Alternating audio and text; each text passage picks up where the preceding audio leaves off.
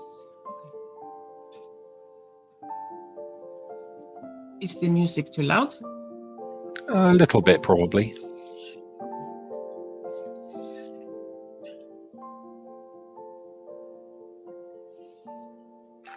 Yeah, that's good. Like that? That's good. Yeah, Okay. that seems good to me.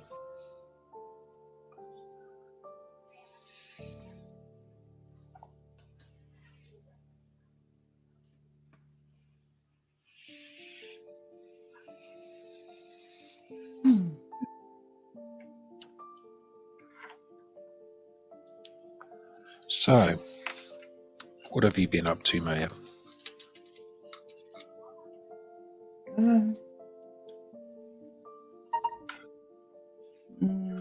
Not that much, really. How about you? Well, I've been working all week, and I've been avoiding doing my studies. Well, Why? writing an essay mainly. I've just been avoiding it because I don't know why. It's not particularly difficult. I'm just that way inclined. I just have this unfortunate habit of avoiding things, and I need to be doing them. Okay, so you haven't avoided like on purpose. It's kind of. Well, it's kind of on purpose, but it's not. I don't know. It's just me procrastinating, I think is the word. I know. I'm the same. I do that. Yeah. Yes. Welcome to my world. Procrastination. Okie dokie. So, I have a cunning plan. Not quite sure what it is yet, but I know what it is. That makes no sense. Hi, Monica. Hello, Monica. Monica. Okay. Yeah. So what are you doing? Well, I am planning on doing circles today. Okay. Not quite sure what I'm going to do with the circles, but I have ideas, and I want to see how it turns out. So it's more of a seeing what happens sort of scenario than anything else. Okay. I'm going to start by doing a wash on maybe, this. Maybe you can practice mixing colors. Huh? Is that a hint? Is that a you need to do this, Brad? I'm trying. You don't have to. I'm just no. I'm as just as usual, you are absolutely correct. Hi, Maritza. Hello, Maritza. Okie dokie. How are you, Monica, Maritza? How are you doing today? Anything exciting happening?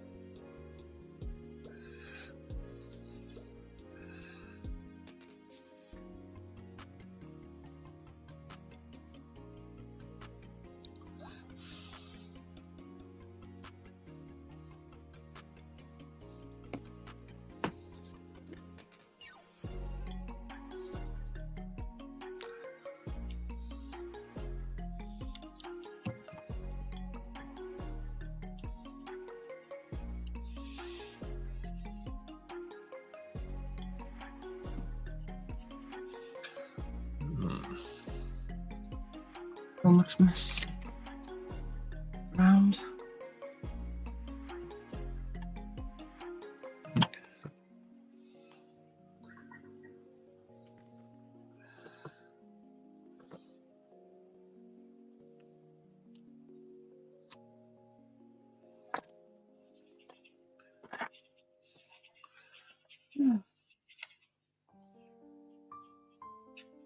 Oh, knitting today, yeah.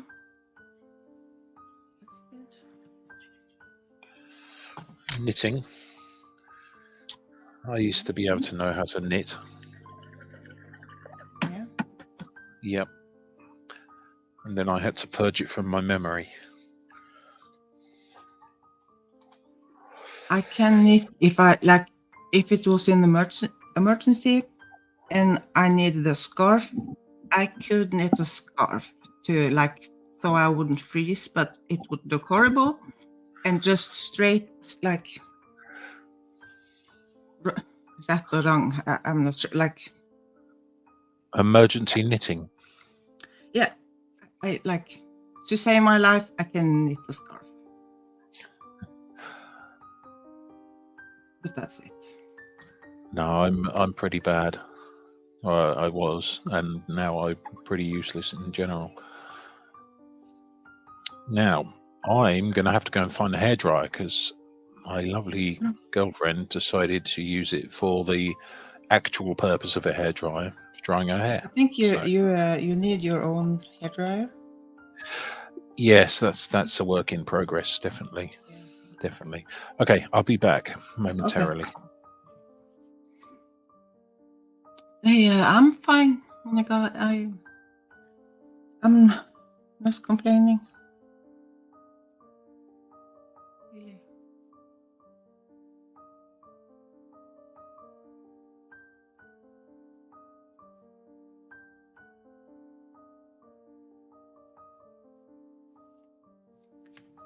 Yeah, I started this earlier today because really just because I wanted to try gouache on this smooth Bristol paper. So, oh yeah, a lot of pattern. Pattern. I don't do pattern. No.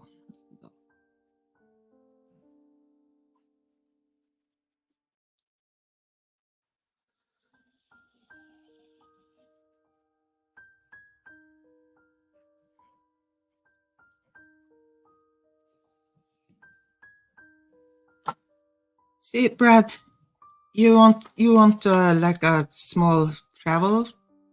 If you can mix colors, you can have just like a tiny thing like this.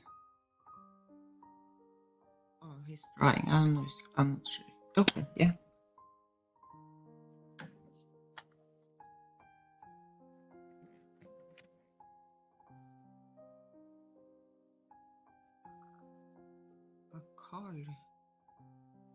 Carly sweater.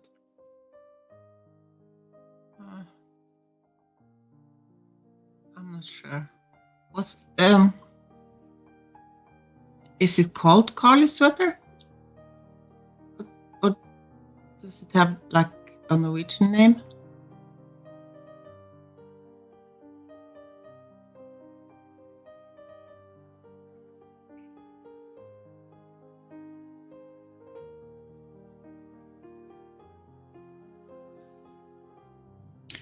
I'm I'm back. Ooh.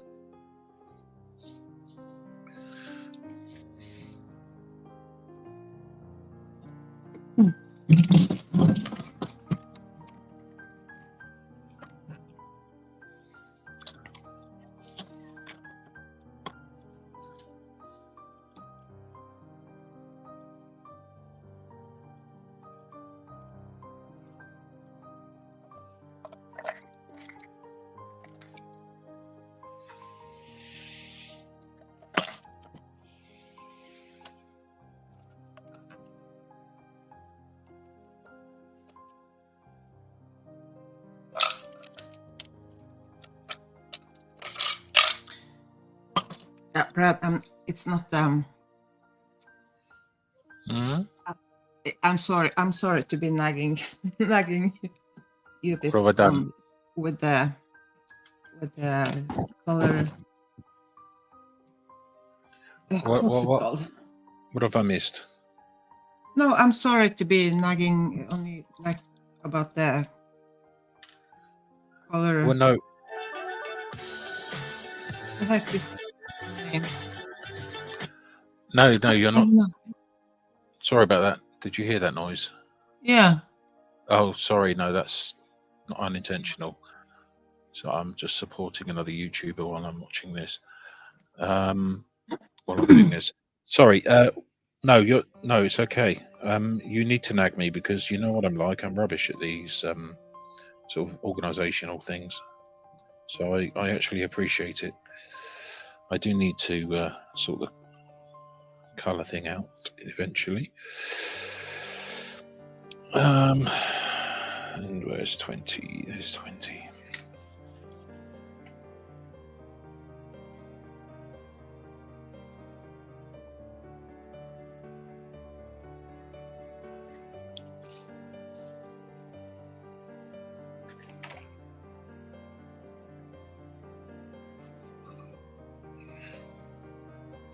So I missed the chat a little bit. How is everybody? I hope everyone is well. I'm a little bit away with the fairies today, which is not uncommon. You what do you say? A little bit away with the fairies. Oh. Meaning? Means that I'm just a bit dopey, struggling to function as a human. Okay. But that's not uncommon for me, so.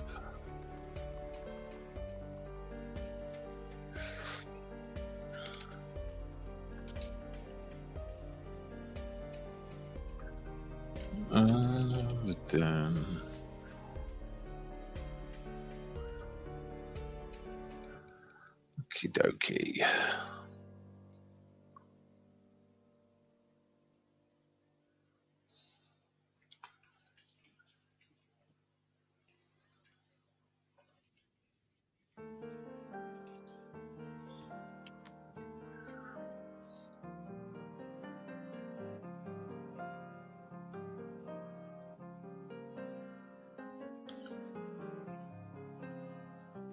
I haven't been to the store where they have the pens. I was going to see if I found for you.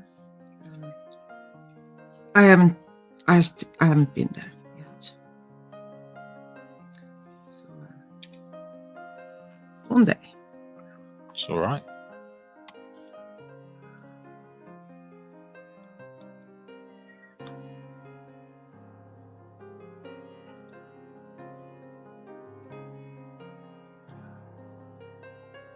Supremely disorganized today. Right, where was I? Yes, so my cunning plan for the day. First of all, I'm zoomed in a little bit so people can see in a bit more detail, I'm hoping. Could you all let me know if that's clear? I think it is. It should be. Not if I see your pen, it's not quite clear. So it's focused on the paper, not the pen. Okay, yeah. So it should be. Set the pen against the paper. The tip. Or take away the pen. I'm Mischief. The Big Chief, sorry. Big Chief, hello. I was thinking Mischief. Hello. I think it's all right. I think so.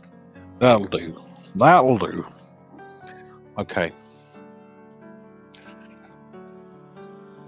I'm having to open files and stuff on my computer at the same time, so that's why I'm a bit slow at getting things done at the moment, people. I do apologise.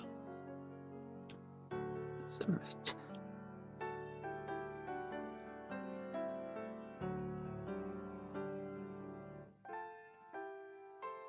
Okay. Ooh.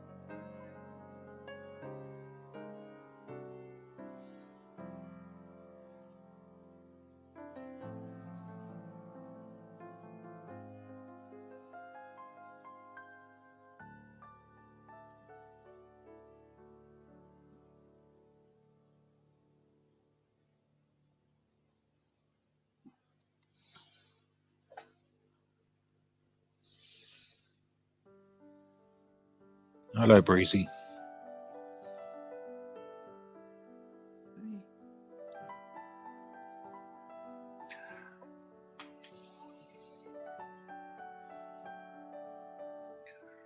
I just wanted to say to anyone who may be interested that I'm...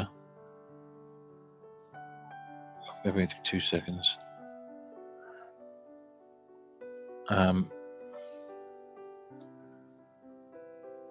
If anyone's interested, hang on.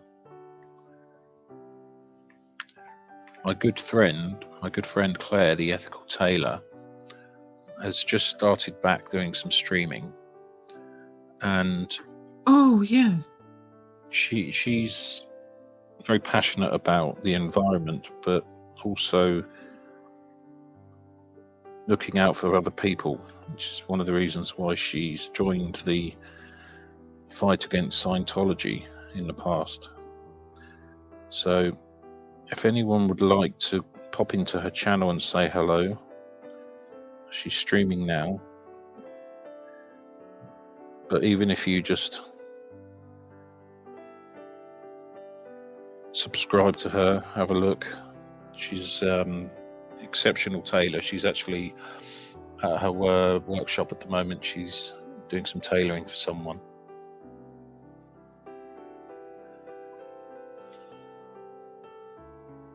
I still have her banner.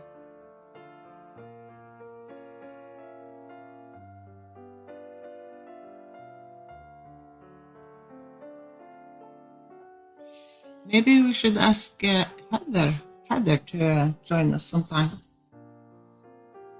Absolutely.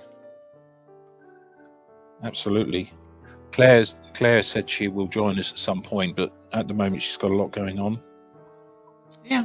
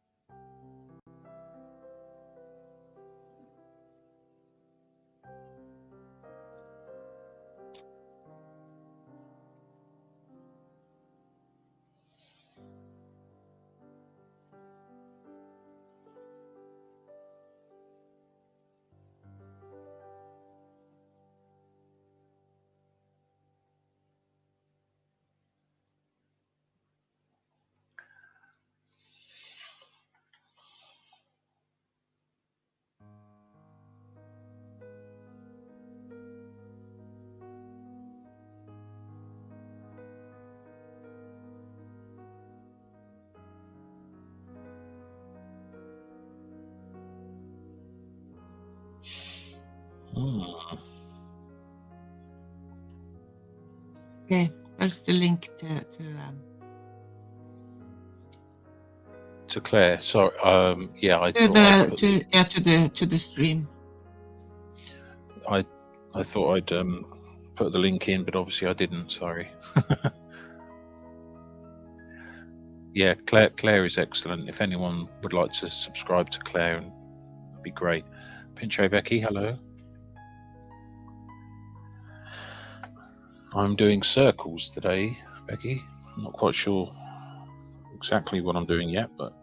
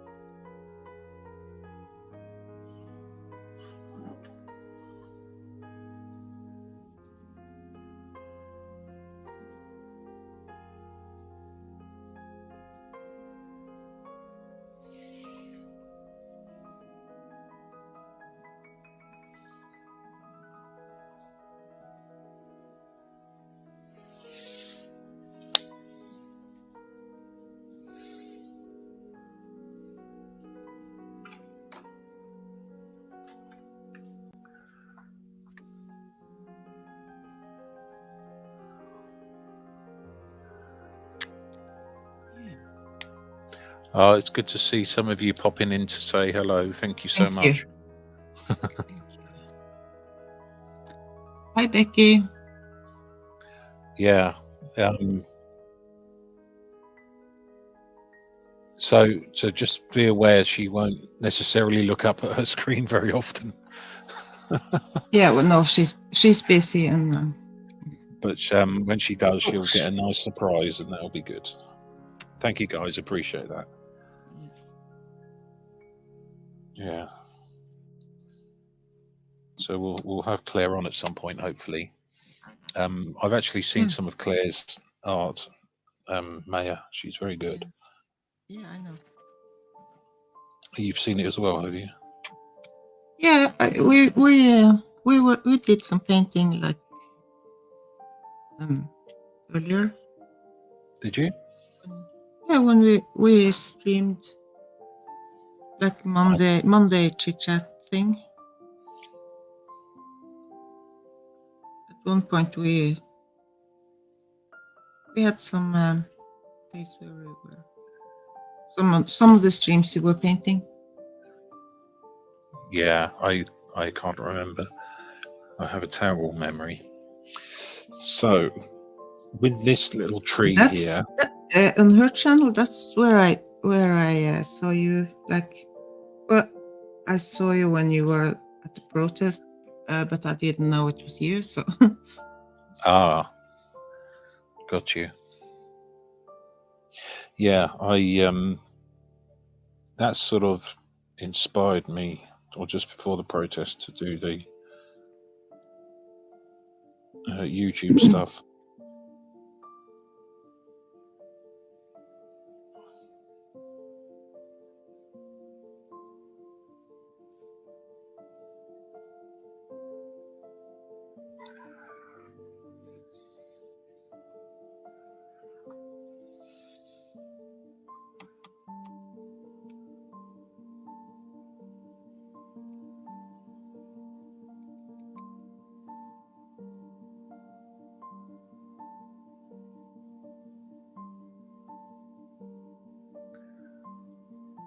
Where was I? So, sorry. What's everyone up to? Hello, Paraditology. oh, hi, NJ sorry, Becky. Tim. Okay. What are we all up to these days?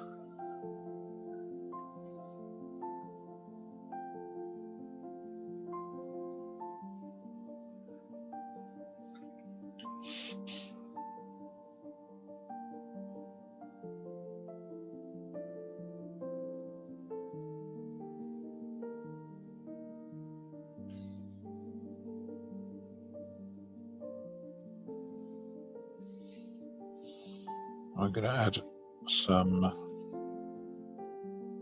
green to this, I think.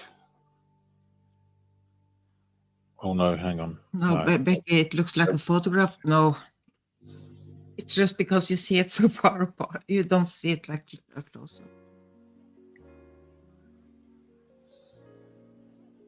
That is lovely, though. Is that like a waterfall? Yeah.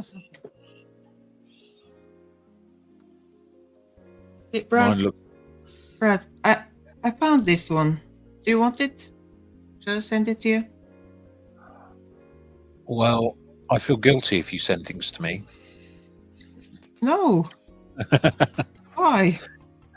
Because these are kind of the house brand, like some art store thing we have. But this is kind of the artist quality, so they are okay. But I needed the half pants, like the white things that they are in. So at one point I did put them in here, like earlier, when I needed the pants for this. So I came across it and like, oh yeah. I don't think I would ever want to say no to some free art supplies, to be honest. When I sent your art supply care package. See what you lot in chat don't realise, that is May is my sugar mama for art supplies.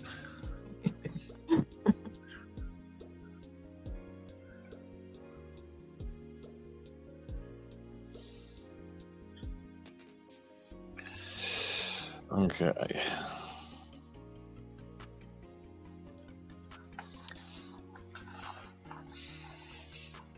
Well, I figure like it's not it's okay. It's okay things, but I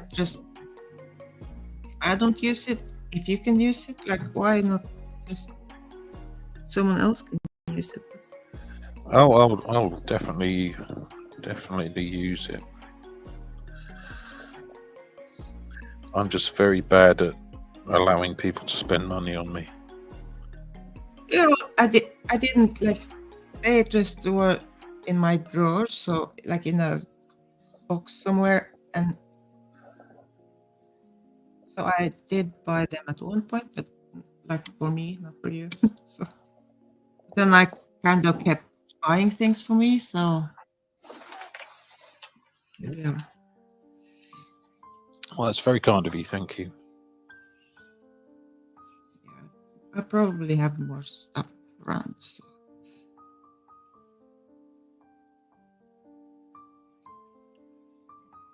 I do think it's nice to if it can be used.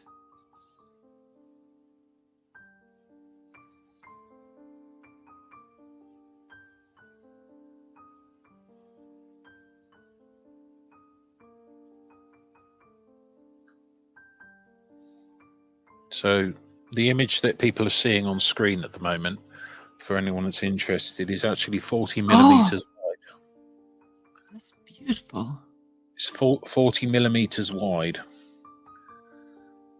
So just to give you an idea. You know, I am inch and a half in watching, American. Sorry, carry on. I've been watching a YouTube channel like where a lady is painting like mini. She has like a tiny sketchbook, and it's so tiny. And I'm thinking, oh, I want to paint like a tiny thing. I'm not sure if like that tiny. It's let's see if I find a picture of it. I'm saving a bit of money for a desk lamp, but this particular desk lamp has a magnifying glass and a ring light around it. You see. Oh. So what I'll be able to do is I'll be able to sort of essentially zoom right in on the picture that I'm doing. So it will give me a bit more opportunity to do the extra detail that I like. Right. Yeah. That would be good. That's great.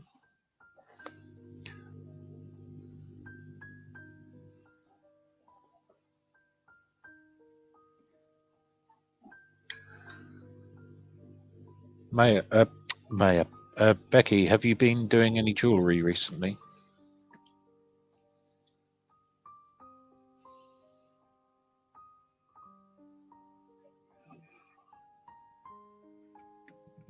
Did you see the May? I've forgotten if you saw the live I did with Becky, where Becky did some jewellery. Yeah, you made the paracord bracelets. Yeah. Yeah.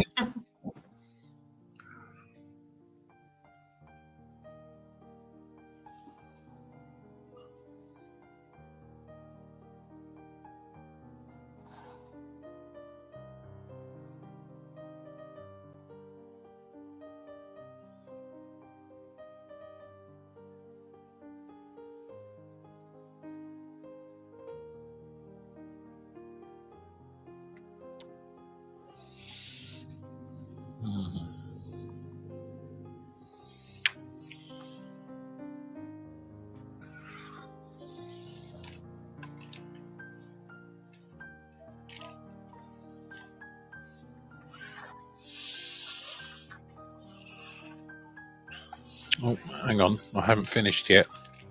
I'm getting a bit too far ahead of myself.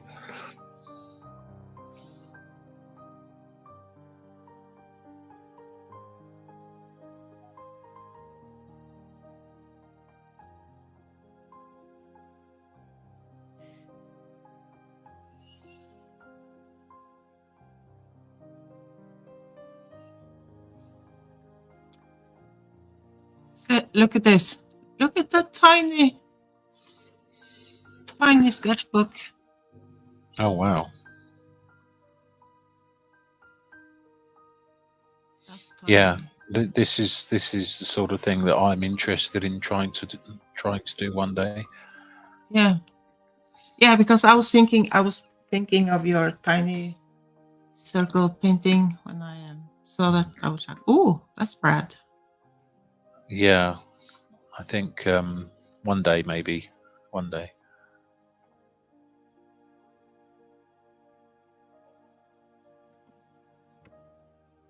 Oh wow, that's amazing. A what's that? A grand nephew. You don't look old enough, Becky.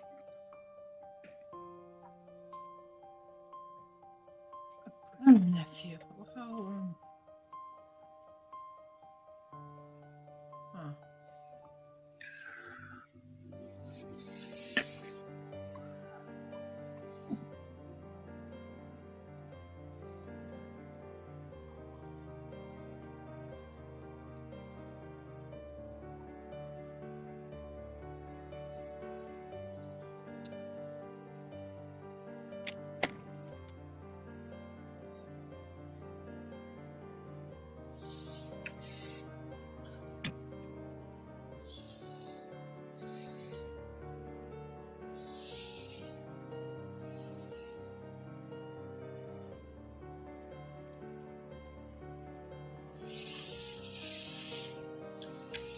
Oh, thank you, Monica.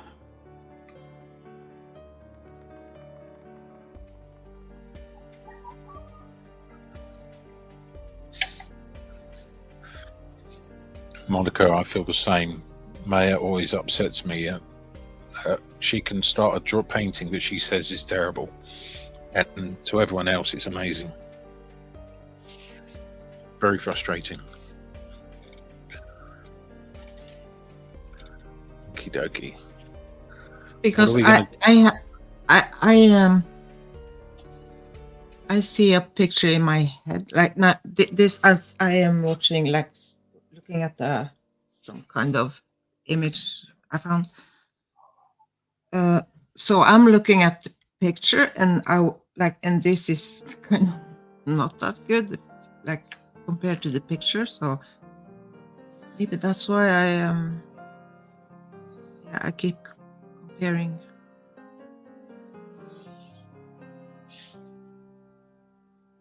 So for anyone interested, this next circle is 30 millimeters.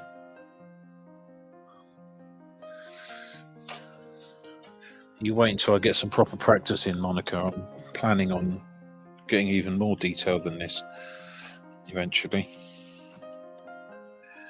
Yeah, well, the tree you did, that's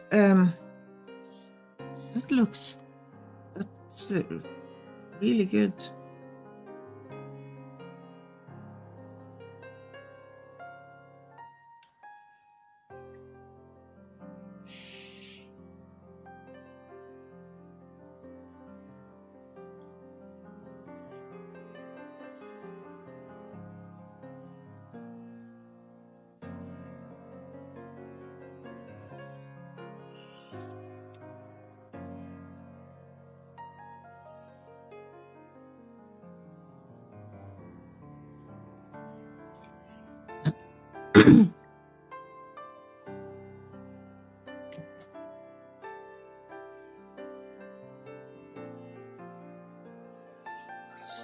Not sure what to do in this one.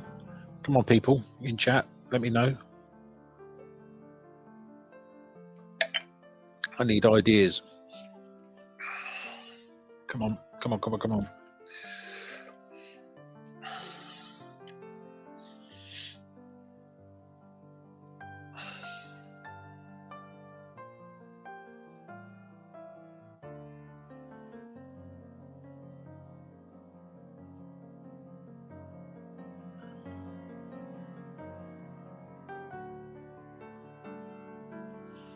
A graveyard.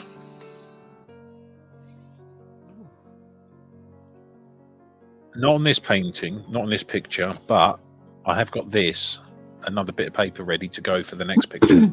So, yes. Maybe a pumpkin for them. We can do a graveyard next time. No. Halloween themed on the next paper. That's what I'm going to do on the next one. But for this one, I need something that's sort of not Halloween themed.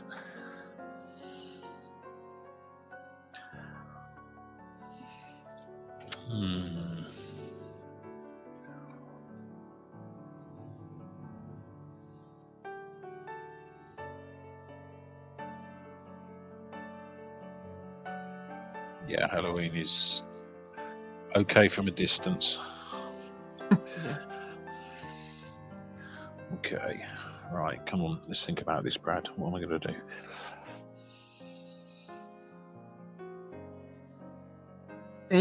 Oh yeah. Oh, I saw a pumpkin yesterday. Yeah, I think it was yesterday. I actually saw a pumpkin because we have been talking about it, and I couldn't remember if they like have pumpkins in the store here. But now I touched a pumpkin. I actually touched a pumpkin. So yeah, that was pretty awesome.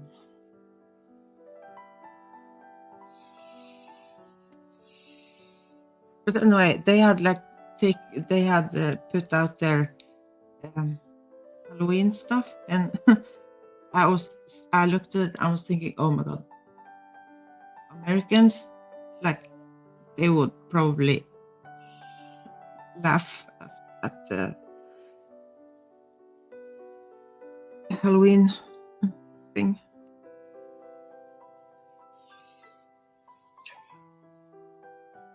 So, one of the places I delivered to last week is a pumpkin farm.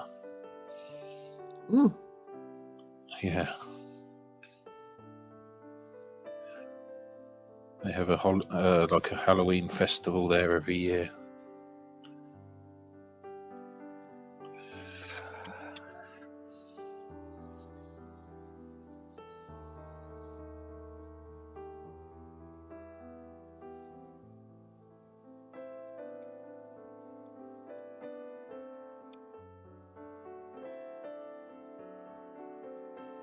So, are Halloween like big in the UK, like kind of in the US? No, not so much. Not as crazy as in the US. Thank goodness.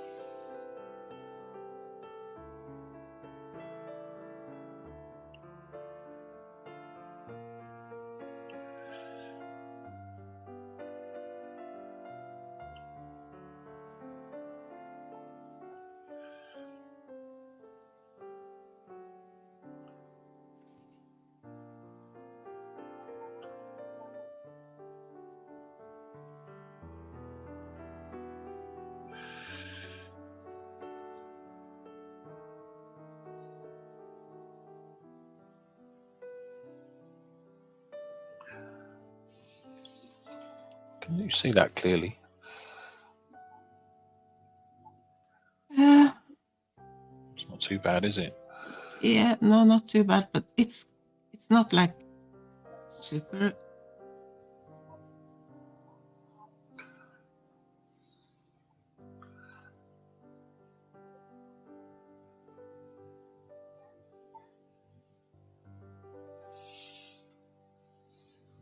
There. Oh, there.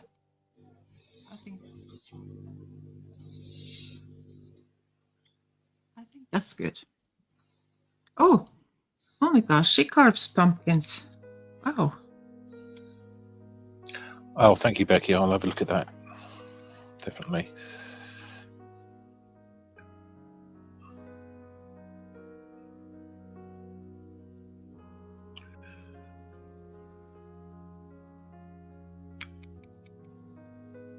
So how we like how long have they been selling pumpkins in? Because I haven't noticed them before. Maybe because I wasn't going to do anything with them. Well, it's the season, isn't it? So they've only just been growing for the last few months, I think.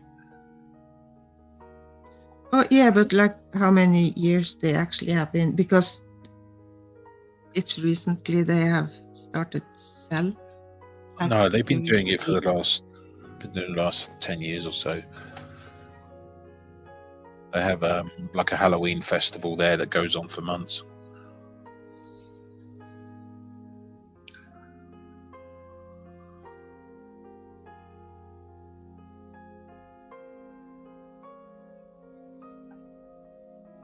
What?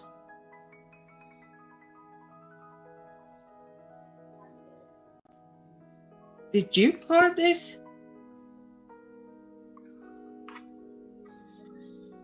Monica. Holy shit.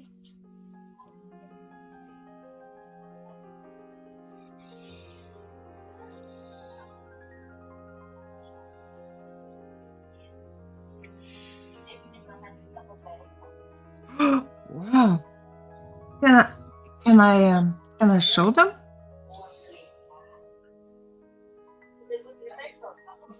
Is it okay for me to show them? Oh, you love Halloween. Oh, I hate them.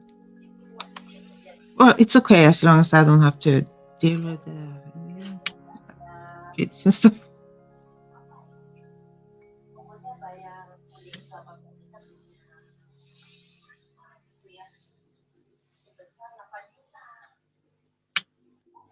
Yeah, so it's okay for me to share.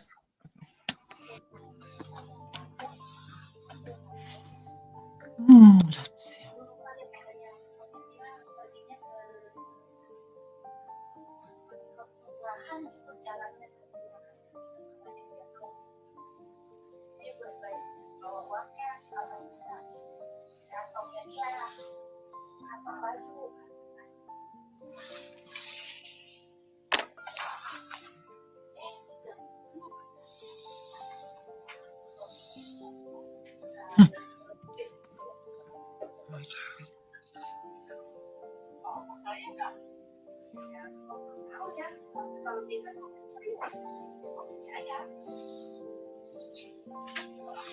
I'll try this slightly differently.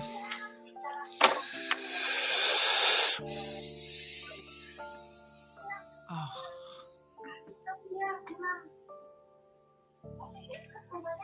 Yeah. Come on, work with me here.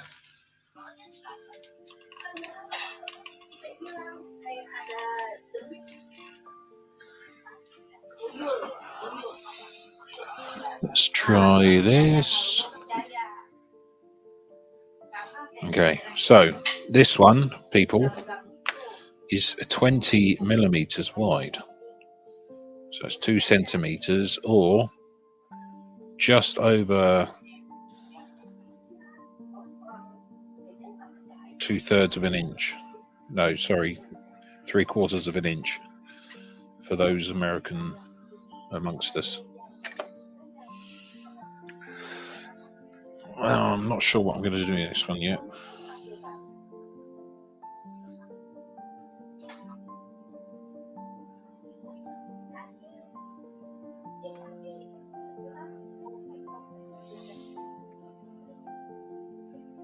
Okay. Check out this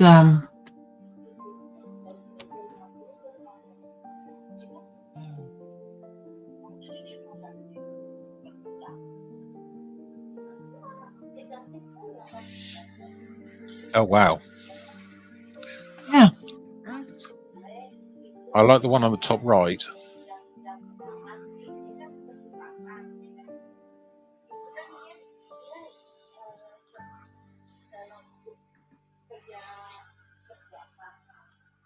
Look at this.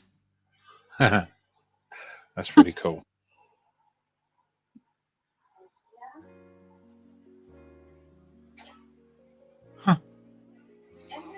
goodness.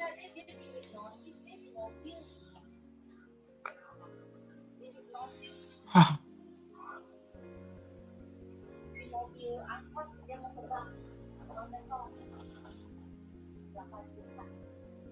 How do you use like a stencil to over? Oh, That's my favourite one there. huh. Well, that's cool. Thank you for sharing.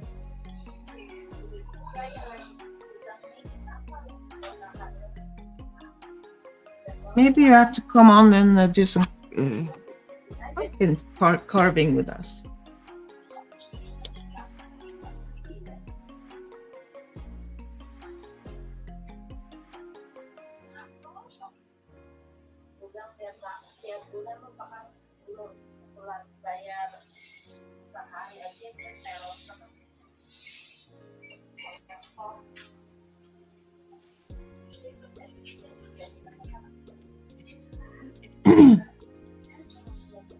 It has to be so messy, right? So, do you eat pumpkin? Do you like make pumpkin pie and stuff like they do? Have you tasted it? How's it like? I've never had pumpkin pie. I probably never will, but I would quite like to. So yeah, but have you tasted pumpkin? Like, can you eat pumpkin like just from the inside and just eat it like a fruit or something? Or do you have to make something? I don't know. I think Monica's probably the resident expert in this field. Yeah.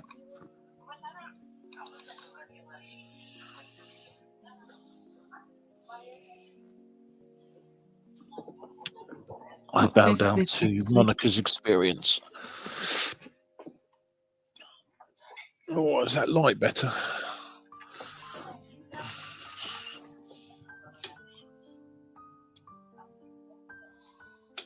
I think.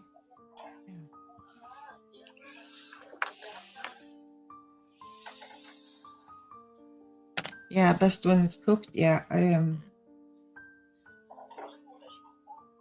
I kind of figured because all I hear is people making all the pumpkin stuff.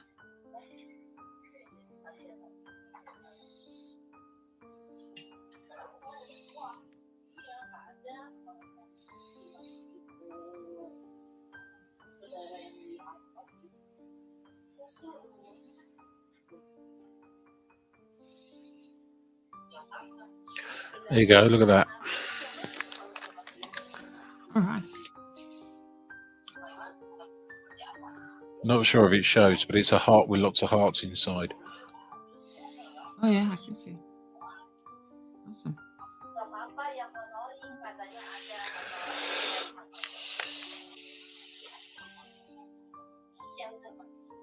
Not sure about this whole concept, but that's okay.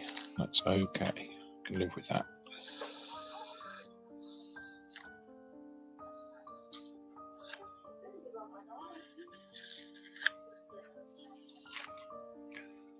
Right, chuck that out of the way.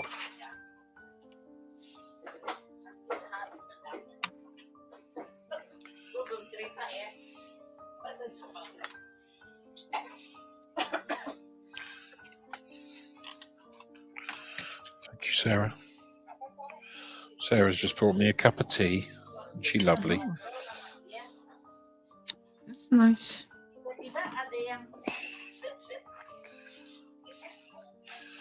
If you can hear her talking, she's talking in Indonesian at the moment.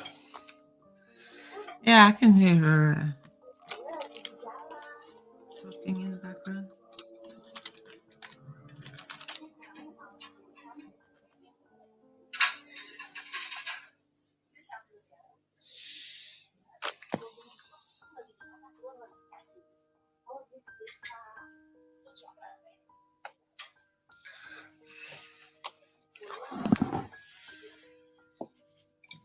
Thank you, Sarah.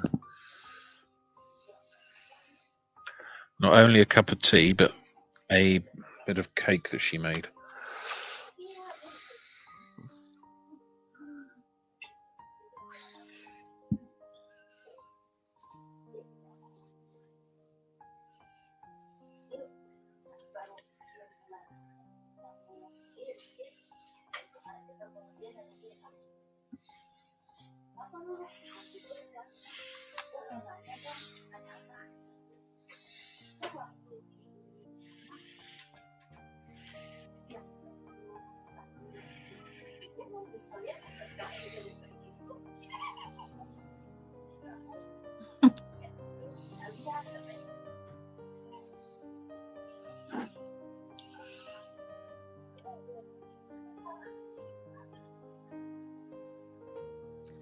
Yeah.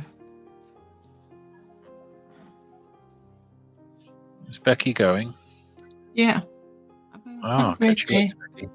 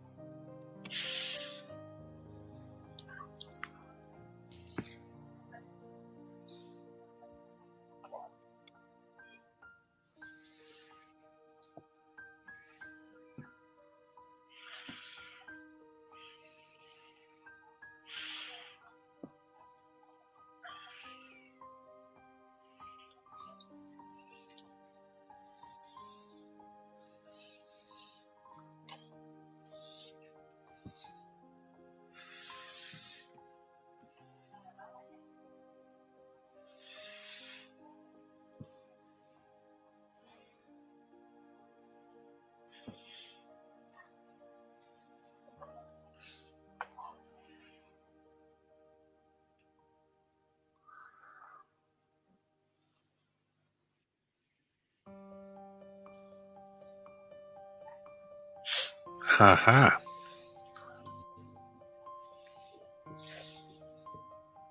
I have got a cunning plan. Oh. Mm.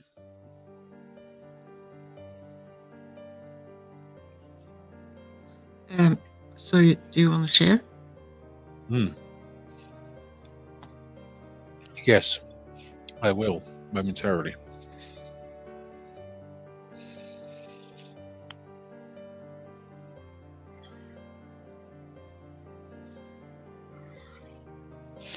Okay, so churchyard, kind of. Okay, Kind of. sure. Yeah. So this is all going to be done with ink of sorts. Hi, Mrs. Gigi and Papa Smurf. Oh my goodness, it's Papa Smurf. Papa, there is a reclining chair and a beer fridge waiting for you in the corner, should you wish to go, as long as you stay chatting. Oh, bugger, come on.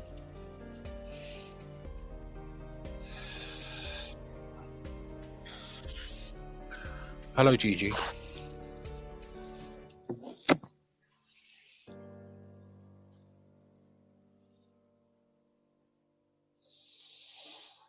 Come on. There you go.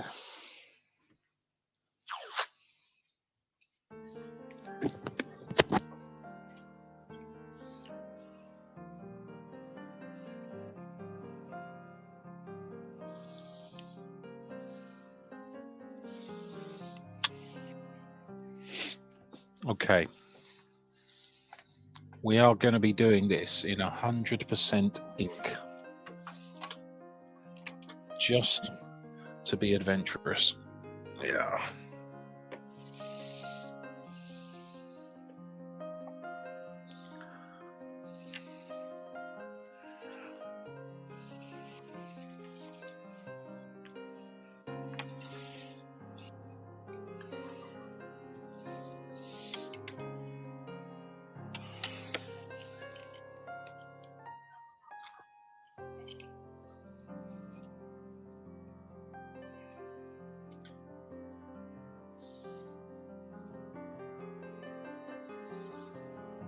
got to remember which one I need to use now.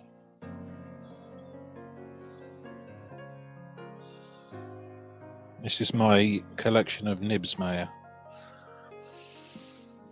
Yeah. So, do you like? How many of them do you actually use? Mainly just the one on the left here, but I'm going to be using this one today because I want to do some larger areas blacked out. Yeah. But primarily this one seems to do the trick for most things. Yeah, because I mainly I have several nibs too, but I kind of just use one. Yeah, well they were really cheap to buy these ones, so I just got one of each. Sort of said to myself, well, let's see how we get on.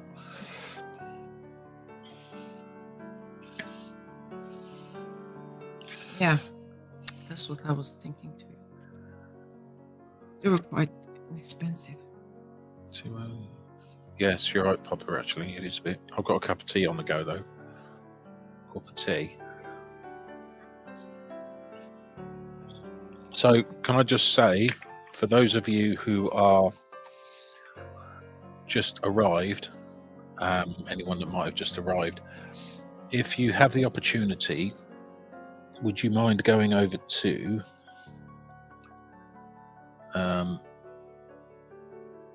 my good friend, the Ethical Tailor, on YouTube? She's just started streaming again. She's had a bit of time off because she's been some stuff going on in her life. She's just been a bit busy, but she's a really good supporter of the fight against Scientology. But a lot of the support she does is under the radar, sort of behind the scenes sort of thing. But if anyone would be willing to go across and like and say hello in her channel, that'd be really great. Really appreciate that. She's an amazing tailor, and she's currently in a studio making something on a sewing machine, I think. So yeah, that would be really good if you could. If you don't, you don't. That's okay. Whoa, right, where was I? Oh, just subbed, says Papa Smurf. Thank you. Thank you, Papa. That's appreciated. Okay. May, I found I've been using this pencil for almost everything these days. Yeah. Yeah. Let's zoom out on that a bit. We don't need that.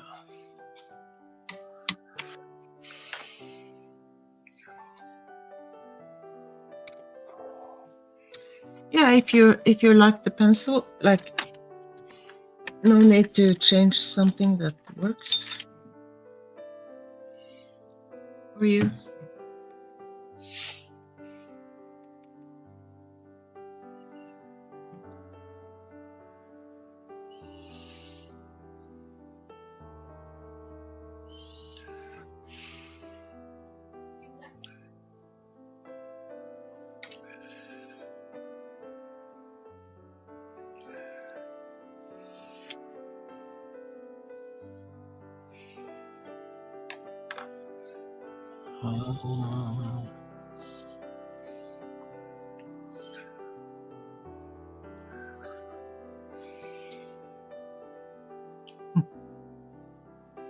This is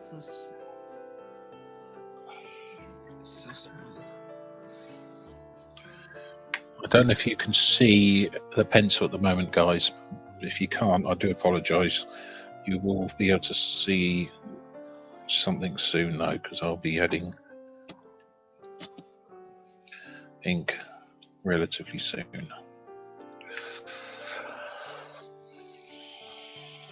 Ooh.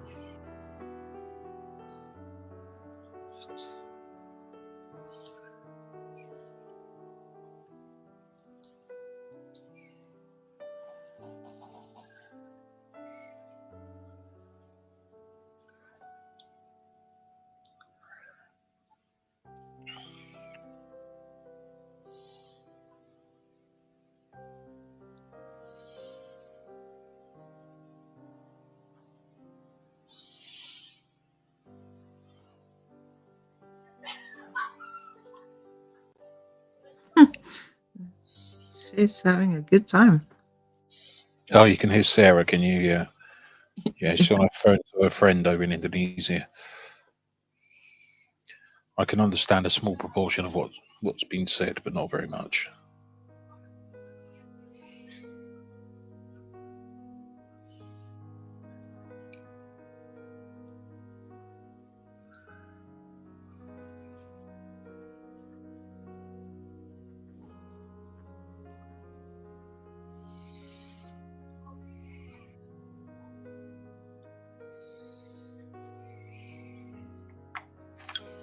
Okay, let's start that all again, shall we?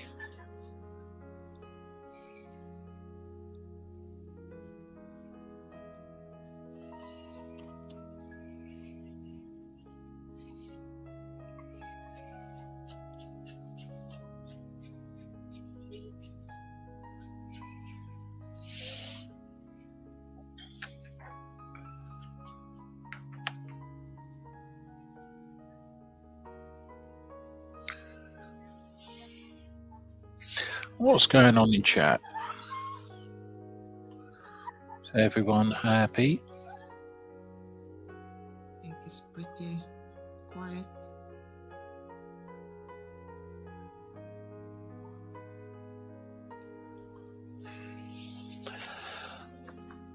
Okie dokie. Sorry about that. Let's have a look.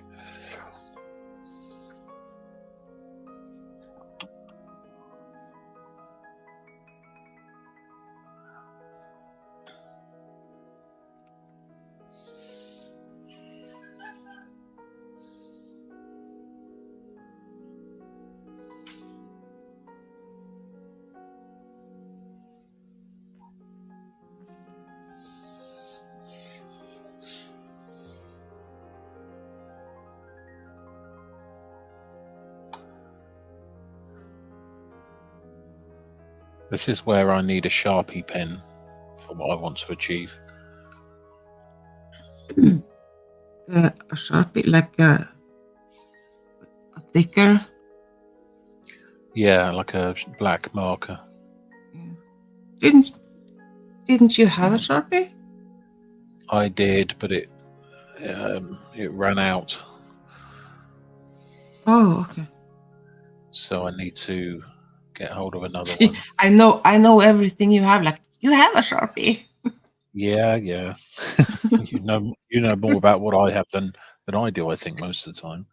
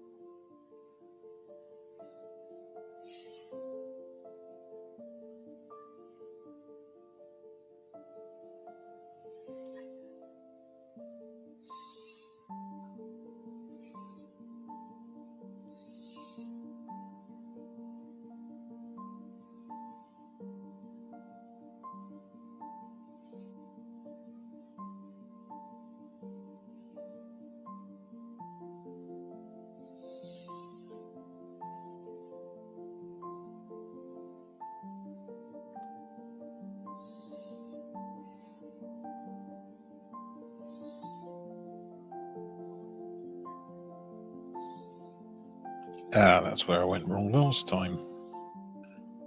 I am learning. I'm like a machine. I'm learning. Soon I'll be taking over the world.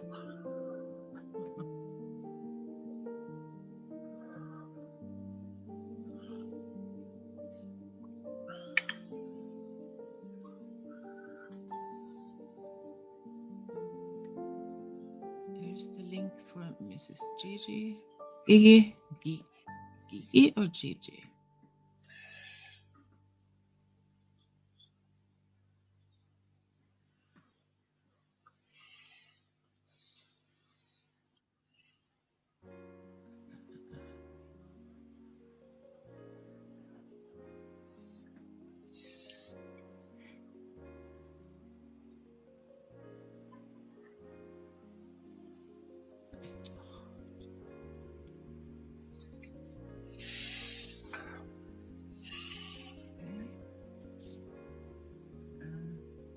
Papa.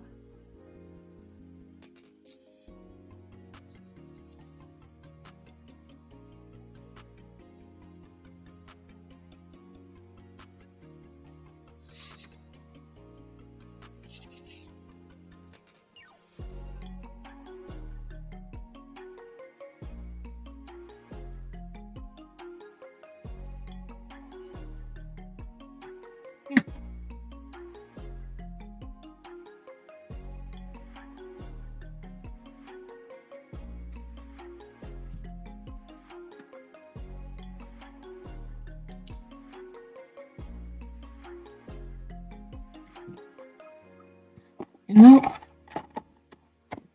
I'm going to try something.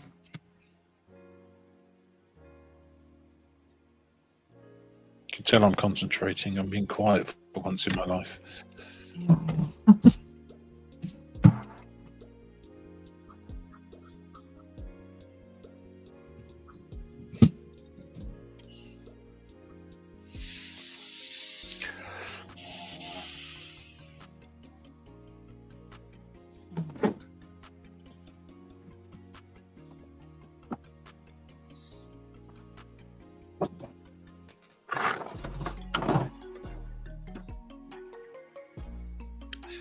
Gutenberg. Now, is Gutenberg the place where the Gutenberg press was made, or was Gutenberg the name of the person that made it? That's Göteborg. Göteborg. Göteborg. What's that in English? It's not. What did you call it? The Gutenberg press. No, it's not Göteborg. Well, for us half-wits like me, then yeah, it is. But I don't know. What is it? What's the correct pronunciation then? The Swedish, they kind of, I think they say like Göteborg. Göteborg. But I say Göteborg. I say that it's a different G at the end. Mm-hmm.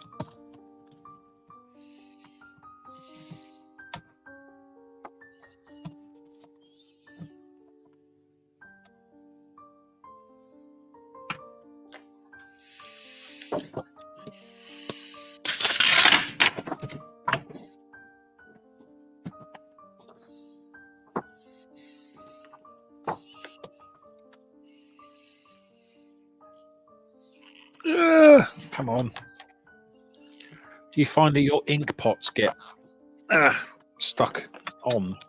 The lids get stuck on easily. I didn't expect ink to be a problem like that.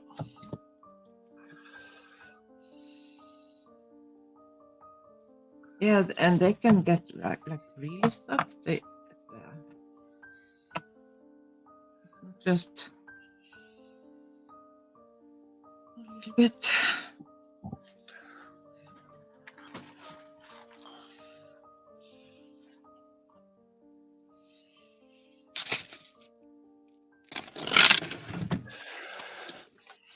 Okay, where's my thingy? Here it is.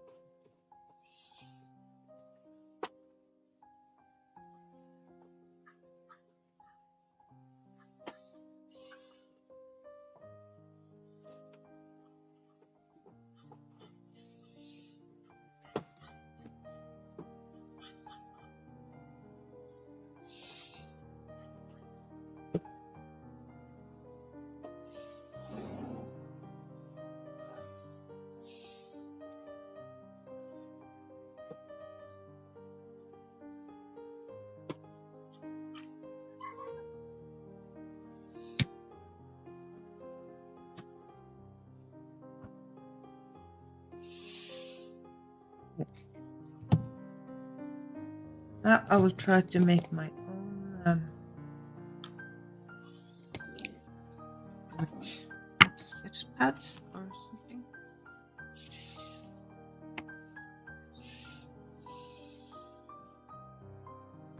With watercolor paper.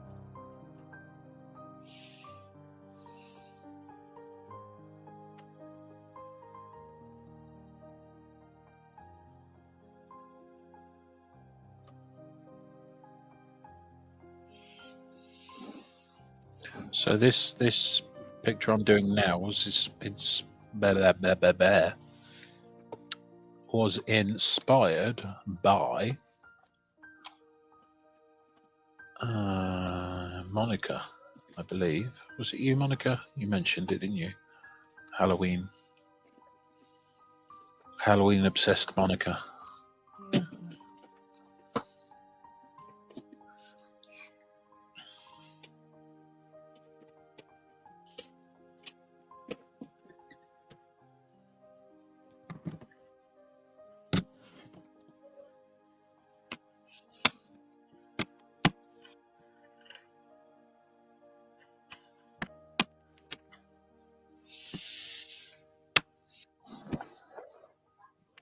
Are you trying to make one of those little arty things? Oh yeah, maybe I should try to make that like a tiny one. Yeah.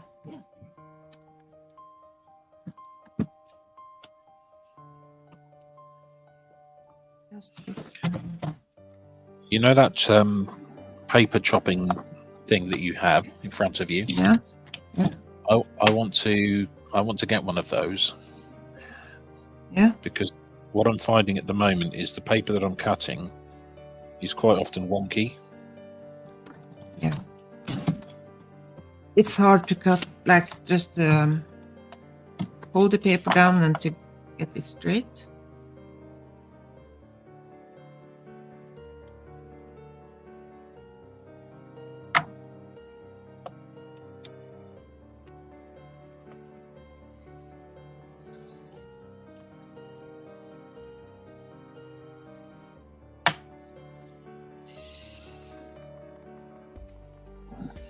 Yeah, I love this thing. I can't live without a paper cut thingy. Oh shit. Oh.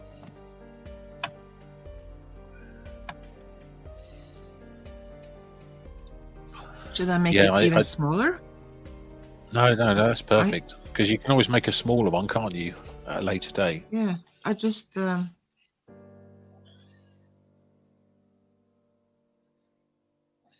want to see how it turned out. It was like tiny, tiny. Maybe I have to make it tiny.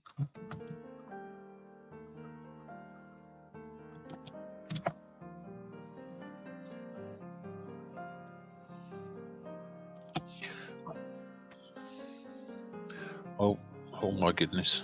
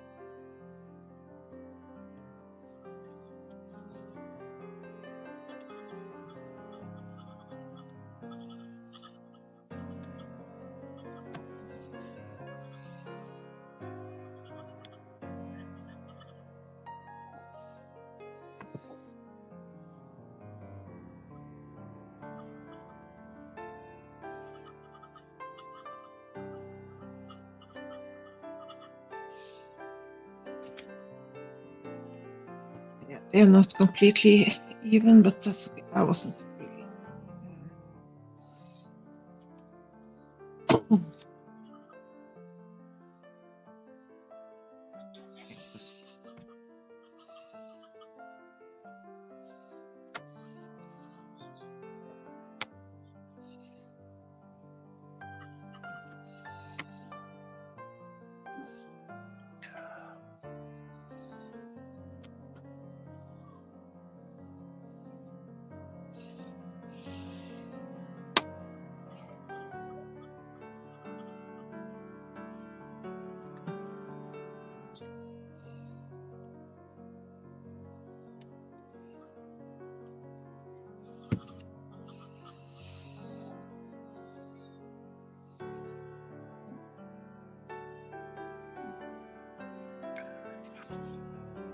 Ah, hello, darling.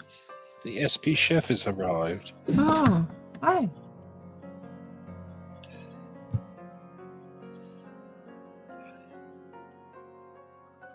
I have the pleasure of hosting Samuel for a few days when he comes to stay next week.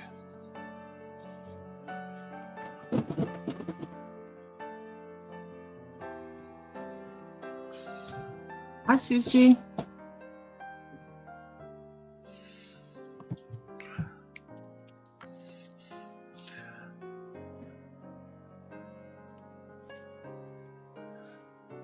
Samuel, this is a Halloween churchyard scene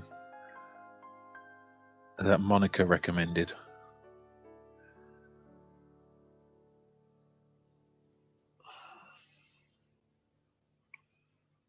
So you have Monica to thank for this.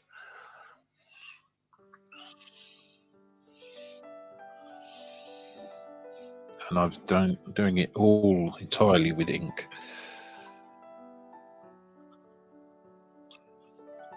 So far.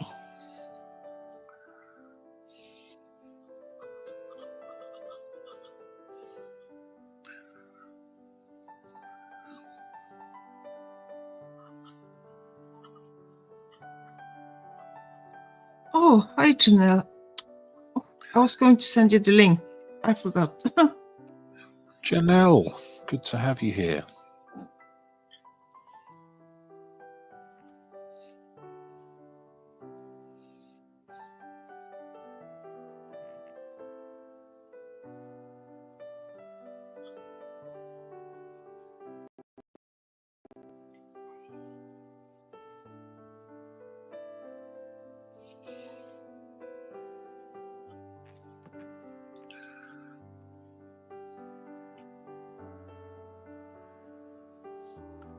Yeah, Samuel. This is the first time Claire's streamed for a little while. She's been a bit busy recently, as you know, and it's really good to have her here. So a lot of the lovely people from this chat have gone along to show support and say hello. Just been really lovely to see.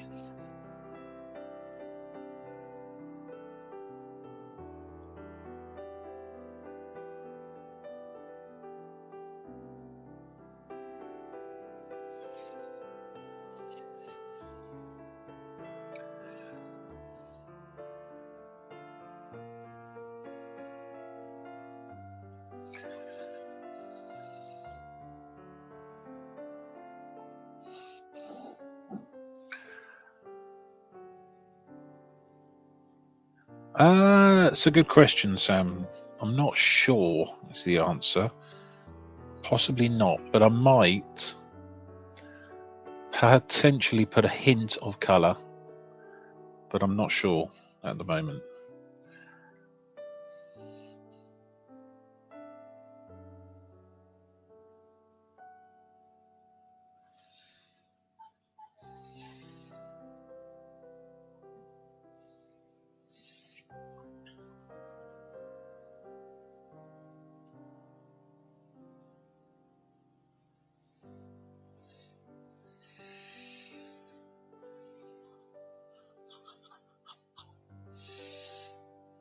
That's the very good question.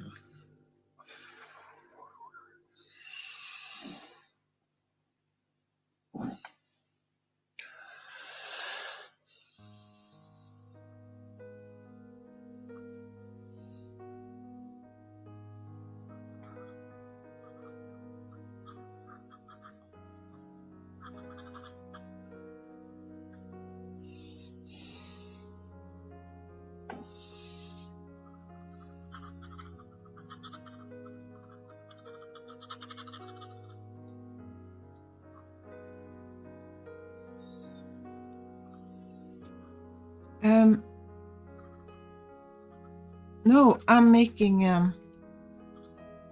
like a tiny sketchbook. I just thought to try because I saw a person in a woman in a YouTube video. So I'm kind of but I just like make do like a few shapes just to try.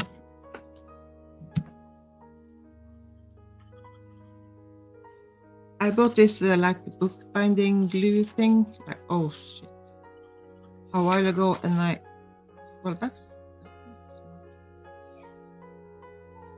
I haven't tried it yet, so now I can try it, see how it works.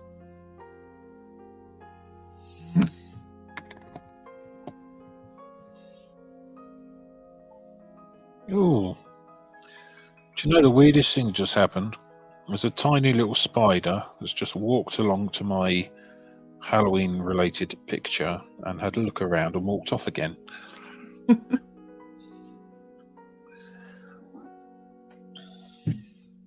Oh, wow, that's amazing. I wouldn't go that far. I wouldn't go as far as saying amazing. I would say it's okay. I think it's... Oh, that didn't go well. Too much ink. Ugh. Anyway, Samuel, how are you?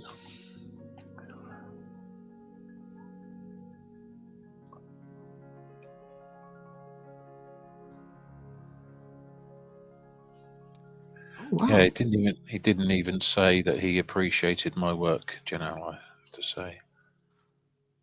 Yeah, it must be a Halloween spider. He's still here, actually. Still wandering around. Yeah, buddy. Well, if you make him go over the pen, then he can walk over the painting, and you can get his footprints. Do you know something? That would be great if I could train a spider to do that. But I would be worried about the spider's legs getting covered in ink, which probably isn't very healthy for them. Oh no, he's just gone over. Where are you, you bugger? There you are. Come Have on, a come on, great stay evening, still. Mrs. Gigi. Watch a good movie. Oh, actually, it's not a spider. I've got a magnifying glass on it at the moment. Oh, It's kind of like a thing. oh, a thing. Yeah, a thingy. Yeah, one of those. It's got Yeah. 6 legs and Yeah. wings. Quite cute looking thing. In a Yeah, it's a weird little thing, but yeah. Oh well. Yeah, it's not a spider though.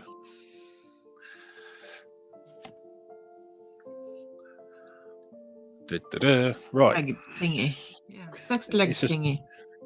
a spider thingy. Is that the technical term? Can you see it wandering around at the side of the paper? It flies as well. Yay! Oh. Go on, where are you? Oh, he's down here now. You can't see him; he's off screen. I shall name him Gerald. Right, Maya. Technical question for you. Yeah. I want to put a wash of black ink on here. How do I do that? Do I need to mix it with water? Yeah. Black ink, like where? Over the whole thing? Well, in sort of areas of it, yeah. And I want to spread some ink around a bit. Yeah, I need to yeah. dry. You have to mix like how dark you want the black to be, or you just add water to kind of make it look. So would you add water to the ink, Huh? or would you add ink to the water? Ink to the no. You mix like in the mixing thingy. You Mixing have thingy, there, yeah. That, yeah, yeah. and you have, yeah, and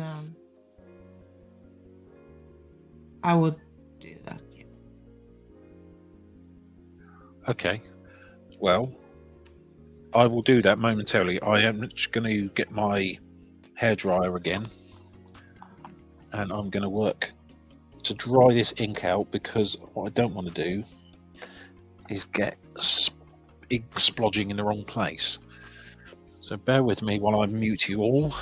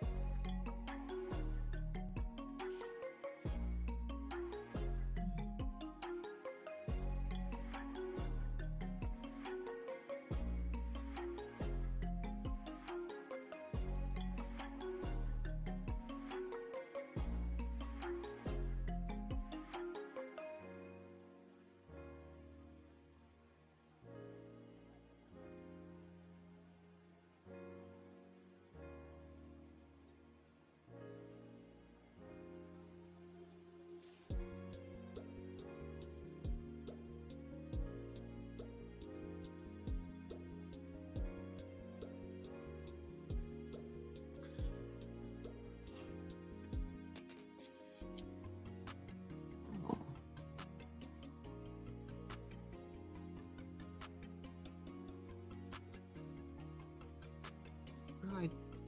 That dried really fast. I'm not sure if it's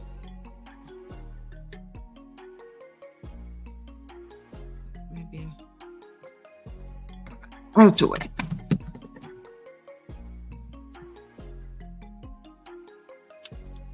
So,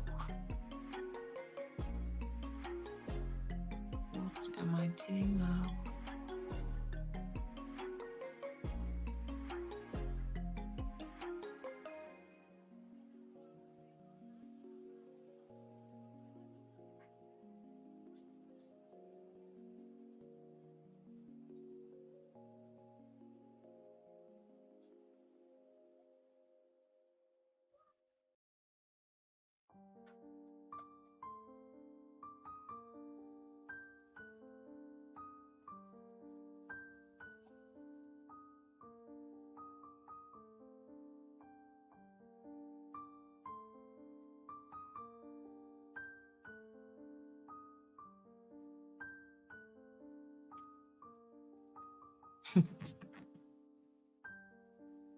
Yeah, Gerald. So Brad, you have to make it like tell Gerald he has to subscribe and hit the like button and stuff.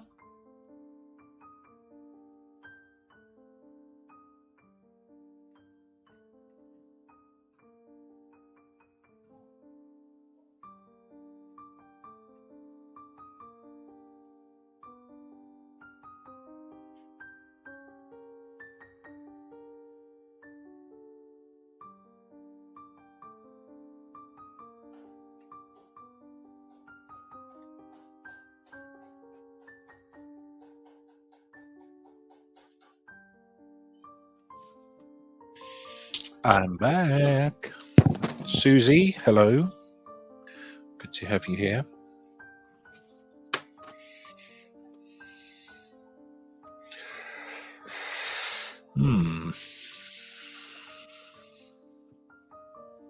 Okay. Let's see how this is either going to go really well or really badly. Anyone want to have bets on which way it will go? I think it will be okay.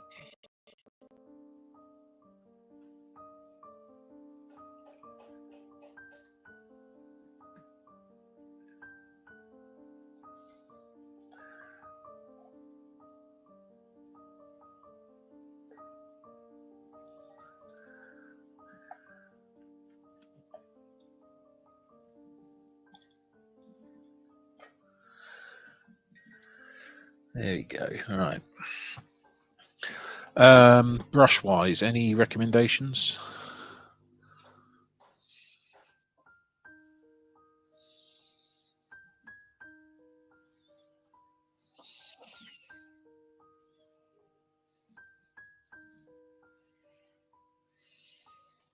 Gerald's back. Look, he's coming to play with me now. Look. Gerald, he's back. Ooh, look at that. Oh, that's pretty. Ah, Maya, look at that. Isn't that pretty?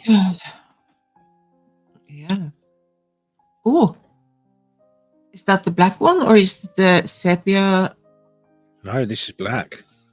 Okay. Black ink. One tiny drop of black ink in about 7 or 8 drops of water. Yeah, it's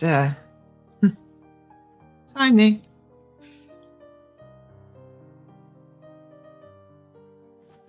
So I tried to make like the small, like not so small that you make that, but I didn't finish. As usual.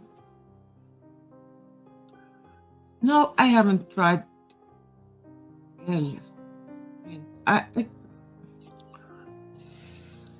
I'm not sure if I understand the concept. Like why? Well, to be able to print like several paintings that looks the same. I haven't figured out that thing yet. I'm working on it. I just haven't.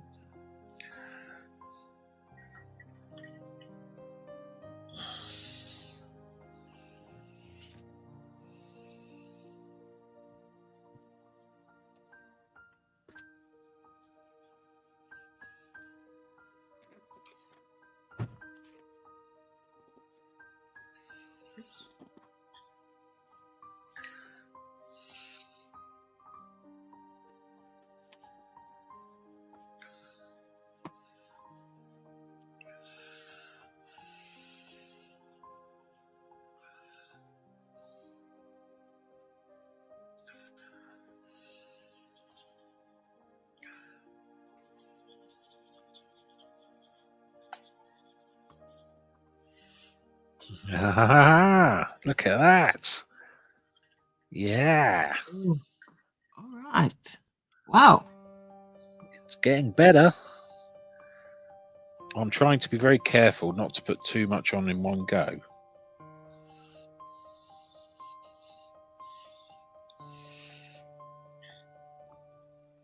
Samuel, are you still in chat? I noticed you popped into... Sorry, go on. I have to leave you for a couple of minutes. Let me guess. I have to do what I always do. Yeah. I'll be back soon. No worries, no worries. Monica, this is your inspiration. I've never done anything like this before, especially never done anything like this in ink. So this was your thing, kind of. Ooh, look at that.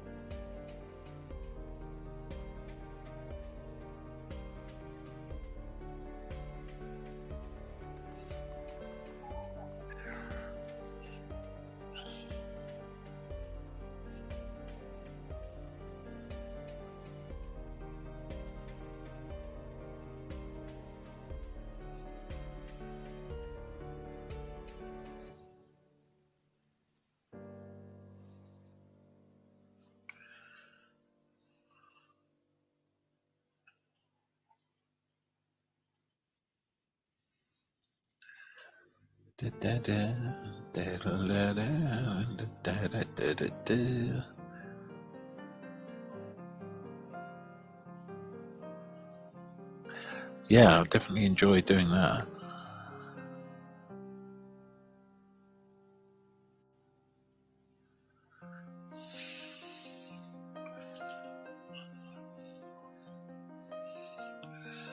What do you think, Jeanelle? My first real proper attempt at doing ink painting.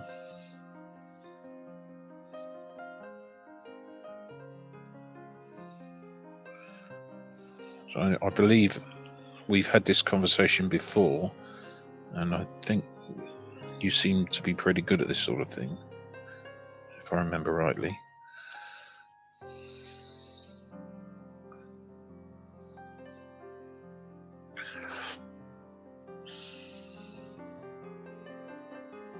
My emails, yes, I can do that. Bear with me.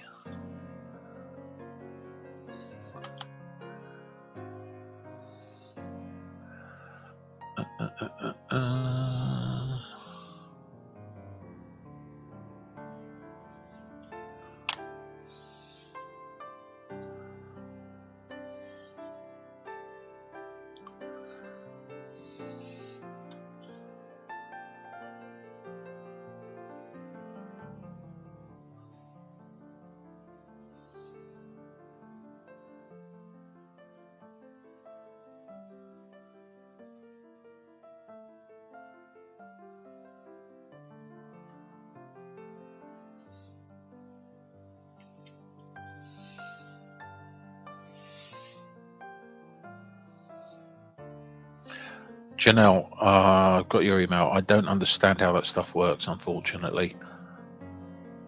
No clue.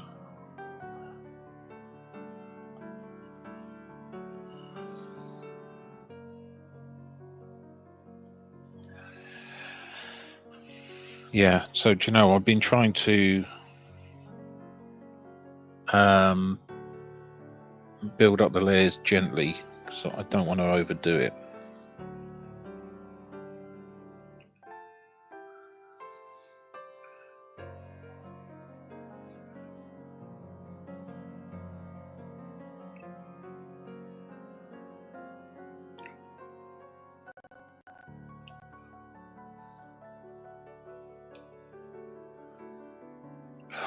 Ooh, I like it.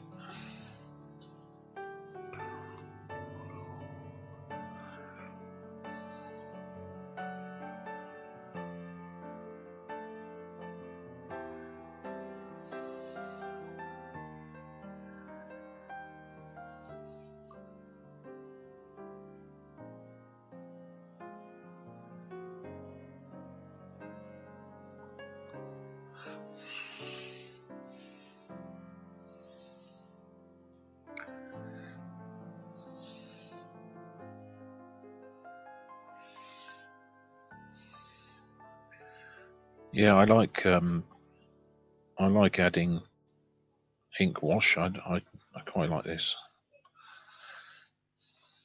especially on a Halloween themed image.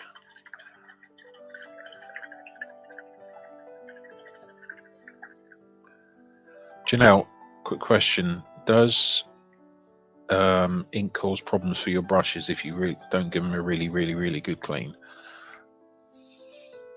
I'm using a cheap brush here, but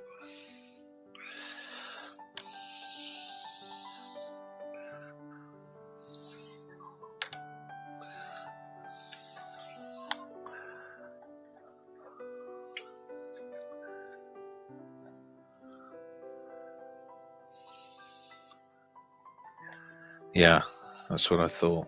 Okay, I will. When Maya gets back, I'm going to go and wash this brush properly under the sink. Even though I've given it a good wash, I'm going to give it a second wash, and then I'm going to wash out the ink from there. But I do like that. So thank you, Monica, for giving me that idea. I appreciate it. That looks really nice. I appreciate that a lot. Now I'm going to sign it, but I'm going to have to sign it in white ink, which I've got here. Or I could use the actual white ink that I have over here, which I think would be more appropriate based on the method I've been using so far. Or should I use silver ink? That's a good question. I think I'm going to go white, but I'm going to use the pen, fountain type pen that I've been using.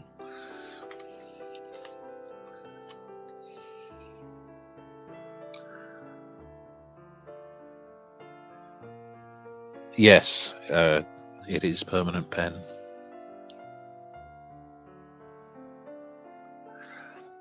So I'm going to dry it first before I put the color down. But I'm probably going to use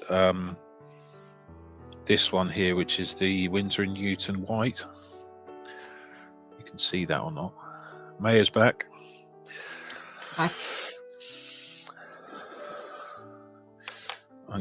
Maya, I'm going to go and wash brushes quickly while now you're back. So bear with me a minute. Okay.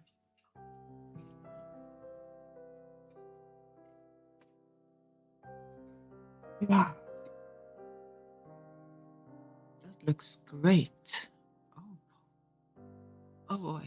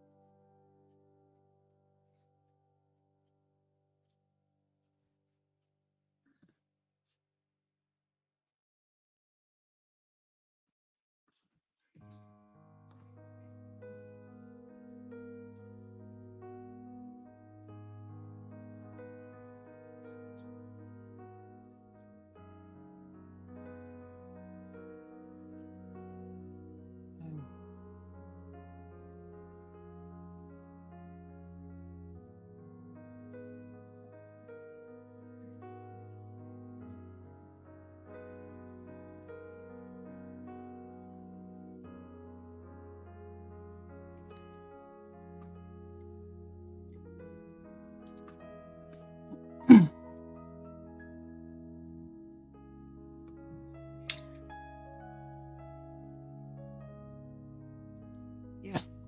So now I sent you a link. Mail. Okay, where did I?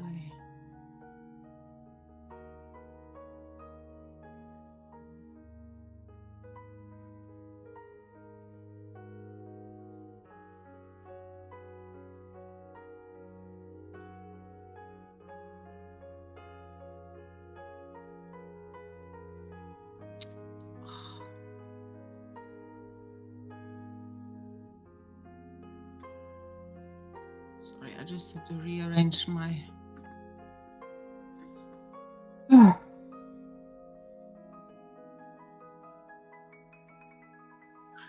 Did y'all miss me?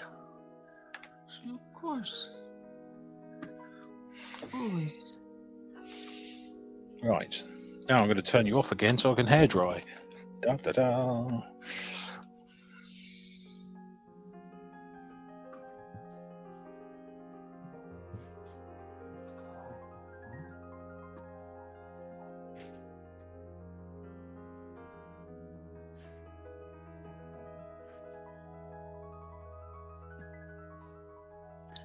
Okay.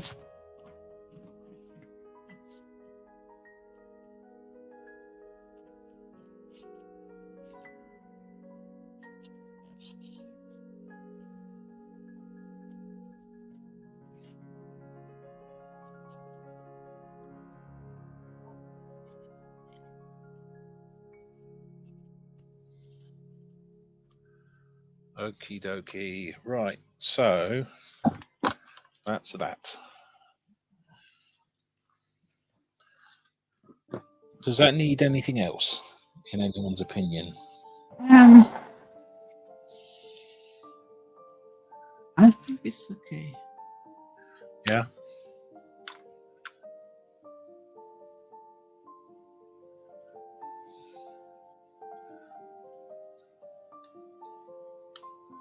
Yeah. It's all right. Yeah.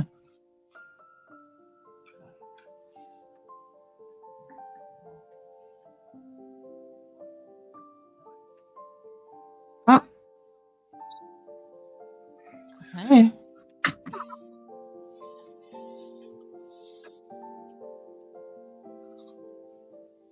Can you hear me?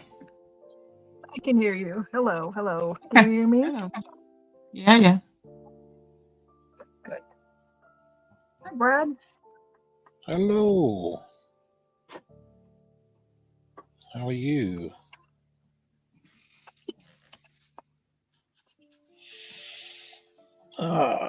So we are successful, relatively speaking. Yep.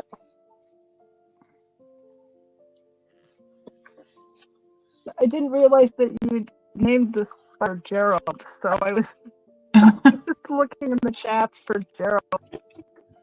Oh, I'm sorry. I don't see Gerald. I can see everybody, but I don't see Gerald.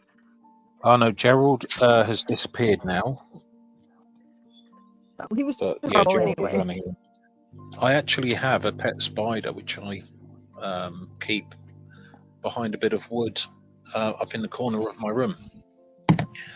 Oh, of course. That one's called Sharon. That's safe. Sorry? That sounds safe. Sorry, That Jeanelle, sounds safe. you're cutting out a little bit. I do apologize. Having a pet spider sounds a bit unsafe. Oh no, this is a normal house spider. Normal house spider. Nothing scary. The reality is I probably should have cleaned it out years ago, but I kind of like it, so I keep it there. Years ago? Oh my god. Yeah.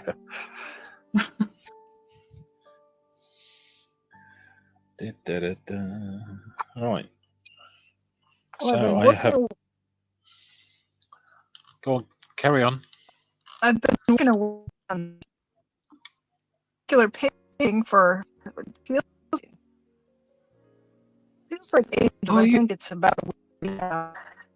And I think I'm gonna just boldly add a little bit of these colors, put a little bit of sparkle to mimic a little pocket of quartz. Some of the, but I don't want to get it too garish. So just a touch or two. Yeah. Well, we like sparkle, so that's right. Yeah. Sparkles. So that's fine by me. Just sparkle.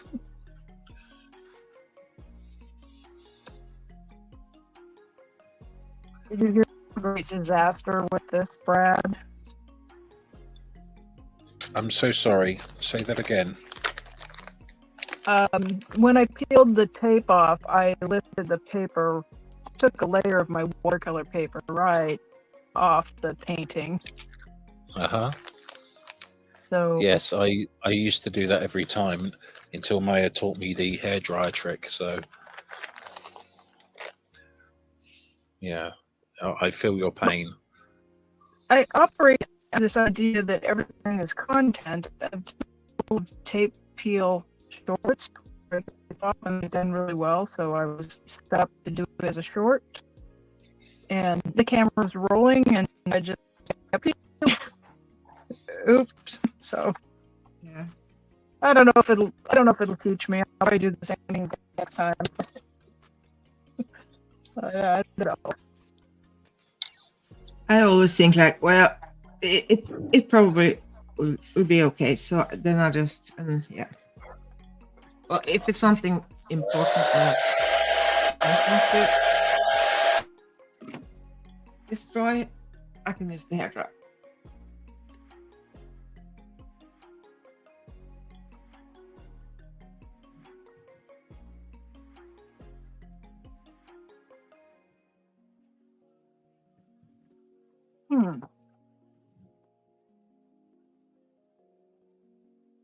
Well, the trick is to pick the right metallic.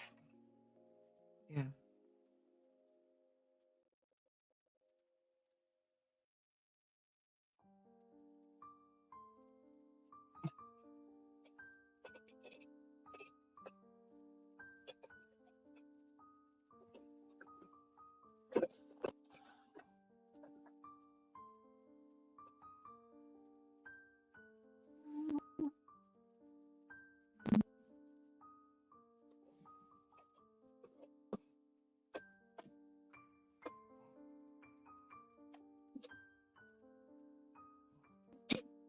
So what have you been up to lately?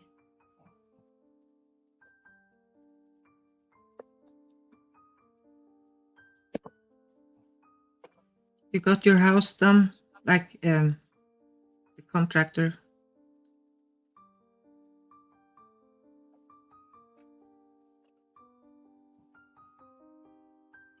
Did we lose you, Janelle?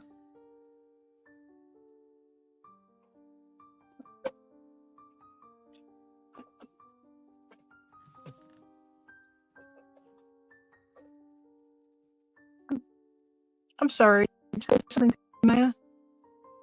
Hmm? For some reason, the sound levels are really low. Yeah, it's cutting out, and it's sometimes I think it can like try to go out and come in again.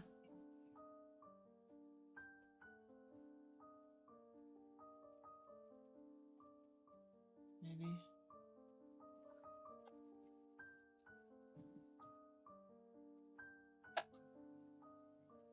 There we go. Are you still in chat? Monica, you are. Yes. There you go. Look.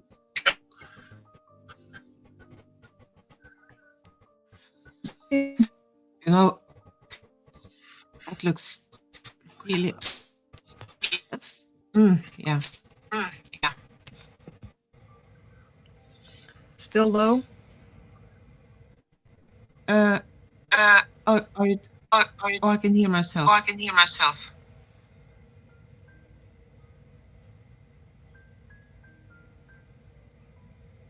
Hi, Joe. Happy birthday. Oh, happy birthday. Oh, happy birthday.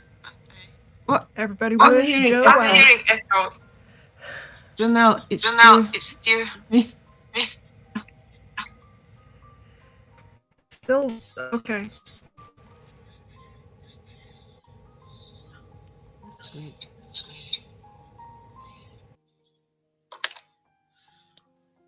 Yeah, Joe, happy birthday. Alrighty, I turned the echo cancellation on. Maybe that helped a bit. Okay.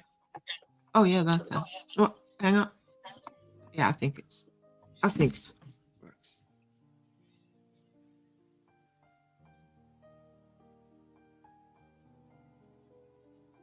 Is it just my imagination, or did StreamYard get even trickier after it raised its rates? It seemed like it worked okay the first few times I was in, and the last couple of times I've been in, it's just been a ride on the old struggle bus.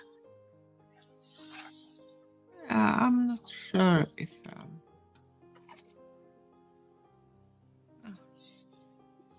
I don't know if it's just a coincidence or.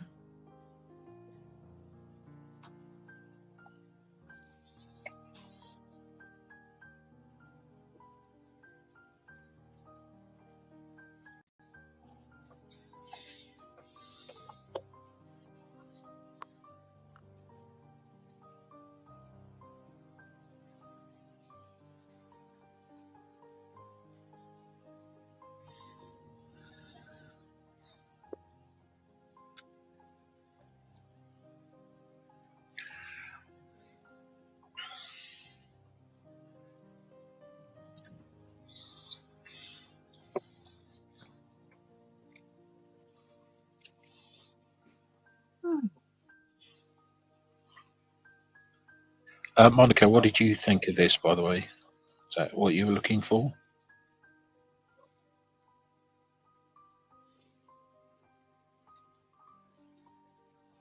So did you look at the picture or painting when you did that, or did you just come up with it? It was inspired by something I just found online Okay.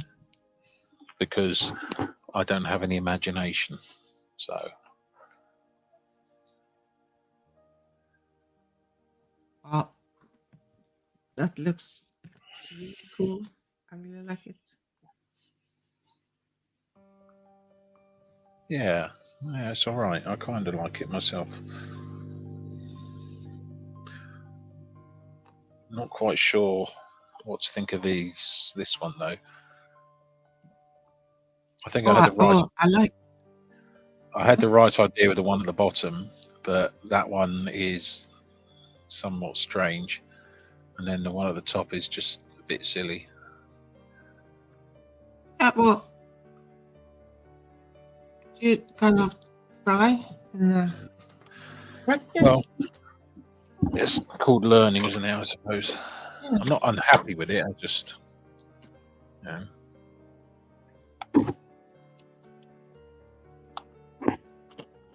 Oh, there you go.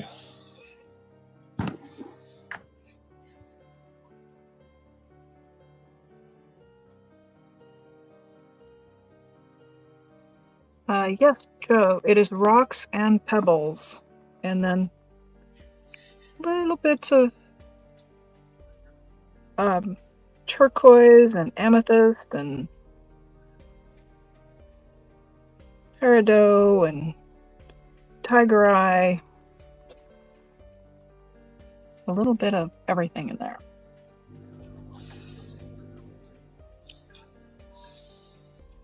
A lot of jealousy from me. I still haven't got around to trying to do stones like that yet.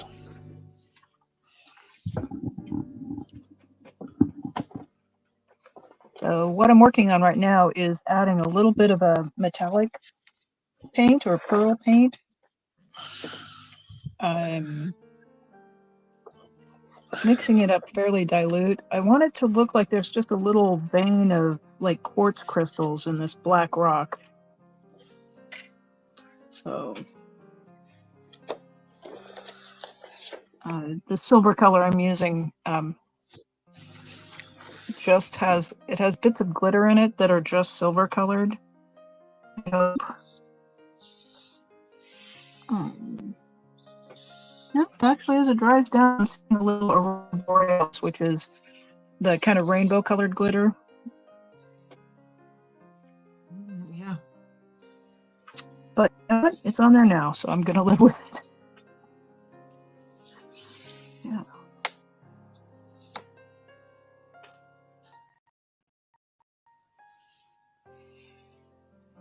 Of course, my inclination is, you might tell by the way I like fill up every available inch of the paper that I'm a bit of a maximalist when it comes to putting stuff on the...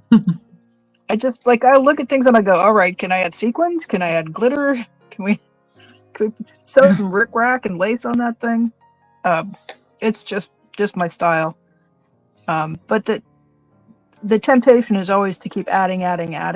And Yeah. With watercolor, sometimes less is really more. So I'm going to try not to go too overboard with the metallic paint, but no guarantees. Yeah, that's my problem too. I just keep overworking everything, and If it's worth doing, it's worth overdoing. That's right. well, Maya and Jeanelle, do you two have one of these? A pot containing googly eyes? actually, I do.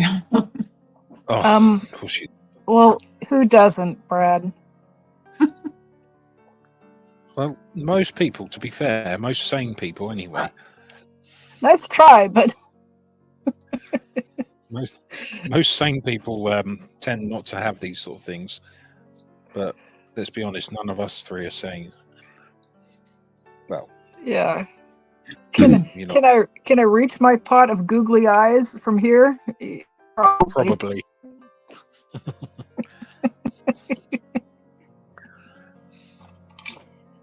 Oh.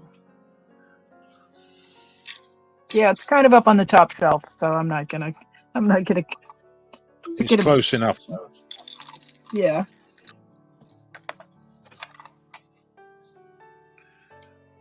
Yes, It's I right must. there beside my bag of jingle bells.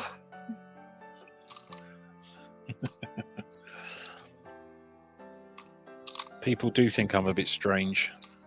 The fact that I carry googly eyes sometimes with me, but certain You know, occasions. here you are with like-minded people, so So I feel that in life sometimes there's occasions when googly eyes are required. yeah, absolutely. And life is better with. It's better with googly eyes.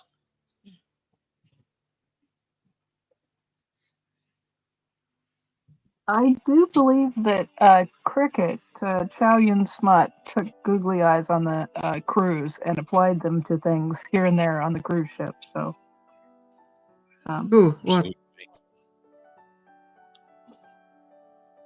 cricket? yes. Yeah.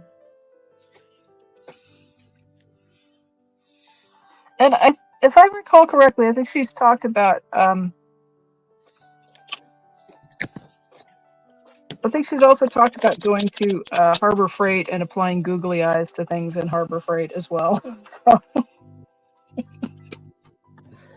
She even oh, went to the what is it called? Gynecologist with googly eyes. Yeah. oh, I didn't hear about So that. so when the doctor kind of was going to set up and do the examinations, a pair of googly eyes stared at her. Oh That's my! funny and horrifying at the same time. Yeah, right. Yes, that's that's wrong and funny. Well, that's cricket.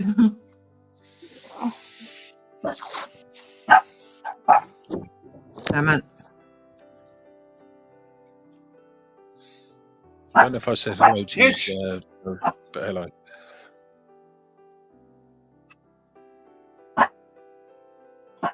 Sander.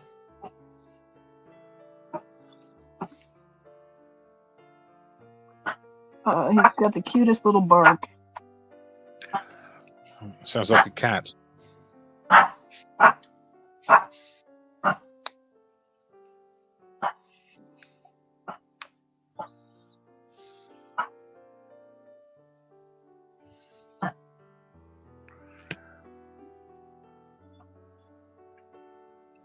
It's nice to be able to finally join you guys on a Saturday.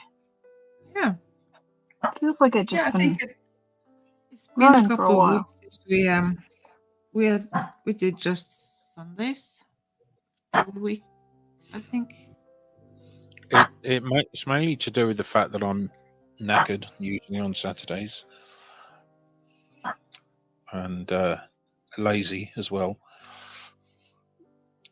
Well, you need to rest. You work in our. Yeah, it's true.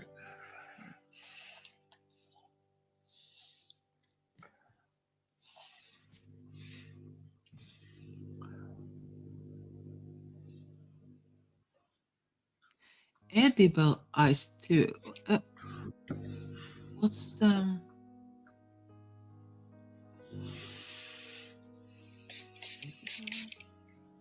Edible eyes. Don't know whether to be what's that? worried or not. So what's edible?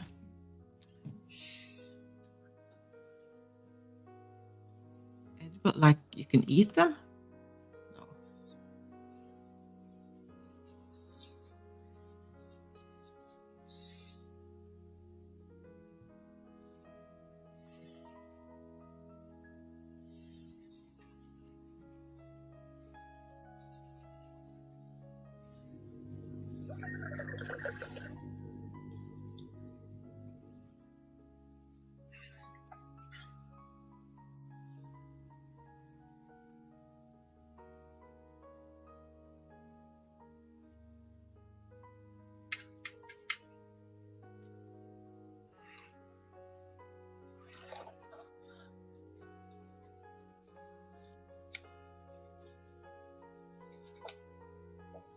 Oh, ice you can eat. Okay, yeah.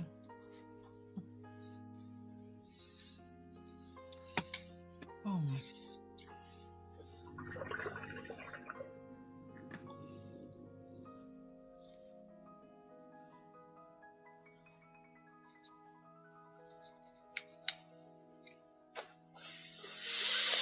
There we go. That's my Ukraine flag inspired background.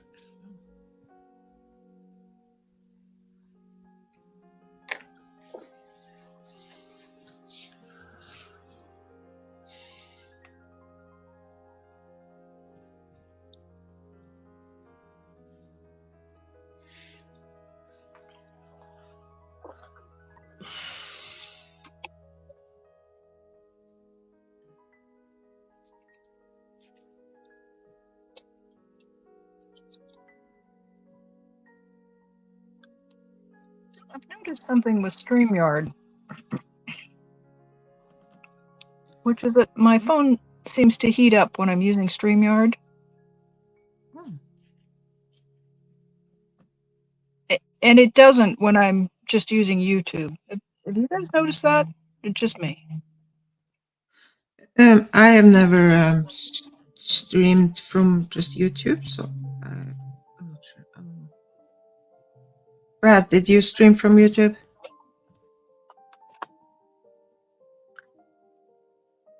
Oh, he's trying. Yeah, only once, and I don't remember what happened. I'm not really good when it comes to technology, unfortunately.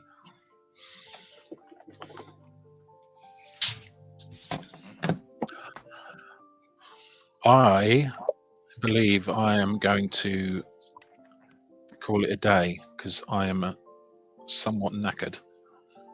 Okay. If Thank that's you all for. right. I've sure. done 2 hours anyway. Yeah. But I was thinking maybe again tomorrow as well. Yeah. If you're up for it. I've got to do some Yeah, study during the day. Yep. Yeah, well, we can talk tomorrow. But you can hang out with Jeanelle for a bit. Yeah. Yep. You'll get some more sensible grown up conversation out of Jeanelle anyway. So Well, Not sure. I might have used it all up this week. you have a And certain by the time I got allocation. to Thursday, all I had left were cranky words. That's all right. Yeah, so I'm going to leave it for now. I'm going to just chill for a bit. Yeah. But I do quite like that little black and white one I did. Yeah, that's So, one of your best paintings, I think. It's nice. That ink wash has a really lovely quality to it, doesn't it? Yeah, absolutely. yeah. And like it's like monotone thing, like it's just black in different shades. I think maybe I could do something similar with the Pete Brown ink that I have, and do the detailing with the sepia pen that I've got here.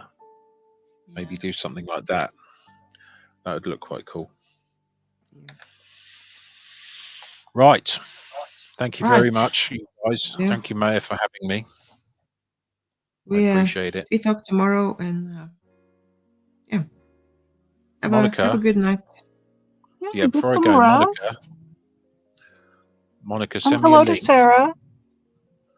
Oh yes, definitely. I'll say hello to Sarah. Sorry, one thing before I forget, Monica. Sorry, send me an email, Monica. What I'll do is I'll scan this onto my laptop, and then I'll email you a scan of the image, so you got a digital copy of it at least. Sorry, yes, I'll say hello to Sarah, of course, and thank you guys for having me on. It's been great, so appreciate it. I shall leave you to it. Yeah. Okay. Good evening. Bye for now. Yeah. Hello, goodbye. Bye bye.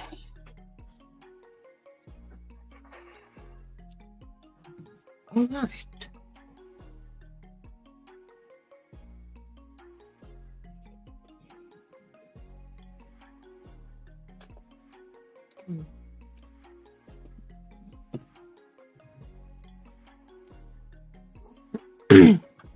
So, are you planning on doing another pebble drawing, or are you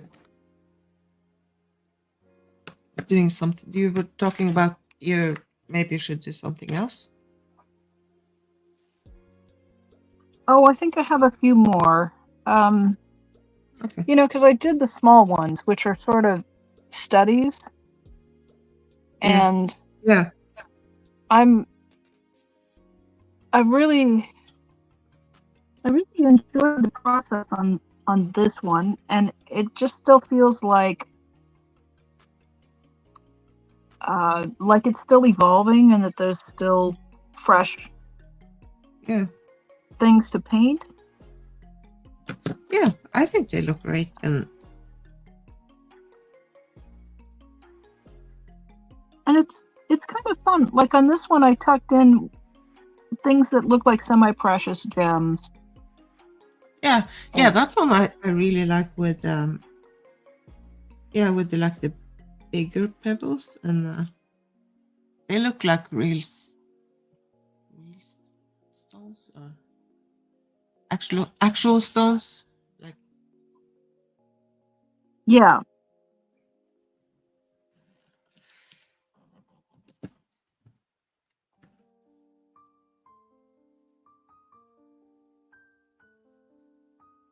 So now that silver has dried, I'm basically just rubbing quite a lot of it back off.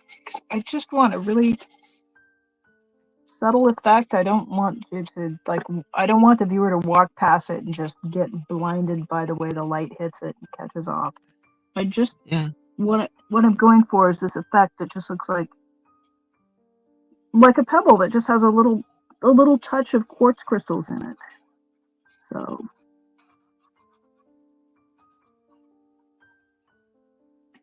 and I'd rather put on maybe 2 layers than put on one that was too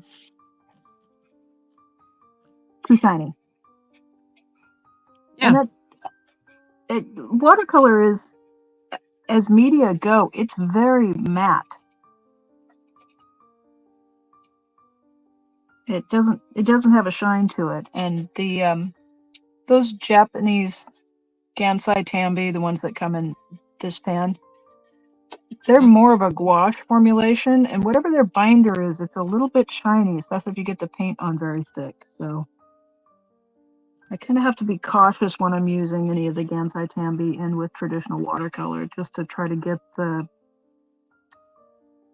finish to be uniform. Yeah. So. Anyway, so who do we still have Monica in the chat with us? Okay. I'm just a fireball today. I apologize. I'll try to bring my energy up just a little bit.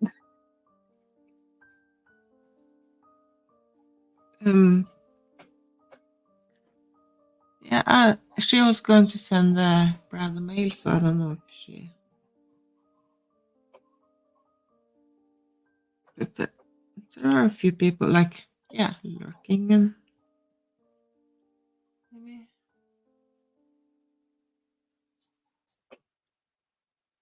So I broke into a stash of vintage colors, and I dipped into the manganese blue, which isn't made anymore. It's this lovely bright turquoise blue. Yeah. And it's apparently a bit on the toxic side, so it's not. It's not in production anymore, but it's just such a. It's such a beautiful, clear turquoisey blue. So I've been just hoarding it. Yeah. Oh, that's so typical when you find something you really like and nope, not doing that anymore.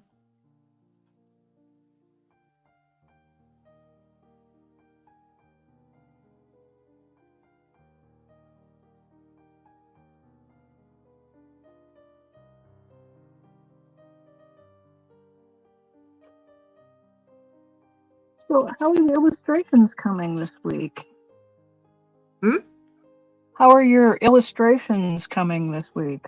Oh well, yeah. I've done some more, and it's so I have 2 more. I need to.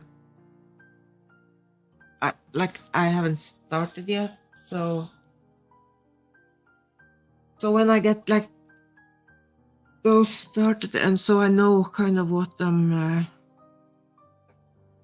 know how they are going to be, then I can kind of start to get them finished, everyone, and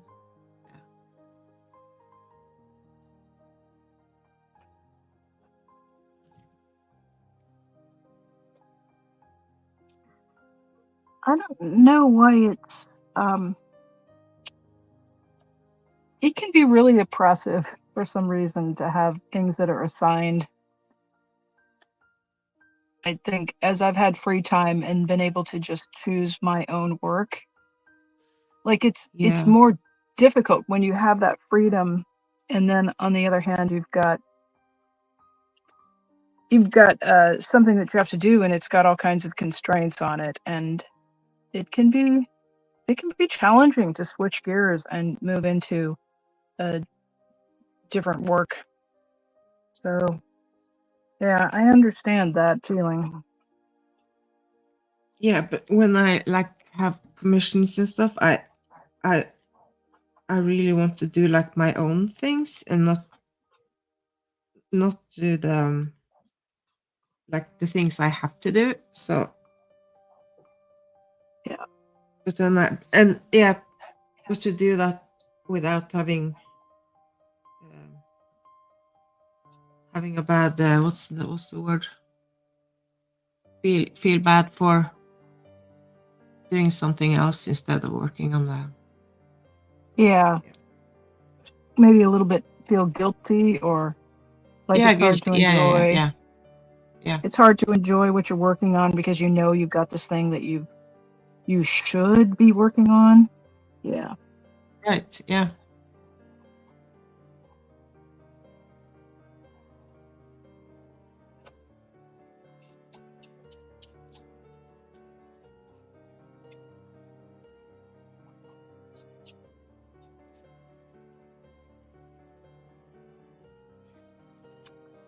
I know this is so hard to get on camera, but I'm really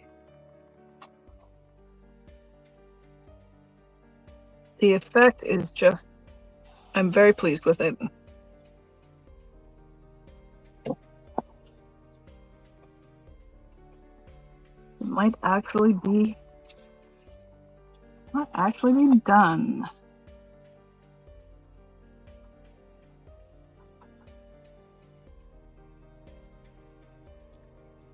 Wonder of wonders. It's always fun to get to the point on a painting when it's completed.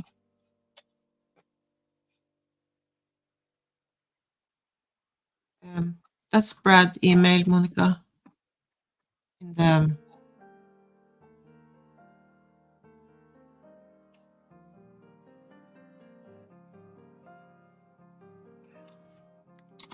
Okay, let's get this bad boy off the pad, shall we?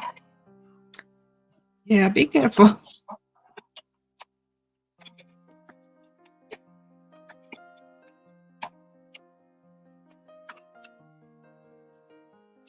A little trick for it.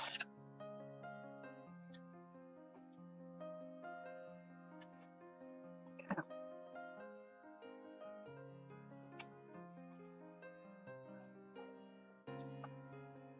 So these watercolor blocks come with the paper all.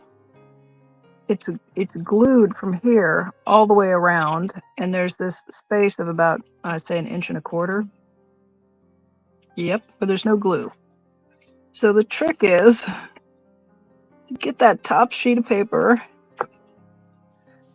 lift it up off of there. I always use a palette knife to stick it in, and then like okay, or something like. I have this acrylic ruler that is just very thin. And I tried to do this one time using an X-Acto blade. That is not the way to go.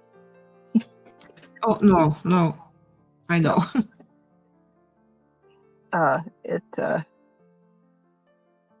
It never just glides neatly in between. And No. Well, it doesn't glide. It cuts. That's the problem. It actually cuts the paper.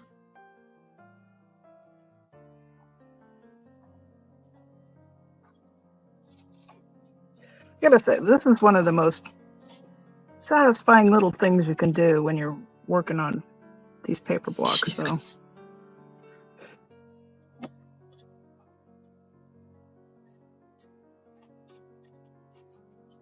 Yeah, that's. I'm pretty sure this block is vintage. I've had it for years, and I think what's happened is I think the sizing on it is broken down a little bit.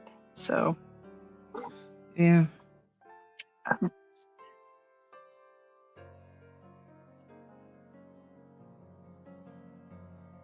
Just try to work our way around it, and then voila, it's free.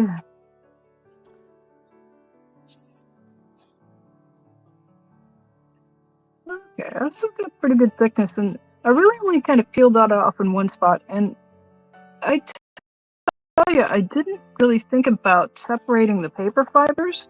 I've taken tape off before and had adhesive rain behind, but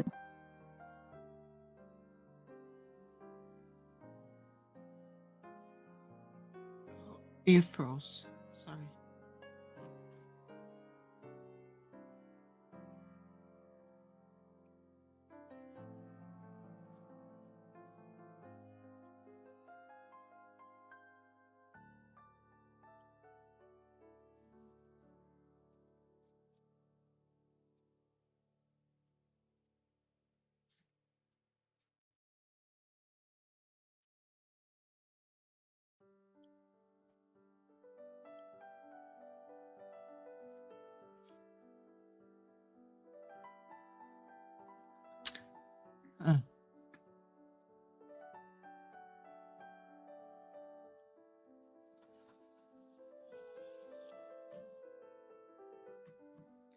Well, I guess you will go.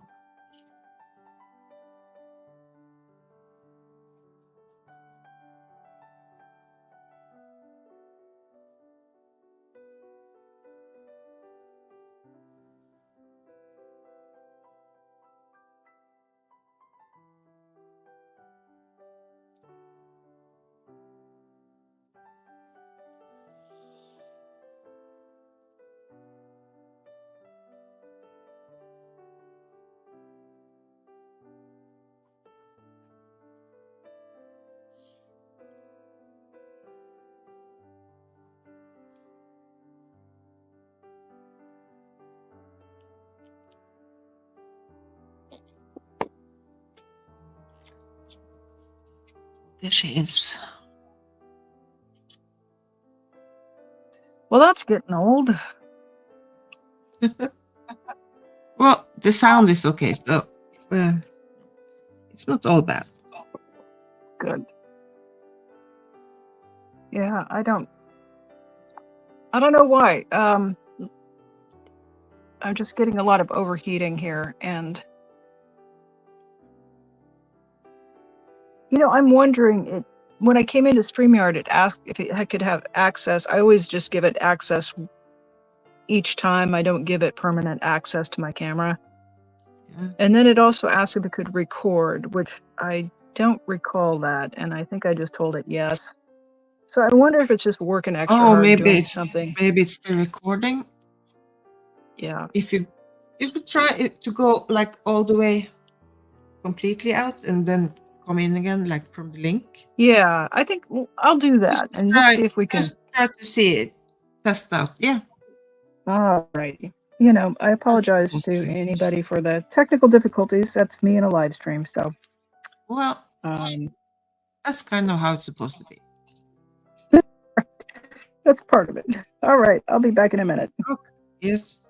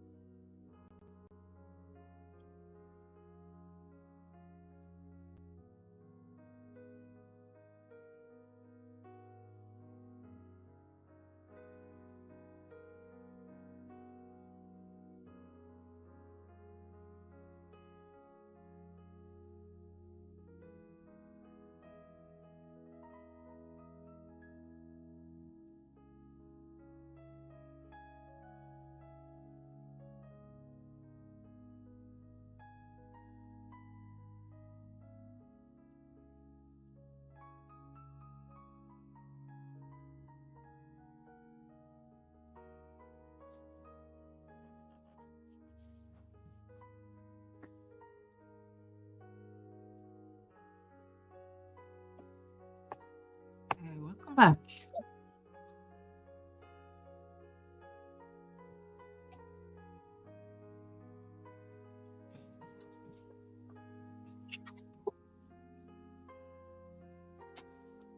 So, did you get the recording option? No, this time it just gave me one window, or one menu option. So I also opted for a one step lower in the quality, so maybe that won't be such a drain.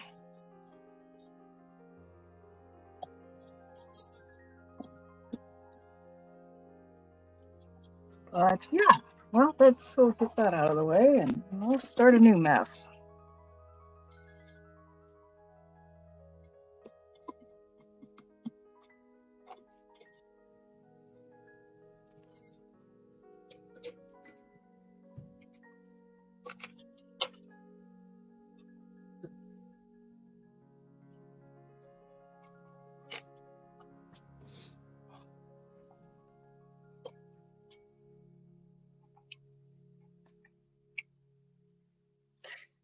Oh.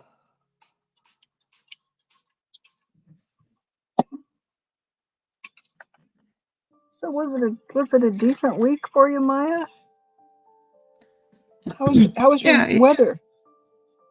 Did you get rain or sun or? Yeah, well, yeah, we have had a lot of rain. But today it didn't rain today, and it's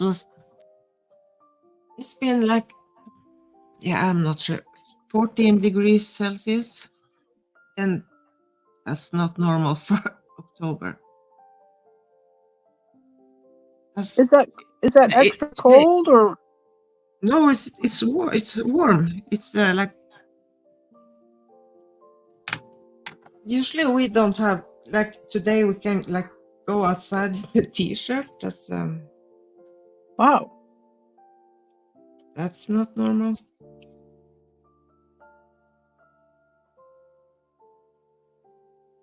Have you been able to see? There's a comet. I can't remember what the name of it was, but there's been a comet that's been visible, and I don't have a good view to the west, but apparently, at least in North America, it's been visible in the sky right after sunset to the west. Yeah. No, I don't. I bet 14 degrees Celsius is 57 Fahrenheit. So, and that's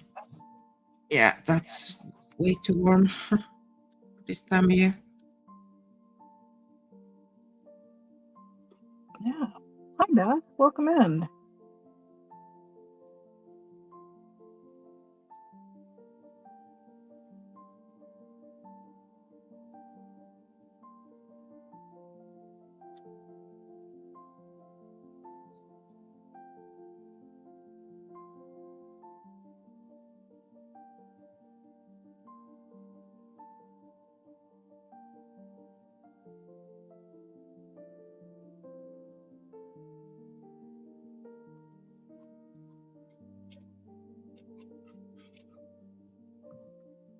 Probably don't need that.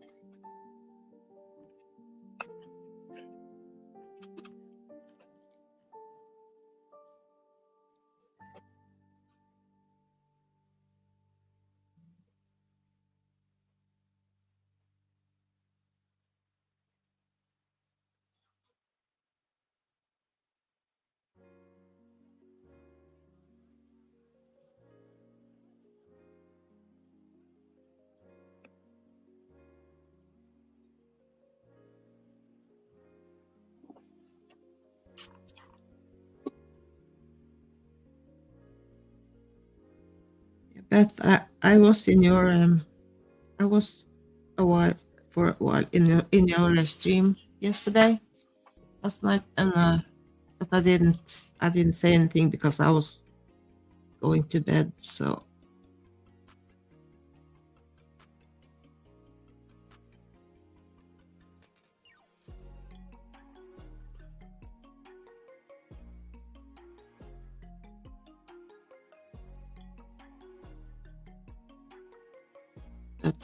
but I pressed the like button.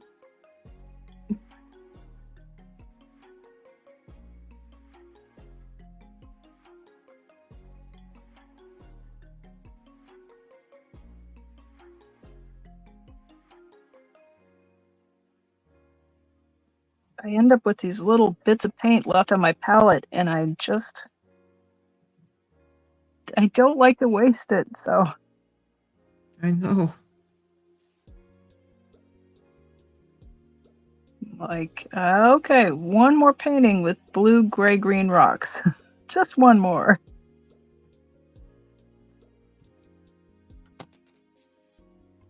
And then there's another. Yeah, because I always have to mix up Color. just a little bit more paint. Yeah.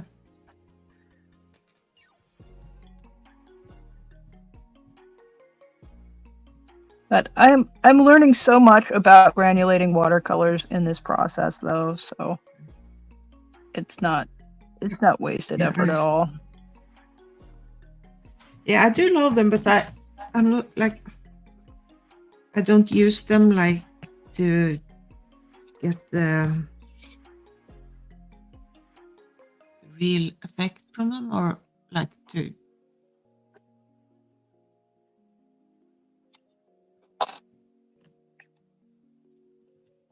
Oh wow, Monica, they have 11 or 52 degrees, so they have actually colder weather in the south than we up here. So that's hello. That's wild. Yeah. We've had a bit of a mix here in Oregon. We had a couple of days where the rain was just coming down pretty strongly, and we haven't had really very many rainy days in a long time. So I enjoyed it. It was nice to kind of hang out and read a book and have the cat curl up and just listen to the rain hit the roof.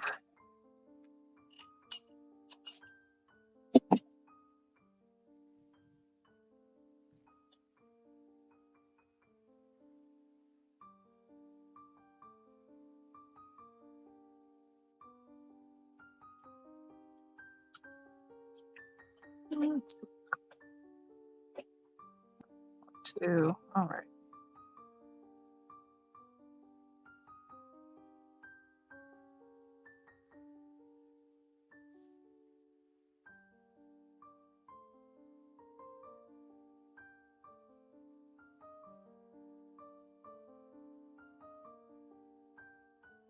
Oh, thick fog and rain. Yeah. Today it was sunny and it was beautiful, lovely weather.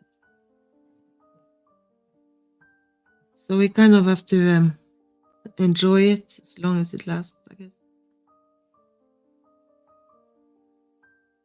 Yeah, we reached that time of year where I look out and I think, if it's a sunny day, I kind of wonder, because there's a point in Oregon winters where we just hit this spot and it'll be like 2 months before you see sun again. So you never really know in the fall if you're looking at the last sunny day. So I try to have a little bit more gratitude or appreciation as I'm gazing out, and I'll just think, yeah, it's just, maybe we might have another 2 weeks of sun, and we might have 2 months of just of gray skies. Actually, I mean, the thing that kind of goes away is a blue sky, and then we get the winter sky in Oregon where it's just shades of gray. You just never see blue in the sky for weeks on end, and it just feels like my eyes get a little bit, I don't know if this makes any sense, but it feels like my eyes get hungry to see some blue and to see a clear sky and the sunshine. The light gets really diffuse. Yeah. And you don't really see the orb of the sun.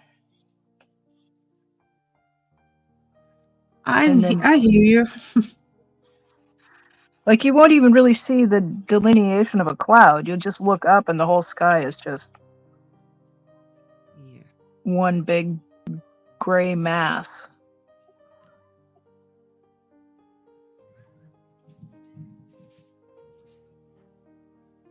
We are kind of like, if we have like this summer when it was warm and we didn't have rain and it was like a good summer, and now it's a good fall, it's like a good autumn, and we're kind of like, oh shit, when will we kind of get the bad weather? So we're kind of expecting the winter to be bad. Mm-hmm.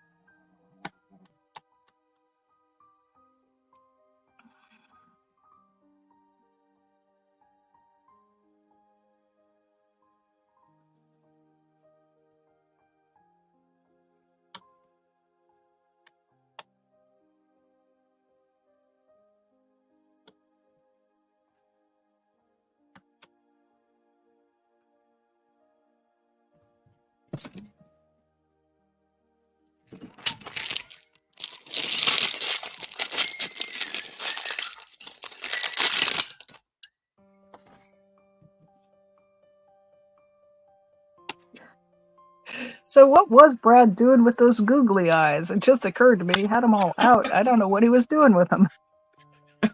I'm not sure. I don't know. Maybe putting them on a pumpkin or something? So we'll have to, Yeah, I don't know. check back with him and see what he was up to. He probably found them in his art kit or something when he was looking for and oh, that's the googly eyes, and I don't know. Like, of course we have googly eyes. Does anybody not have googly eyes? They're required as part of your studio outfitting.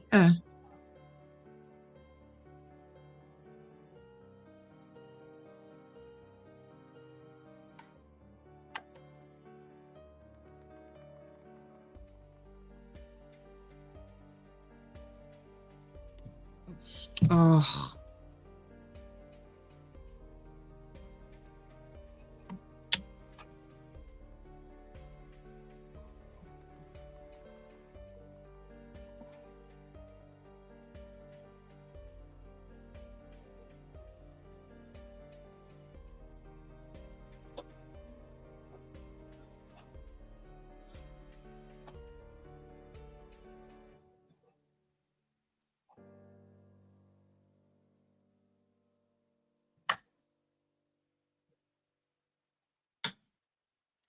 When you sent me the mail about Gerald, I thought you had heard like the Gerald thing, so I was like, oh yeah. So I didn't. I'm so literal sometimes. So once I figured out you were talking about the the spider that wasn't a spider, I just sat and laughed because like I get so serious about it. I've seen such mischief in the chats, and it's like if I think there's something going on there, I'm like I don't. I've seen people come in and something is wrong. Yeah, they'll type a hateful word. You just want to kind of stop it before it gets too published, and like I just don't see anything. Oh, so a few weeks ago, when I first got when I was first moderating chats, I learned pretty quickly that there were people who could come into chat, and if they'd blocked you, even if you were a moderator, you couldn't see them.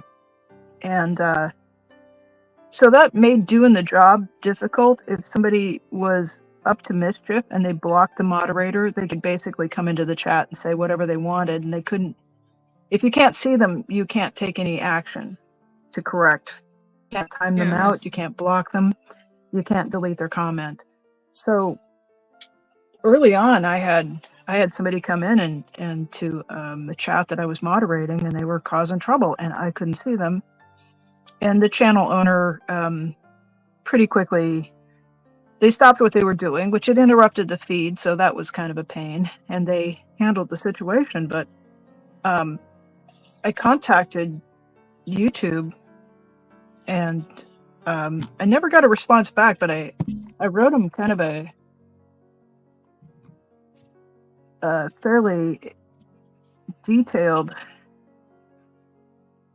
communication explaining, why that was a bad way to go. And I never got a response. But then shortly, or not too long ago, I noticed that that there are some people who have blocked me, and whether it's personally because I do run my mouth in ways that some people find annoying, and it's your right to block anybody on YouTube, but you shouldn't be able to use that as a tool to allow you to get access to places where you're going to cause mischief. I don't think. Anyway, so it makes no sense. Yeah. So it's been corrected. So now. Oh. Yeah. So now the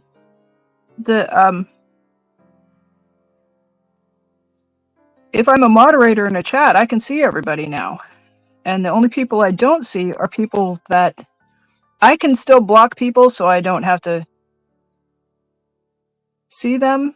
So then it's up to me as a moderator to clear my blocked list so I can see everybody. Yeah. Which I do.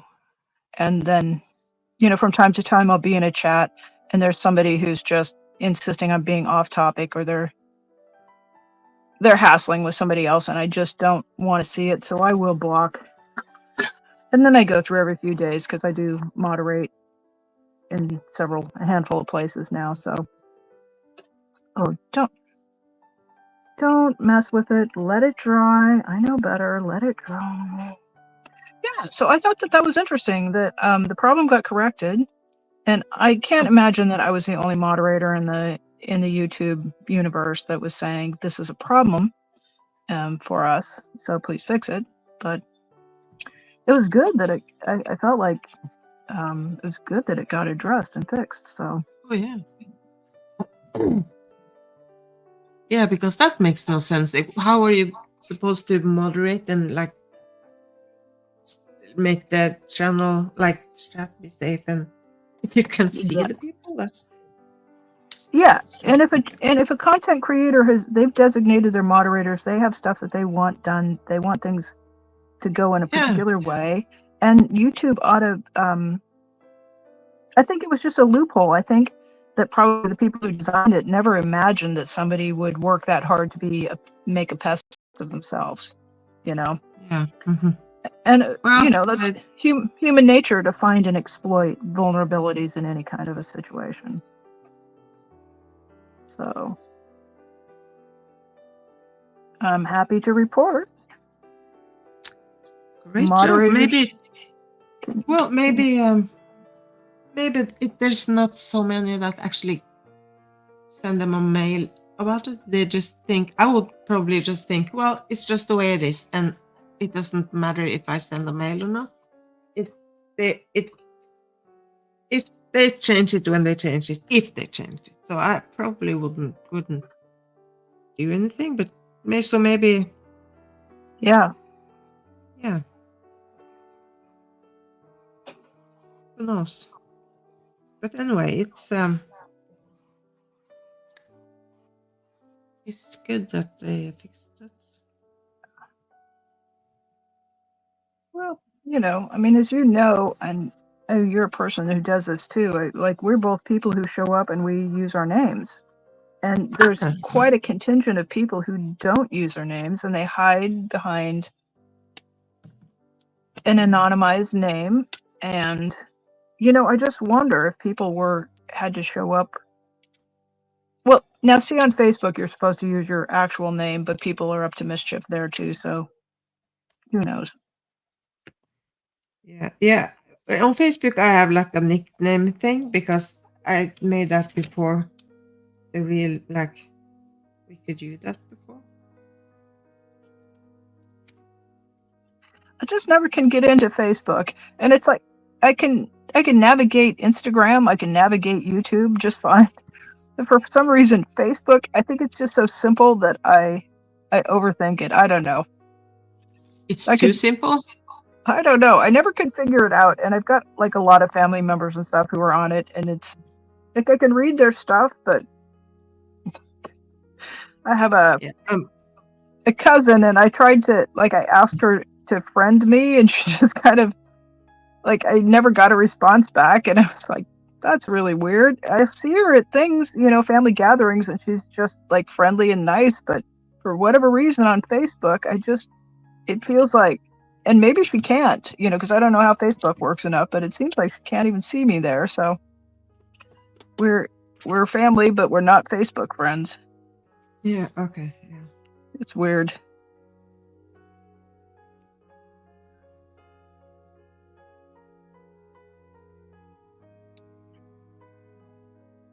Yeah. And I joined it because there was a group that was soliciting members to do some public service, and it said, yeah, you have to ask the administrator, and there's a questionnaire you've got to fill out. And then, so I filled it all out, and I got this reply back that was like, we don't think you're a real person. And so, like, it was like, I went through 27 steps to try to get signed up for Facebook so I could volunteer to do this thing. And then the administrator of the group was just completely like, no. I went, well, fine then. I don't want to be part of your dumb group. You're going to behave that way.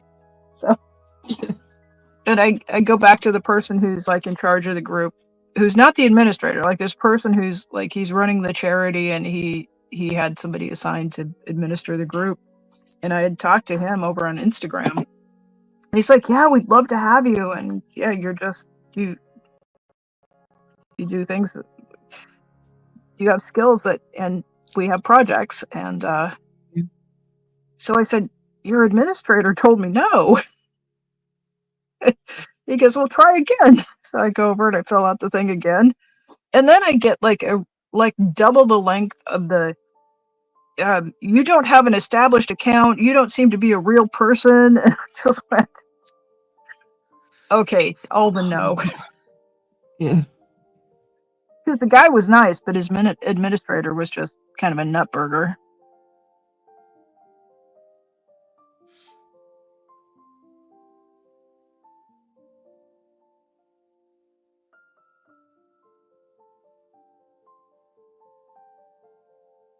So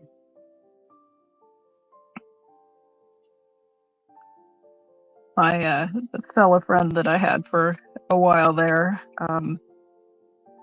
he was always getting on the Facebook marketplace and buying stuff. Yeah. And he was such a dude about it, right? He just like, is this still for sale? Yeah, okay. All right. Well, meet me in a dark parking lot in a town 30 miles from where you are. And he would just go out and buy stuff from random strangers. And I just thought, one of these days, he's just not going to come back home. It's like, I don't know. Boys do things differently than gals do. Yeah, maybe. But he'd buy cars off Facebook Marketplace. It's like, it's just wild.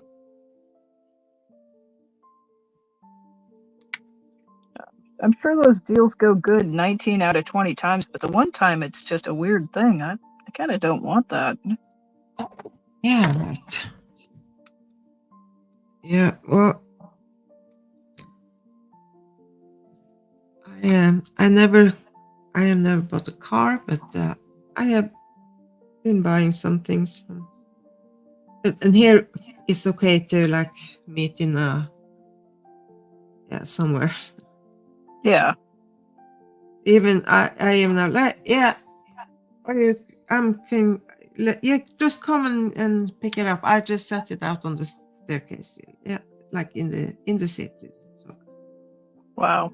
yeah, I go pick it up. So. Yeah, no, you can't do that. You can't do that where I live. Yeah. Ooh, I think that's gone bad.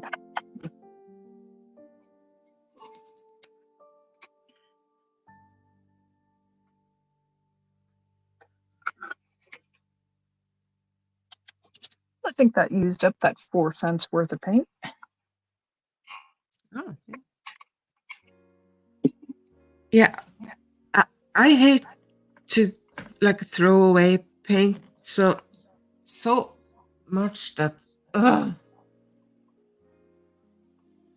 I know. I must have 4 or 5 working palettes that I use, and then I'll just like this is just a lid off of a container, because the day I was mixing paints, I was just like, "What's handy? Just grab that." And of course, I've got a different color scheme. Like 2 of my palettes are full of colors that are like flower colors, bright pinks and purples and oranges, and and then I'm working on rocks that are all in earth tones. So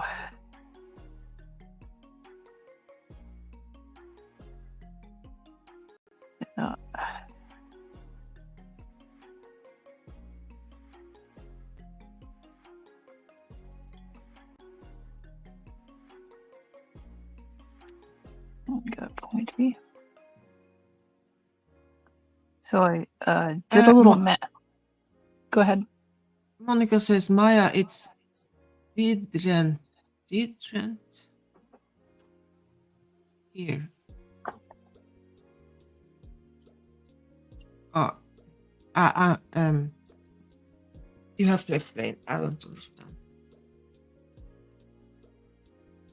Oh, Brad is lying in bed and being lazy.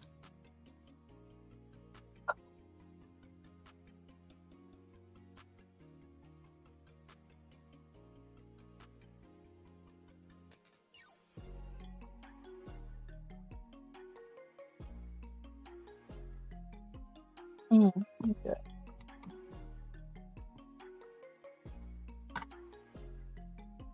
Yeah, so Monica's saying she uses her actual name because it's different. You have different. You're not living with a bunch of criminals like I am. Yeah. Oh, different. Yeah. Brad being lazy. No. Just resting up after a hard week at work, I think.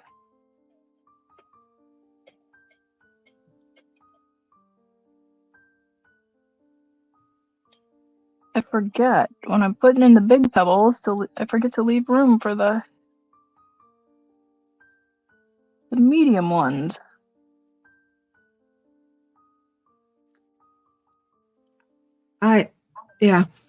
One thing I really struggle with is to like leave place for the white paper. I kind of just paint all over and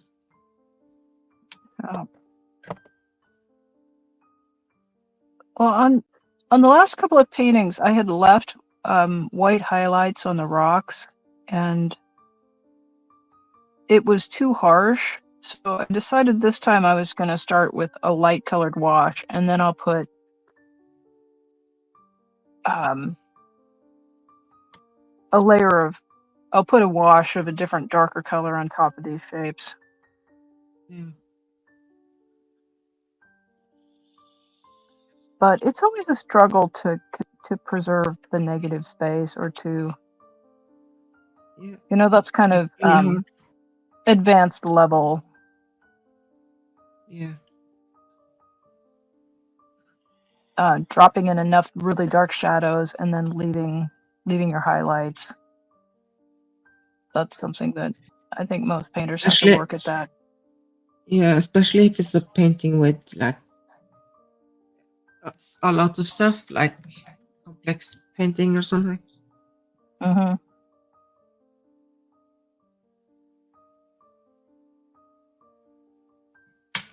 I will sometimes have an idea, a concept in my head, or maybe a reference photo that I'm working from, so I know what I'm painting before I start painting. Yeah. Sometimes, like maybe 10% of the time I'm painting. The rest of the time, I just come to the paper and... Did I really already got that messed up? Okay, good job. Yep. I just kind of feel like I want to come to it and just paint. So that sort of an approach really works if you're using an additive method, meaning a layer and then you add something and you add something else and then you add something else and you build up from the bottom. But watercolor is almost the reverse of that, in that you work from your lightest layers to your darkest layers. So the technique does ask you to conceptualize your art before you get started. So Yeah, it's kind of hard to keep the white if you don't plan or you know what you're going to paint. You just But now we've got really high quality opaque white inks that we can use. And I think like a traditional watercolorist would just be a little bit snobbish about, oh, I'm never going to use a gouache or an acrylic. I'm not going to mix my media. I'm just going to be disciplined and really preserve those white areas of the paper. But that's not me. yeah, no, yeah. That'll be the stuffy lady down at the art supply store teaching watercolor classes. But Well, it really looks nice when they do the like dip the white in the paper and do the traditional. It's and if they have trained themselves to do that, that's and want to do it's because it looks great. But you don't have to be snarky about someone else using the white. And well, that's they say that it's and it's what's it called, mixed media. Yeah. Watercolor is so. Yeah, I took one watercolor class years ago down at we used to have a fine art store in the town where I live, and yeah, I think it was a 2-day class. I didn't even come back for the second day of it because she was just so harsh to the students. She didn't really get in my face about stuff, but she was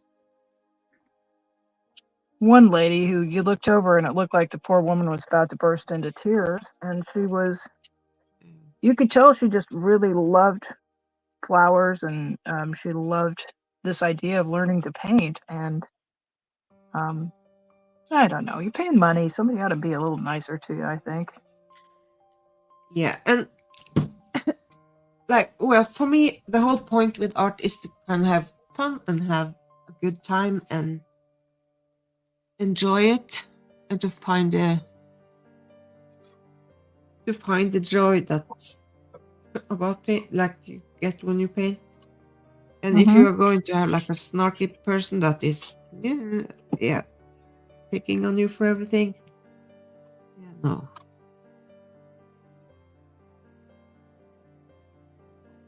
Well, and the woman that was teaching, she was one of those people who had a subject that she liked to paint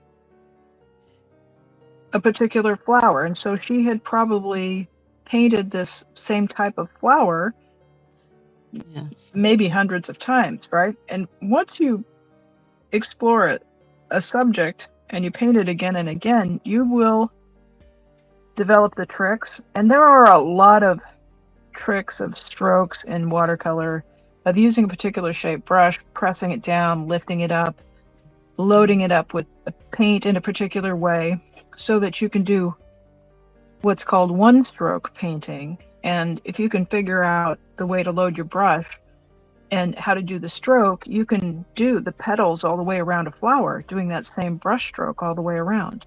And that was where this woman was at. And she was trying to teach beginning watercolorists how to do a wash. And it just was a bad match, I guess. I hope that woman that she upset just kind of went her own way and painted her own way and found a lot of joy. I hope that she didn't just give up because of one crab apple of a teacher.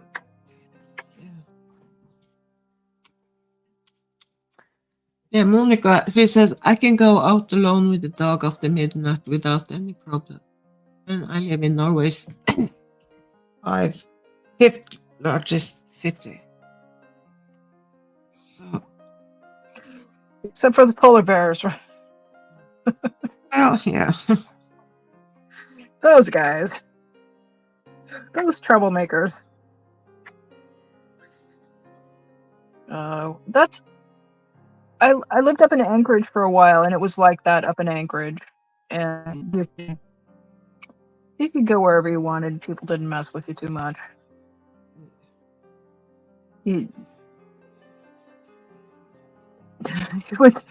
a trail that runs along the west side of Anchorage. Anchorage is on the Cook Inlet. And they built a recreational trail that's like 11 miles long that goes from the north end of town all the way down south of town to the airport. And in the summer, it's paved. So in the summer, you can ride a bike or run or rollerblade, do whatever. And in the winter, it gets a layer of snow and they track it so you can cross-country ski, Nordic ski down this trail. Oh. It's pretty cool, and I used to be out on it at least every other day, running or biking or skiing. And you didn't really worry about people too much, but you could come around a corner and you could encounter moose, and you don't want to tangle with them at all. You just want to be very quiet and back up and get the heck out of their way. So you didn't have to worry about people, but you kind of had to worry about definitely. But you had to worry about moose, and also there were black bear. And I never saw black bear in town when I was in Anchorage. I saw him out of town. I just read an article the other day, and apparently they also have.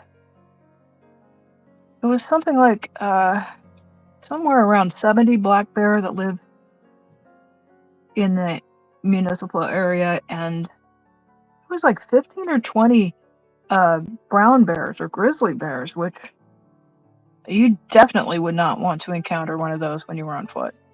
No. And I thought when I was up there that we had black bear in the vicinity, but I don't recall that there were grizzly bears in town. But there's also like huge swaths of green park, so there's like habitat for them to be. It actually makes sense that there are moose and bear, because there are corridors where they can move through east to west and across town. So I don't know. And up in Anchorage, you kind of go, well, we don't have polar bears, so it's all good. Because you go further north, and there are polar bear that roam through town.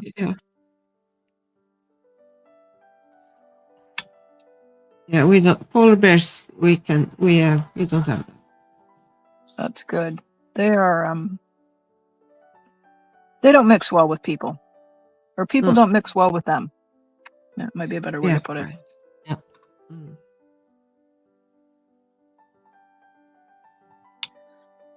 The polar bear will, for the most part, black bears and grizzly bears will leave human stuff alone. unless if you leave things that smell like food in your cabin, they might come in after it. But a polar bear will look through the window, see you, and then come on in. They're a whole different type of predator. Yeah.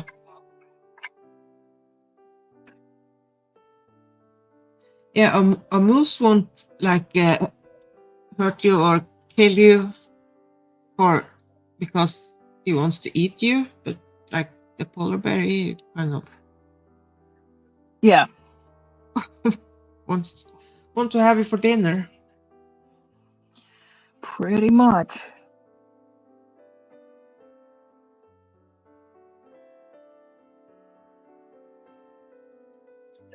Yeah, Monica says there are lots of moose about 5 minutes from here.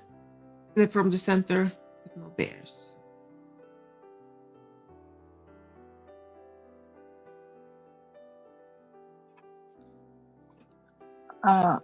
I always thought the moose were really cool and interesting creatures, and I wanted to see them when I was younger.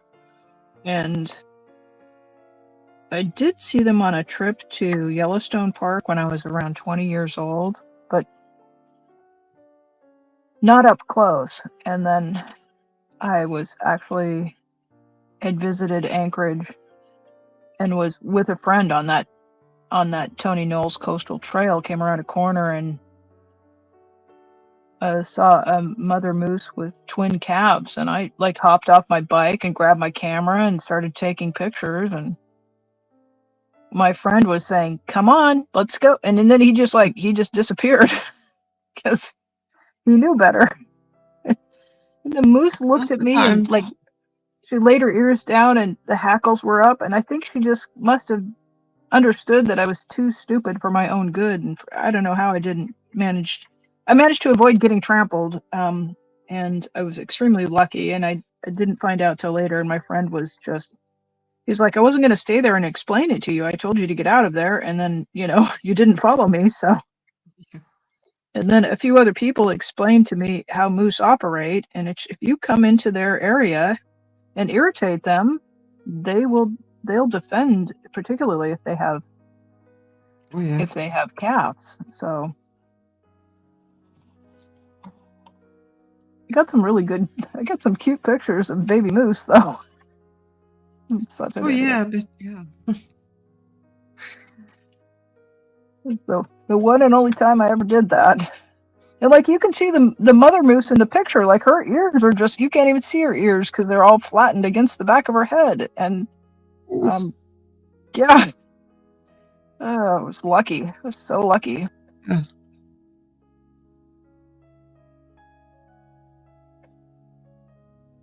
And it's not uncommon to hear of somebody getting a good trampling. And it's usually somebody who's a visitor. It's somebody who's doing just what I was doing. Oh, let's take a picture.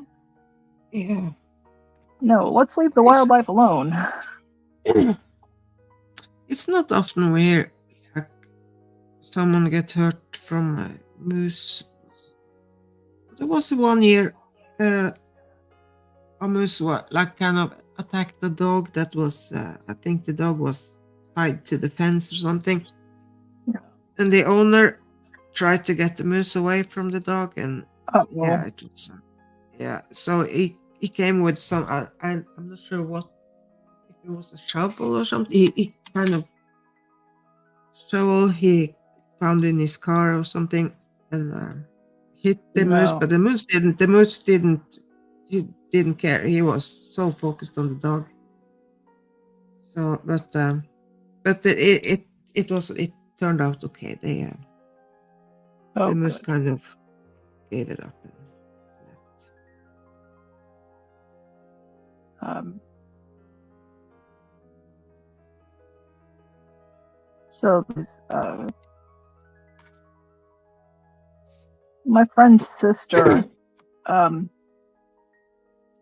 she worked on cruise ships, and so she would leave her car at their parents' house in Anchorage, and it was parked in the driveway, a nice little Honda that she'd bought, little sedan, and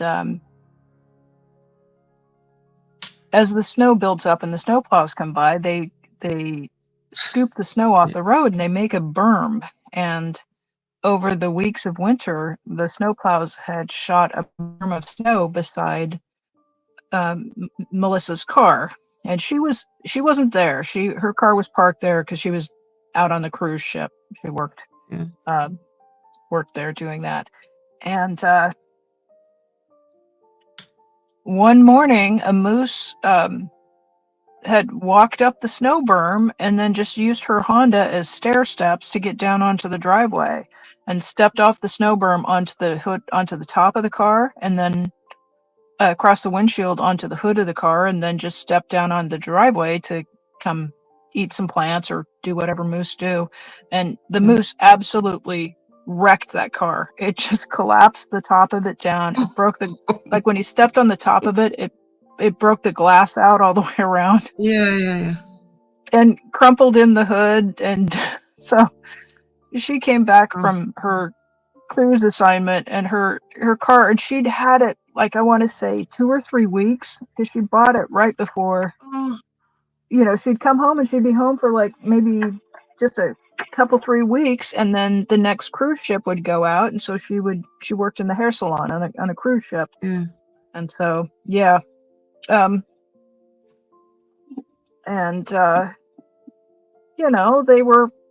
the family was like, his mom and dad were inside kind of looking out the window going, well, there goes the car. They're not gonna shoo them away. They just kind of go where they want, and it probably just looked like a convenient little stepping stone for that moose. Yeah. Goofy thing.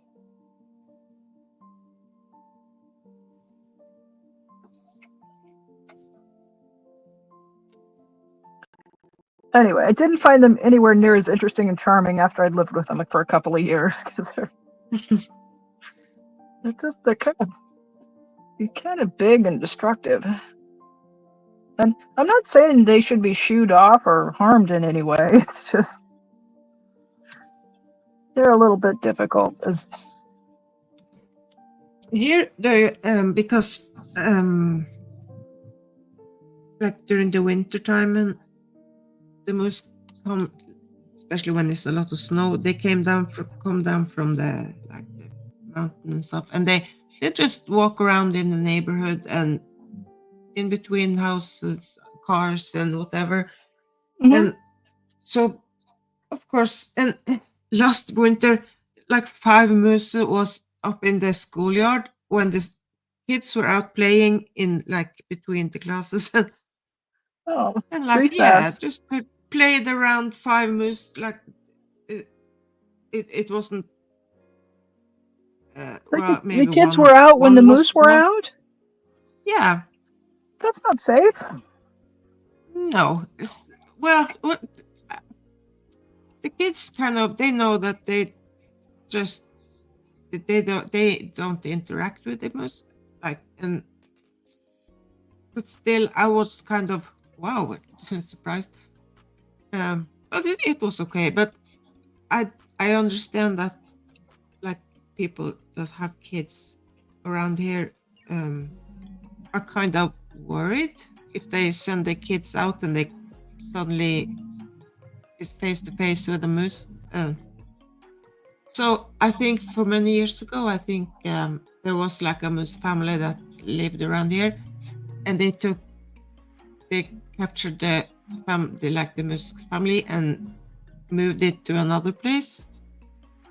But it was just a little while, and I'm not sure if the same moose, if they were back, or if there was another family that kind of took over the area, because this area have been like this have been their area for like many generations. So and this is their, we kind of have moved into their neighborhood. So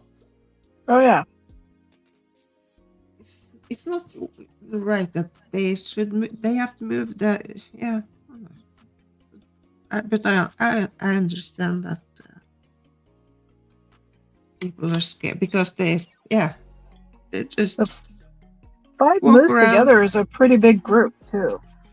Yeah, and I maybe just one of them was an adult, like they were kid, like there was, I don't remember, but Yeah, I think it was 4 or 5. There was a lot of it. It was crazy. Hi, Miss Dawn. I'm from North Georgia. How are you doing? They lost one of their cats the other day. They lost one of their what? One of their cats. Oh no. Yeah.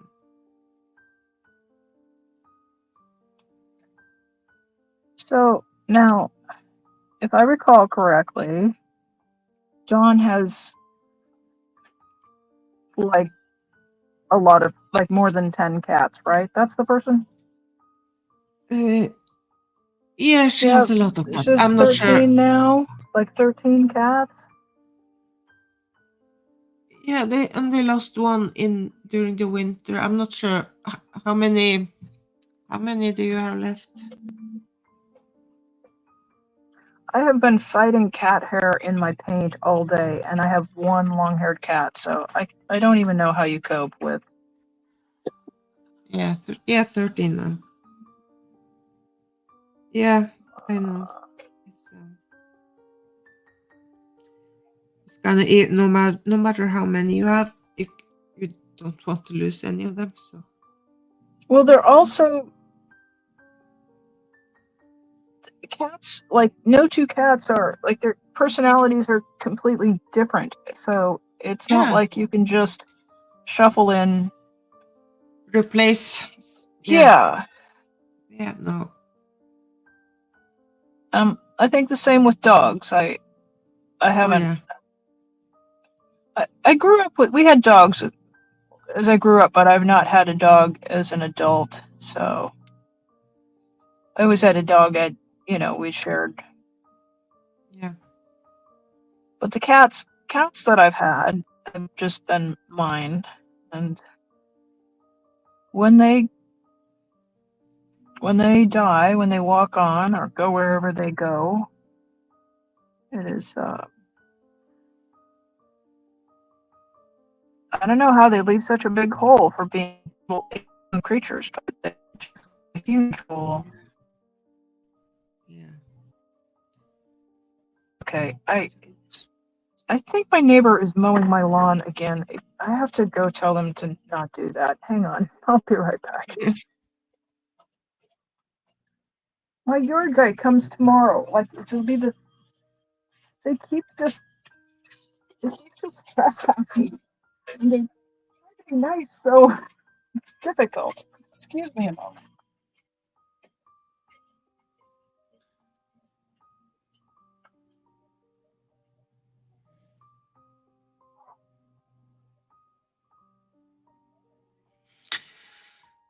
Yeah. Yeah, it's true. They leave a big hole. Really big hole.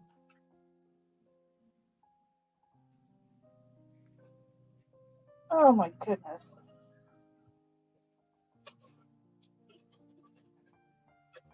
I've got these new neighbors and the wife keeps coming in my yard and cutting my plants. And I've got a beautiful hydrangea bush. It's right outside the window of my studio. And one of the things that I love to do is to watch the hydrangea flowers change color in the fall. So, and they don't need cut back until after the first frost. Because if you cut them back and it's not freezing at night, they go crazy and they put out a whole bunch of sprouts and stuff, and it can stress them out. So you just need to leave them alone until first frost. And I went out there the other day, and she'd taken my hydrangea down to about 6 inches off the ground. So what? Yeah, she was like,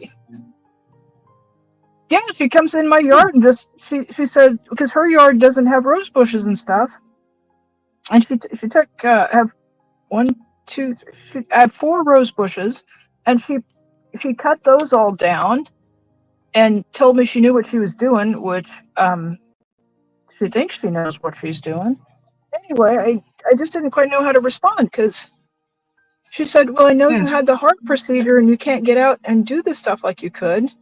And they just moved in, and their place has an azalea hedge and grass. So she said, I just love doing yard work, and so I thought I'd help you out. So, like, that's really nice.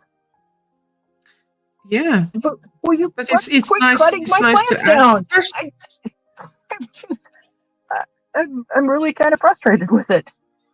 So, Yeah, it's nice, and it's nice to want to help, but it's nice to ask first. exactly. And here's what the deal was: is her husband said to me, you know, my wife's going to come over and she's probably going to do some yard work. And I said, what? And he said, oh, she just loves doing yard work, and she noticed you've got this grown up and that grown up. I said, oh, that's okay. Well, thank you, but I've got a yard guy. And he goes, oh, no, it's Yeah. okay. She'll come do it. And I just kind of like said in 6 different ways, except for, like, hey, you know, buddy, and getting a hold of the front of his shirt. No means no. I don't want to. Don't do it. And then I kind of went, well, you know, she's not really going to hurt anything. And anyway, so no hydrangeas outside my window. So that's a little bit of a... I closed the blind and just decided to be a polite neighbor. And we do have a guy across the street he's got COPD, and he really has not been able to get out in his yard. And his yard is like, they're putting notices on his front door for the yard being grown up. And I suggested that maybe she could go help him. Yeah. And apparently, she did, and he ran her right out of there. So I don't know what I'm gonna do. Poor woman, she desperately trying to find a yard. Yeah, and I'm like, she's not wrong. Like, I have been kind of incapacitated by this heart situation, but I don't know. It's pretty nervy. Yeah, well, like I said, you have to ask first. You don't just come and cut people's stuff. Oh, and she parked in my driveway last weekend. Like, I went out to go pick up, I'd ordered something down at the food place, and I came flying out of my house to get in my car, and I've got, my driveway's wide enough. It's actually big enough. You could probably park 5 vehicles in it, and 3 on one side and 2 on the other. And she parked her rig, like, she parked behind my rig and blocked me in my own damn driveway. I was like, you know, I'm autistic. I like my things the way I like my things. And I had said when they first moved in, they had their RV. They had been living in an RV, and they bought a place here. And so they moved in, and they had their RV in their driveway, which was a big, huge RV. And I'd said, well, I've got an extra space over here, so while you're getting your RV unloaded, it's okay if you park your car over in this side of my driveway. Meaning, that's limited, because I can see that right now today, you need a place to park, and you're moving in. I'll be nice. You can use it. It's not. Yeah. And so she's just decided that she can just park in my driveway whenever she wants. So, but that was like parking behind me and blocking me in. So I was like immediately so angry. I just didn't even have words. And so I found her husband. I said, hey, do you think you could get your wife to get her car out of my driveway? Because I'm blocked in. And he looks over and he goes, what the hell she do that for? And he went in, and I hear him kind of snarking at each other. And she came out, and she pulls out, and instead of putting her car in her own driveway, which is right next to mine, she parks on the other side of my driveway. And I think, okay, and I go run my errand, and I come back, and she's still in my driveway. How pissed off do you think I was about 4 p.m. when her car was still in my damn driveway? It's crazy. Now I have to look at chat and see if any of y'all have a good solution for me. Cause... Yeah, Brad says, let her do the gardening, but add mines. Oh, that's too far. Yeah. Yeah. Well, and I'm thinking, like, if I've got like another heart procedure, maybe it's just, I don't know. I do, like I said, I've got a yard guy, and he does come take care of it. So it's just wild out here in Oregon. Yeah. I thought, maybe we could just move to like hanging out, and drinking a cup of tea, and eating some cookies instead of her just tearing the hell Yeah. out of my yard. But anyway, Yeah, well, it's nice to get to know them. Like I said, like you are alone, and if you need yeah, love, so yeah, it's nice to be able to help each other, and so and what does it really hurt? Like, they're just shrubs and plants. It's not like it was just because it wasn't. Well, I don't know. yeah, no, I understand. So, I don't know. I gotta pay for all this stuff. It's, I don't know. I did tell her. She kind of brutalized the one rose in the front. I looked down and it's like, you are supposed to cut them back to where there's just 2 or 3 main yeah, branches coming up out of the ground, but you shouldn't cut them back so far that you cut into the rootstock, because out here, I don't know how roses are in your part of the world, but they graft a fancy rose onto a rose stock that's got good roots, because a lot of times the fancy roses, they don't tolerate freeze, or they just don't have good roots. So they take an old-fashioned rose that has good roots and they graft a hybrid rose on top of it. So if you cut all of the hybrid off, the rose comes back from the rootstock, and then you've got like a 5-petaled old-fashioned pink rose instead of, some beautiful 3-color purple thing. And anyway, I kind of looked at it and I went, well, I don't really love this one so much, so you could probably dig it up and take it over to your yard. But like I did, like with sincerity and a genuine, like, every time she chops down one of my shrubs, I'm just going to tell her to transplant it over to her yard. yeah. Oh, I know how this is going to end. She's going to take Yeah, one you step can, too far, and I'm going to end up yelling about it, and then in my autistic, extremely clear way. Yeah, Monica says my neighbor parked in front of my house once, and that was it. I may have spoken slightly harshly. Yeah. Well. Yeah, Brad says less lethal version is to put up a minefield signs and disturb the earth in random places. Yeah. So it looks like they're minefield. Well, I do have a cat who provides all kinds of cat ammunition. So I did think about mulching it with the contents of the cat box, but that would require me to handle the contents of the cat box. I ruled it out.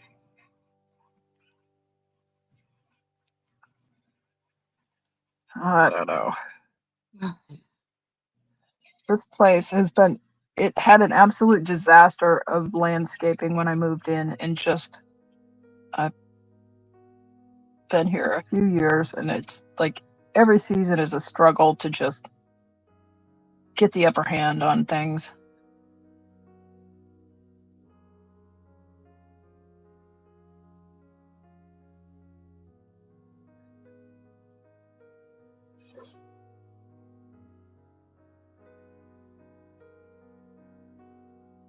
You notice on this one, I'm not fussing with the tape. I'm just taking these rocks and pebbles right to the edge.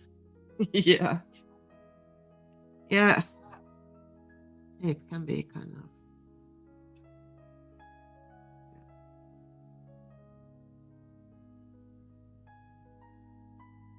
So, but I did get the construction project wrapped up, and they did a pretty good job. I had to dog them a little bit because there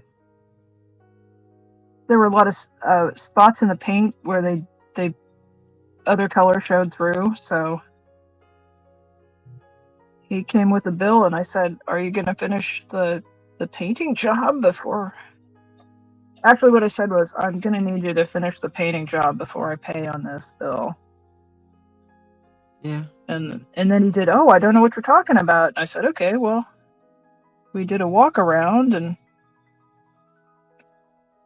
Let me show you. I said, the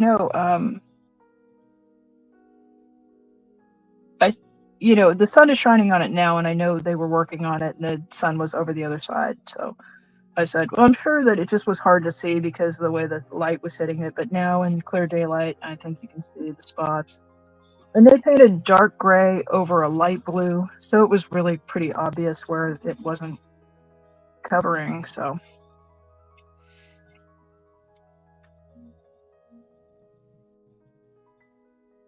and then they managed to leave a pile of construction debris that they had said that they were going to cart away, and I asked them to please take that away. And then I came back out, and the pile was gone, and I looked, and they'd worked all of the construction debris, like they'd put it in my wood pile and tucked it into the landscaping. Oh, That's a fail. That's a no. yeah. No, thank you. So I'd gotten some cash out because I was gonna give them, a tip because it was good to have the work done, but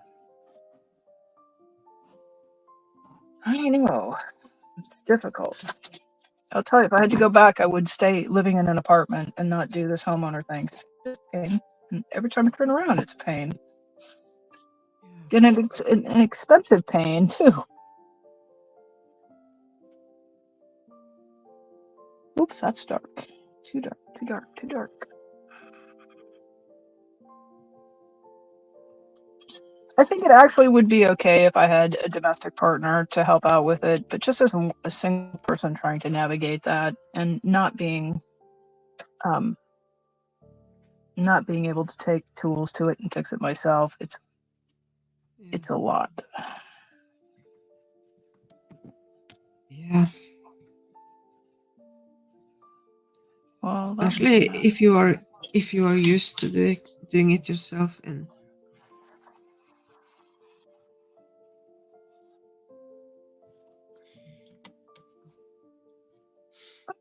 places over the years where, like, I was renting from a private landlord, and we would kind of trade. Like, I would say, if I did this project, could I get $100 off the rent this month? And they would say, sure. yeah. So that was a good sort of a hybrid between having to take care of everything versus, being able to pick a project that you knew you could tackle.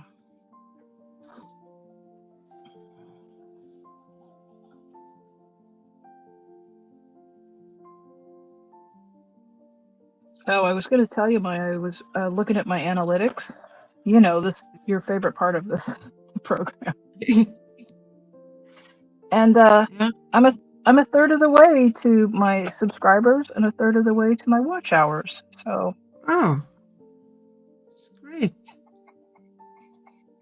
no, it looked like I was doing okay on the watch hours, and that I was lagging behind on getting subscribers. And I finally just went, what is 1/3 of 500? And then when I did the math and realized I was like 5 subscribers over that, so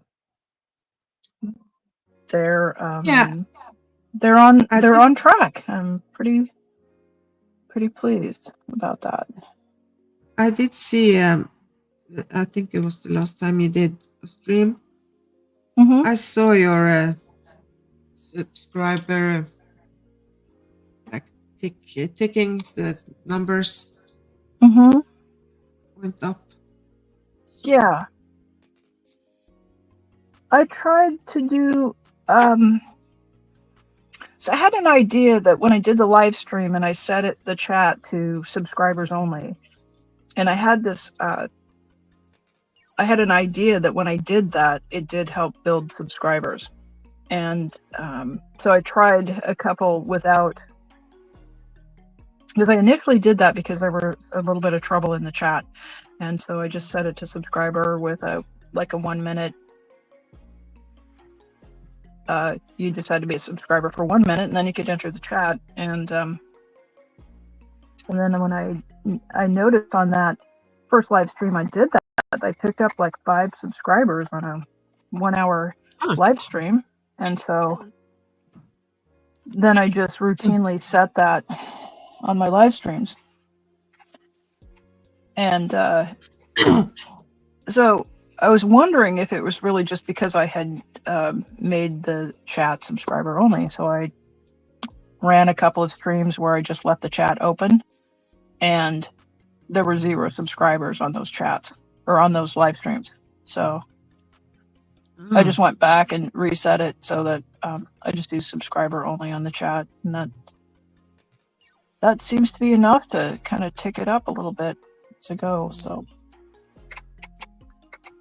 Miss Dawn said, I just realized that Jeanelle you're painting with. I thought, wait a minute, that's not Brad.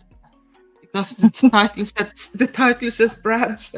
But he was here, and he kind of left us. Brad's voice changed. No, you get a bonus Jeanelle today. He couldn't handle 2 strong women, so he's kind of. He was giving it a good effort, and he made a lovely painting using ink wash earlier. So you have to go back and see the ink wash painting he did. That was very nice. Yeah, beautiful. Yeah, I think that's one of his best paintings. All right, is he still lurking? Yeah, he's. Let's talk nice about him while he's not here. Yeah. No, Brad, I do think I think you found something to do, Brad, that you really have a knack for. So I hope that you will stick with it and not abandon it. Especially, I know you're coming into your studies, and that's going to take quite a bit of your time in the upcoming months. But yeah, the only thing standing between you and some just really outstanding art is just having a steady practice. Yeah.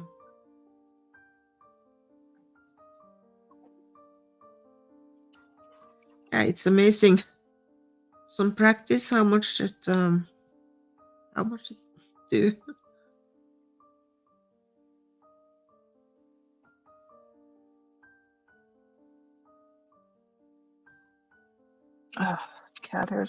Cat hairs. And this is my favorite little brush, and it's been shedding. So. Oh yeah. Oh, I'm that's annoying. I don't want to give it up, so I'm just going to keep, picking the hairs out one by one until it really gives up the ghost.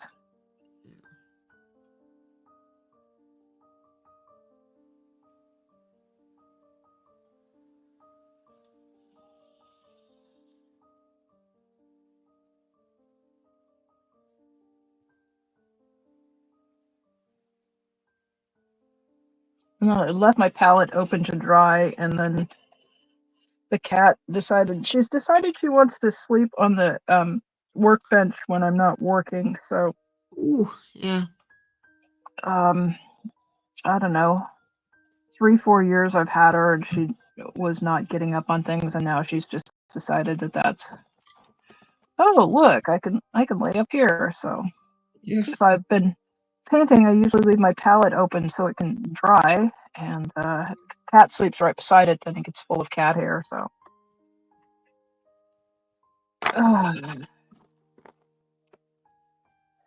they're lovable little critters, though. Yeah.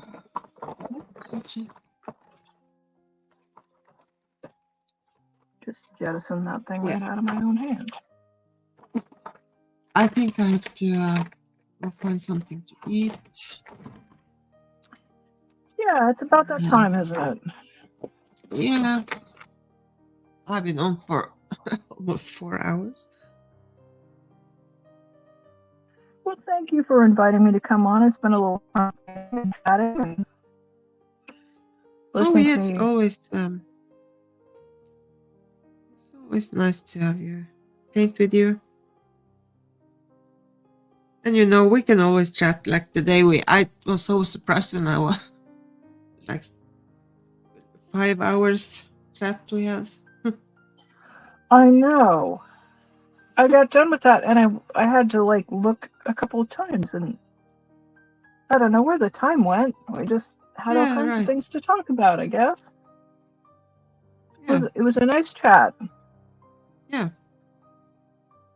Oh yeah, I loved it. So.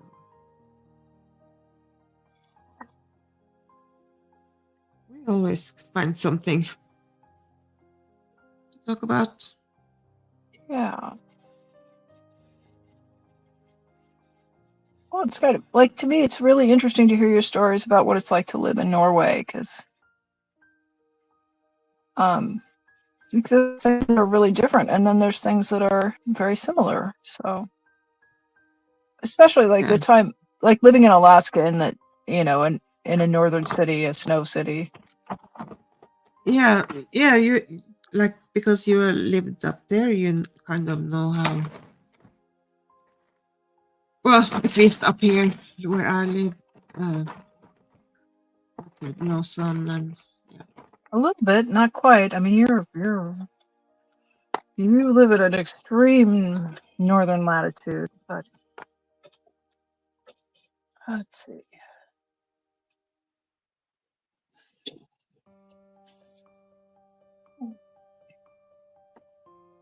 Well, here's the I think completed painting. Well, that sparkled. Oh, I don't know if that shows up on the camera, but that little vein of sparkle in there was just what I was going for. So we got that one done today, and I think I can see some. Yeah. Yeah, I really like that one. Yeah, I'm pleased with it. They sure have come a long ways from a couple months ago, or from June. I think I started doing the rocks in June, and so. Oh, this is a different style, because you kind of paint. You don't splash the paint on like you. Yeah, that first. Exactly. So and I do like that one too, but I think I like this style. This is even prettier. Yeah, I enjoy doing those ones where I splash the paint on and then do the outlining. But this was something that I feel like it could get in a, I could put it in a frame and hang on a wall. Those other ones they're really just a lot of fun to do. Right. And I'm going to, I think I only had, I know I did a couple of shorts this week, and I had, just wasn't really feeling great this week, so I didn't have any of my early morning live streams, but I'll probably do 2 or 3 this coming week, and we'll get back into it, and have some people who are kind of eager to see some new colors get splashed on and get back to that. So I haven't abandoned it altogether. I've just I've kind take a breather. I have kind of been waiting for you to come on during the morning.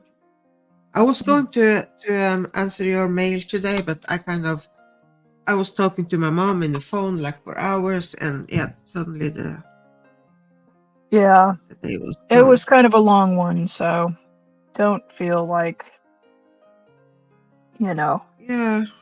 sometimes it's helpful to know that there's somebody out there who's listening, and it was just kind of a tough week all up and down, and we're all just trying to make our way through this YouTube landscape and deal with stuff, and so Well, I made some adjustments, and I feel better about things, having pared down that yeah.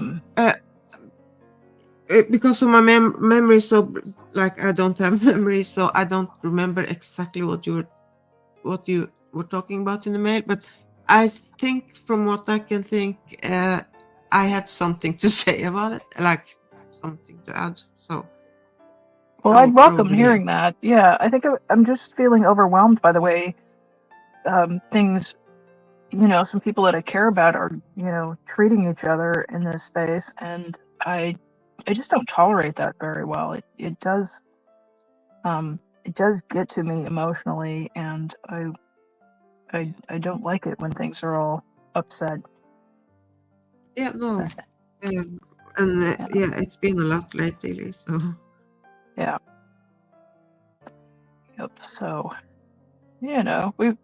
everything kind of moves forward and lurches, and there's some areas that kind of make some steps towards treating each other better, and then there's some other areas where things are not going so well, and I just have to remind myself that it's okay to say no thank you when stuff is getting sticky, and just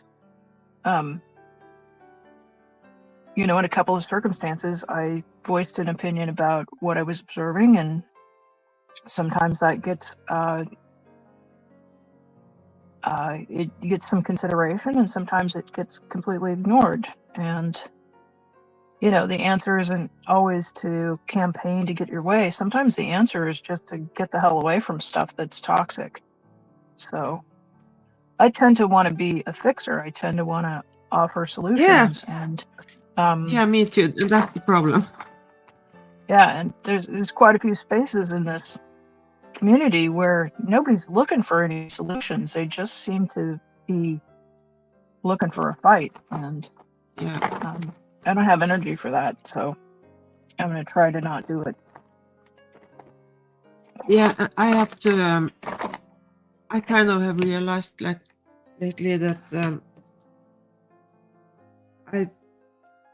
I won't feel like guilty for not watching the channels I have been watching before, and it's not my responsibility to fix things, and not that I don't know any one of them, but I kind of, yeah, stuff annoys me, and I get disappointed, and yeah, Yeah. I get just upset when I doesn't see feel things happen, and I think that's not fair, or yeah, it's not ethical, or it's not right, and then I yeah, get very invested in things, and yeah, especially like the one episode this week where, yeah, or was it last week, you were talking, you were writing about it, in like a yeah, certain someone. yeah. And I had a couple posts up, and I had some conversation with people that are, people that are subscribed to my channel, and it felt like I wasn't the only one who was feeling that way. And like, I'm not going to go into the big channel and just throw down a gauntlet. Yeah, no, Nobody's going to listen to that, and they're not going to change. But what can change is whether or not I give that my attention and my support. So yeah, exactly. that But just I also I have not like unsubscribed from anyone, so it's not like I am, because I don't like to make up my mind when something happens, and I don't know the whole story. mm-hmm. So when all this stuff like goes on behind the scenes, and we don't know who is Yeah. telling the truth. I don't know who's telling the truth just by like talking about it, and but when stuff like after the hurricane thing, when stuff like that happens, and I kind of wait, what? And Yeah. I try to go with what I'm watching and what I'm seeing and what I'm hearing. yeah, Right. because when I see it and I hear it and I see like, oh, okay, this is just, yeah. I was the Yeah. same like when the aftermath, like when he was kicked off the. I was like, no, I'm not choosing any sides or anything. I was on the fence, and well, but I I have always kind of felt. I feel a bit triggered by how he talks, and like when he was talking about how that he was kicked off the board, Mm-hmm. the way he talked, I felt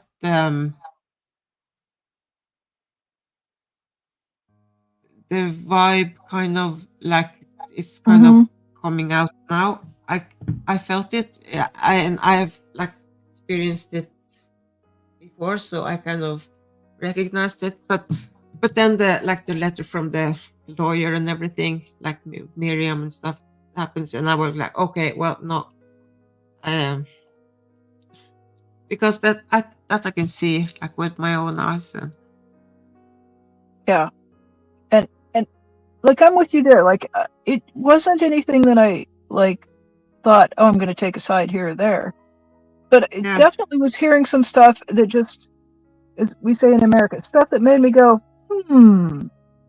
stuff that made me go, yeah, I'm gonna take note of that. I'm gonna file it away, and I'm gonna see how things play out, right? yeah, And I think for me, just and there's been a lot of discussion about I think like what I'm talking about is someone who aggressively approached people who had a broken down car. And I tell you, if I'd been a man or a woman, it didn't matter if they're young women. It doesn't matter. I don't think it was sexist. I think it was just to have a stranger approaching you in such an aggressive way. I would have been frightened, yeah. you know, and I don't blame them for running away, because what the hell? And okay, if you want to behave that way towards people, all right, okay. What I find broke my logic circuit is this person who's aggressively jeering and bullying and chasing and giving people a hard time. And it turns out he's got a foundation that's stated purpose is to help people like that get out of that cult. It's so logically inconsistent to me that you would have a foundation that's a charity that's meant to help people get out of a cult. And yet when you see these people in the street, and they're not coming after him, they're just minding their own business, trying to get their vehicle fixed and get the hell out of there. Yeah. And you know what would have made sense is to approach him and go, hey, I got this foundation, I can help you, I can get you out of there. And that wasn't what was going down. It was No, just and like did you see here like later he after Nora did like and she said, yeah, why couldn't he like ask, do you need help to change the tire, or do you need help? He could have, he had a, like, and he was laughing like, oh, what? Why should I ask them to if they need help? I made that comment in Nora's. I went to Nora's page and I made that comment. I went to both Liz Gale's page and I went to Nora's page because they spoke out, and they got really their asses handed to them in chat. And I was kind of watching this and trying to process it and trying to figure out, like, I'm a little slow to process things sometimes. And as soon as it clicked, I went to both of their pages and dropped comments. And I got shit in both places from people who are just like, I got accused of being a DOA sycophant, which is anybody who spent 5 minutes listening to me knows that I don't roll with that kind of style. Yeah. So No. the behavior of that person is not the way I would behave. And you'll be hard pressed. You can spend a lot of hours trying to find any comment in a chat like that saying, yell louder, use more profanity, be more aggressive. It's rude and it's productive, and it creates it feeds into this dynamic where if we're going hard and aggressive, we cannot expect to be treated with politeness and respect. We're going to get somebody who's going to turn around and just clock one of these protesters on the street, and it's going to be a result of this push-pull that's going on. I think it's really we're getting into a time in this where the interactions are going to become more physical and more dangerous. Somebody's going to end up getting hurt, and I don't want to see us go there. I'd like to see us come back to being kind and saying, I can see you're in there. I think you might be suffering. I have a way out. I have help. I'm here to talk to you about it. If we're even going to be approaching church members, and those are people who are they're really locked in, and they're going to be some of the most difficult people to get them to move out of. Yeah. I mean, if you want to think about deprogramming and how difficult that is, you could read, Steve Hassan's account of when he was a member of the Moonies, and his family literally kidnapped him and put him in a hotel room with professional deprogrammers, and it took weeks to break through to him. And I don't think that the people that are in Scientology are going to be any easier to crack than Steve Hassan was. So you're not going to stand on a street and invite somebody out and make progress with them. I just don't think it's really it's going to be a rare occasion when you're going to manage. Yeah, and I cannot wrap my head around like why like he was laughing, so why should I ask them if they needed help? Like they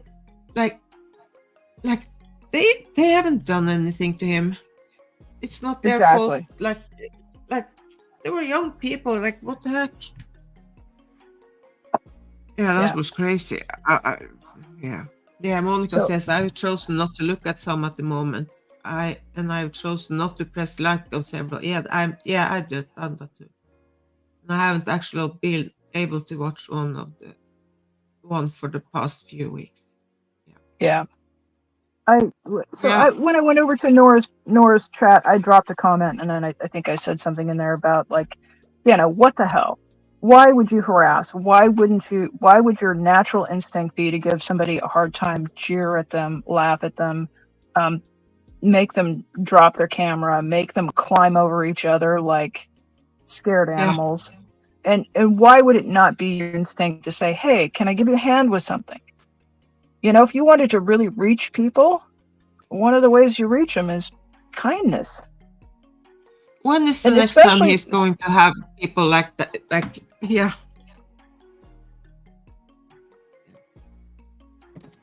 mean, shit. If it had been me and I'd had a bear spray attached to my keys, I'd have given him a pepper spray bath. Yeah.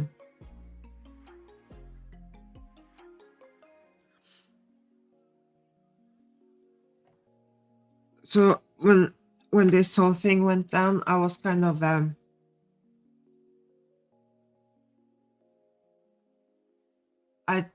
I do feel like this thing about Aaron, that this energy he has, like that I cannot quite I don't really like, but I've been thinking, well, it's just me, it's just something I have.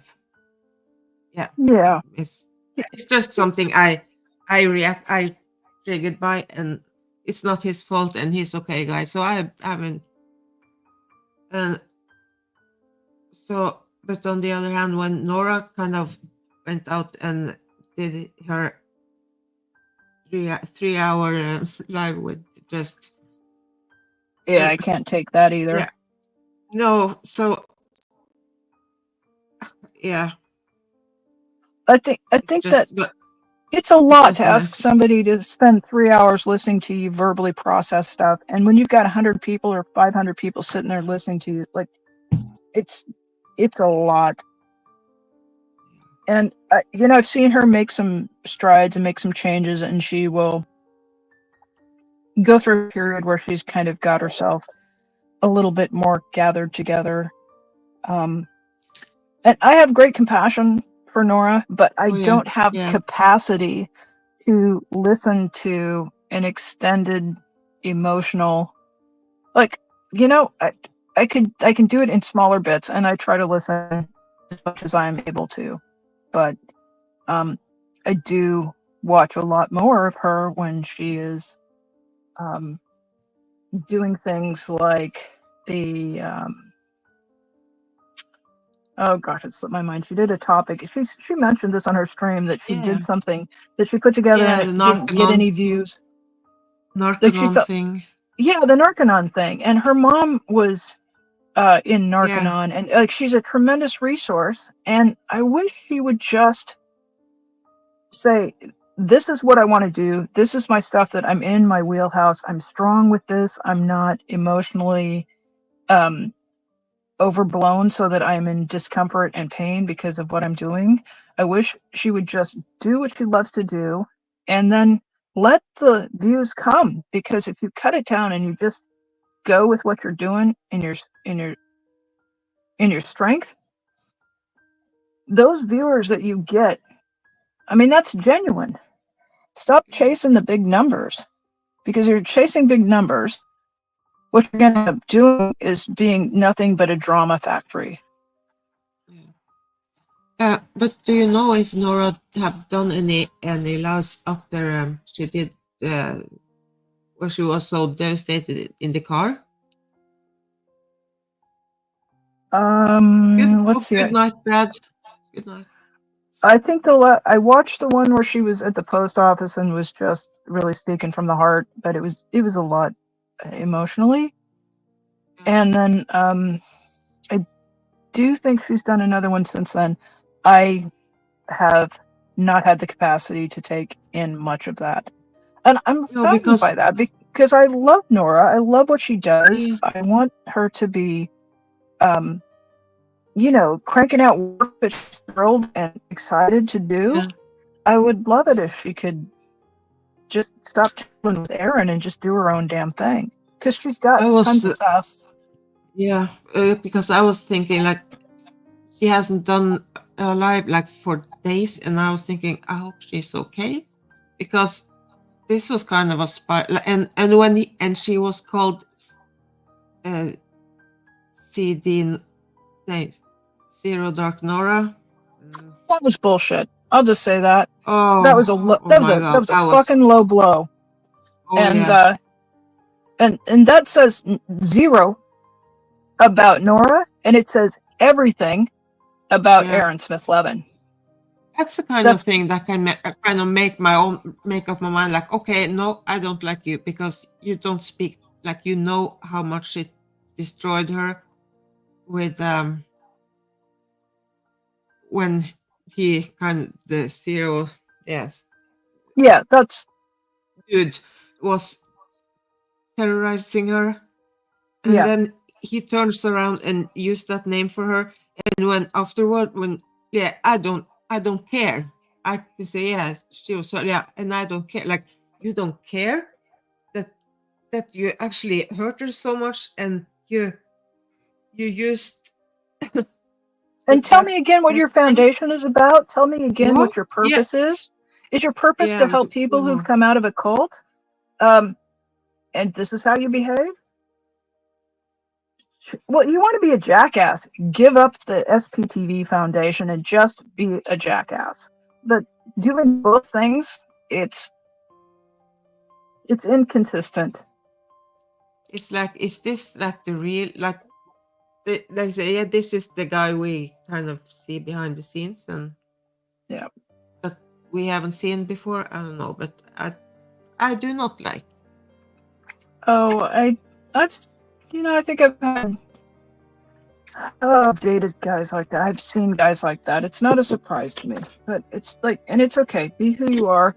Do your 245,000 viewers. I've got less than 200. Who am I to talk to somebody who's, winning YouTube? I have over the months and year, the time that I've been around, I have been a person who said things like, I don't give a rip what Aaron does in his personal life. He's got a contract with his wife. He can do what he wants in his personal life. It's not illegal, and I don't give a shit what he does. And I truly mean that. It's none of my. It's not even that it's none of my business. It's just I flat ass don't care, and you don't have to meet moral standards to be a YouTube creator. You don't have to meet moral standards to be an American citizen. And he's not doing anything illegal, so I don't flat ass just don't care about it. And there have been a lot of people who've said, oh, well, because of this behavior, no. I don't go there. No, I don't care about that. But when you act like a jerk and and be so mean, no. Sorry, I don't like that. I am. It's petty bullying from a grown-ass man who's just picking on somebody who's, and as a person who is a trauma survivor, I haven't been through exactly what Nora's been through, but I will say I identify with her struggles an awful lot, and I have been treated meanly by people who've behaved like that, and, there's an awful lot of us out there who are, trauma survivors. And wouldn't it be damn well nice if we could figure out how to treat each other with some compassion and kindness so we can all move towards healing instead of name calling and bullying? I wish they just could, even though they could say, well, we are not friends. I don't. Yeah, if Nora is kind of on the. She wants to warn people and tell the truth because of she wants to tell her truth, maybe. And I understand that, but okay, you could have done that, and okay, done. Now I move on. I don't care. I don't look at that way at all, and I just do my own thing. And people can do their own thing. They don't have to. Yeah. I'd like to see it just bifurcate. I'd like to see people just, well, this is what I'm doing with my thing, is just to go on my dinky little channel and do my thing. Yeah, right. Yeah, exactly. That's thank goodness I don't have. The day I ever have 200. Yeah, the day I ever have 245,000 people watching me do my thing will be, I'll be so busy. Hell will be freezing over. I've got a whole list of things to do. I won't have time. I just won't have time. No. So back to this idea of how our behavior escalates, and then so I was watching Natalie's recap earlier this week, and she was talking about going to Florida to meet with people who were on the cruise. And that at one point they were with a group of people who were ex-cult members, and they were in a public place, in a library in a hotel, and there was somebody who was sitting there taking pictures of them, and trying to be a little bit surreptitious or a little bit sneaky about it. And she expressed that, oh, here was somebody, they were looking at us, they were taking pictures, and it was uncomfortable. And I kept thinking about how many times people in our community have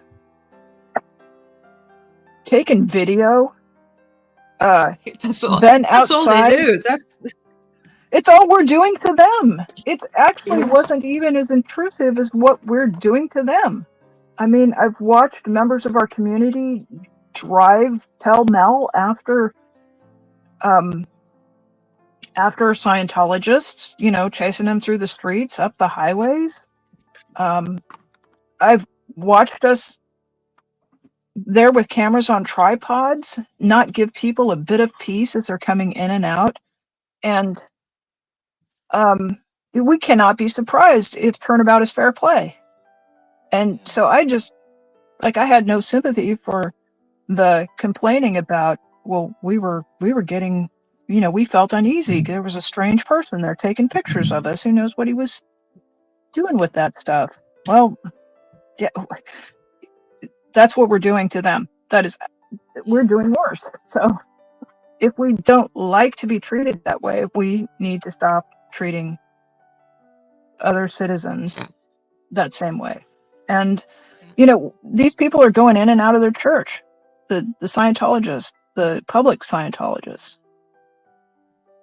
I guess it would be different if we were yelling at David Miscavige himself or somebody who was the head of OSA, but we're not. We're yelling and using loud voices and getting in the way and making ourselves known to other U.S. citizens and other people who are just trying to practice their religion. So this is where I think it's just going to get more and more dangerous if we don't evaluate and maybe take a different direction with our behavior. I don't know. I guess like everyone has to do their own thing and protest in like their own way, like they want to do it. No one can kind of tell them, yeah, we have to stop doing that. Like if I have been in a church and or cult, and people were shouting outside, I would have been scared to death. Uh-oh. I would never ever go, and like if I wanted to leave, I could like go to and ask the people that was out there shouting and said, "Can you help me?" Oh, hey. Mm-hmm.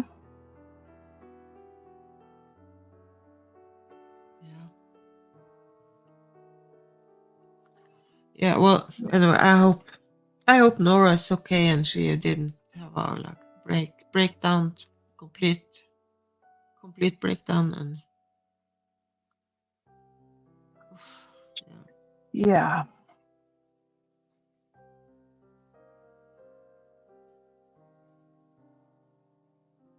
Yeah, that's I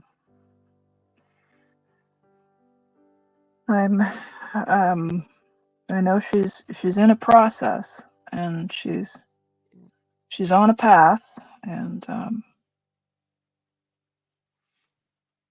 I kind of stay with the smaller channels all the time. yeah.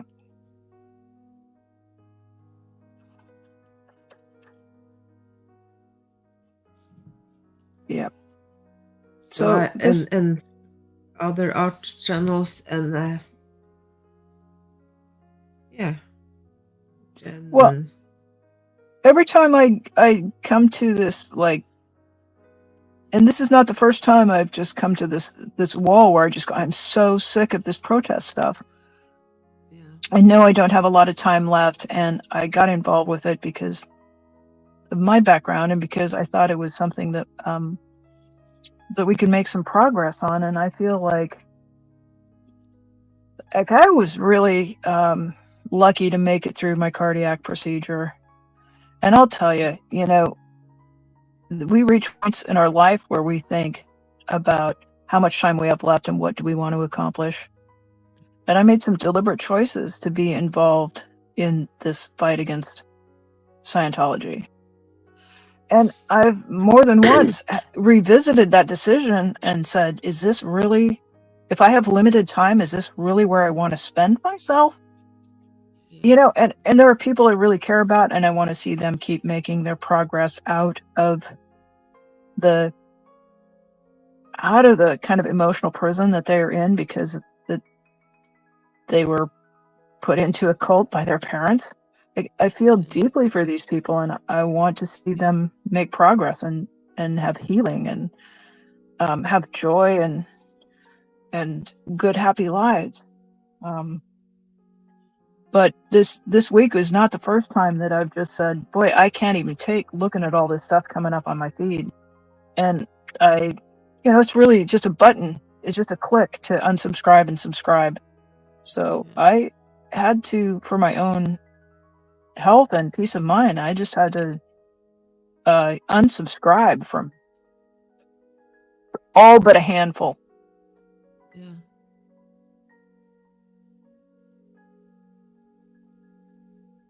And I mean, there's sptv.space. There's a way to see who's streaming and see who you want to listen to. I know how to use a search bar and go look at a channel name if something's coming up and there's something I want to track down and listen to, but I just can't have it streaming across my home feed page for right now until I'm feeling better. Miss Dawn says, I just keep in mind what Tori said. The reason she left is because someone asked, why can't you read what you want? Yep.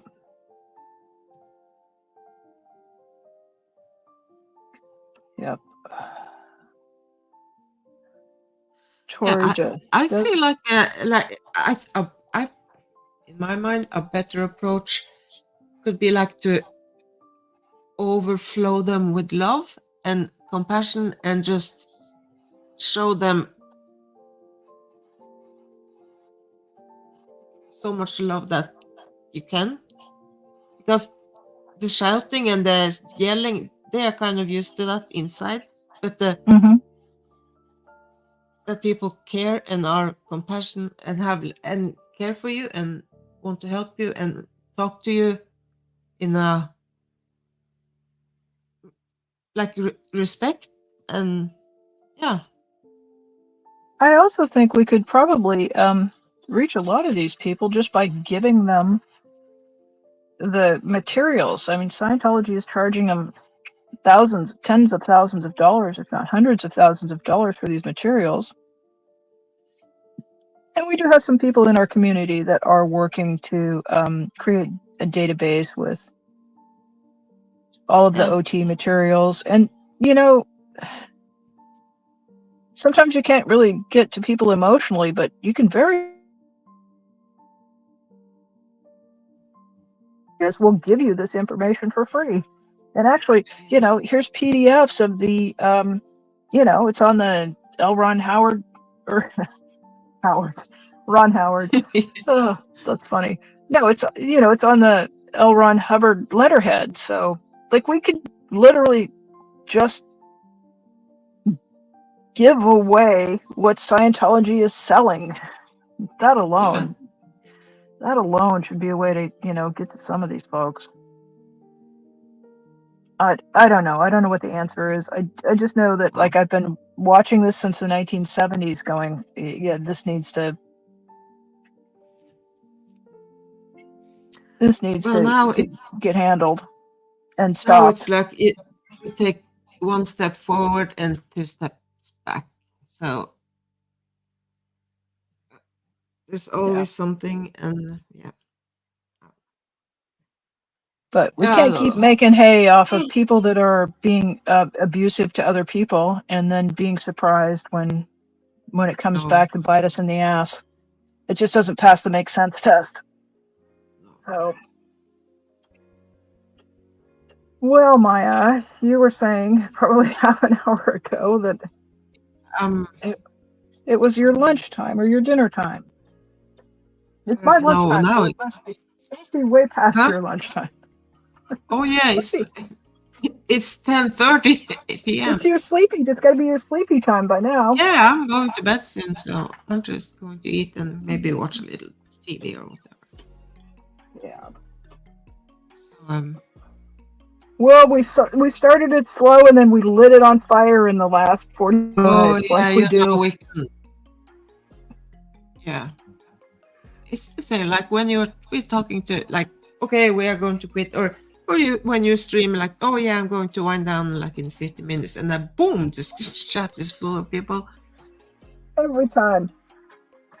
If I can ever figure out how to do the last hour at the first hour, I think that's the trick to kind of, coming into your sophomore year as a YouTube creator, is if you can figure out how to hit that pace just out of the gate so that you don't have that slow, Yeah. that warm up hour. But I don't know how you do it, but I think that I'll know I've made some steps when I can come to it in that way. Yeah. But heck, I was just here to put a little paint on some paper, so. Yeah. So Monica says this is not easy and I don't know the solution, but I don't give up. Well, I don't feel like I give up either, but I will do like my own things instead of keep chasing the lives and feel like, well, I have to watch the lives and to give them watch hours and to just see what's going on and to keep up with everything. And I'm thinking I don't have to. We can talk about like in the smaller channels, and we can like if we are trying to find out stuff here in Norway and in Denmark, and I've been sending mail to Denmark. Oh, nice. Yeah, I have been. There's been stuff going on in Europe that has been very heartening in this week, and I know I've just kind of bitched for the last 45 minutes about what's going on in the United States in particular. But there's some really great work being done in Denmark and in Switzerland. Et voila, Brigitte did a wonderful interview this week with Bianca that was just absolutely touching. I was a little bit gutted listening to what Bianca had been through, and so there's plenty of crap to like be bitching about, but there's also a lot of good work being done, and I try to put my hope with that. The main focus is kind of in America, but that's what I'm saying. Like I don't have to follow the Americans things, what they do. We can just do our thing over here. Mm-hmm. And Tia's back in Australia, so she's doing her thing down there, and I've seen a couple of her lives, and I heart goes out to her for what she's been through and what she is going to she's going through with the loss of her loved one there. But it's certainly not all shenanigans and immaturity. There's a lot of people who are doing some good work and some grown up work. So that's good. And I've also come to find, like, I go check my mailbox and I think, boy, I'm just a little corner, right? And then I get emails, and there's these chats are open, these live streams are open, and the people who need to hear some of the encouragement have a way of finding their way to our little corners. So I think it does have an impact, and I think speaking out when things are just outrageous and out of hand, I'm not. I've said some critical things, and I'm not just saying it to slam people or to give people a hard time. I've got some sincere thoughts and reactions, and I like to feel like I'm coming from a place of sincerity, of having some ethical points of view about what's going on, and and to call for change, to call for better behavior. So I don't have to be preaching to 1,000 people while I'm doing it, because I don't think we have said anything like outrageous and been like rude or anything, and because I don't like that, but we are talking, and I'm pretty sure we are not the only one that find like thought that exactly. Yeah, by the time I open my mouth and start talking, I know that there are 20 people standing behind me who are just like in the same, with a similar perspective or a really close perspective. That's the thing, because he don't think it's anything wrong with doing what he's doing. And we sit there. We have not been in the cult, and we have not we have, and especially maybe we over in Europe, because we are not we don't shout. We don't.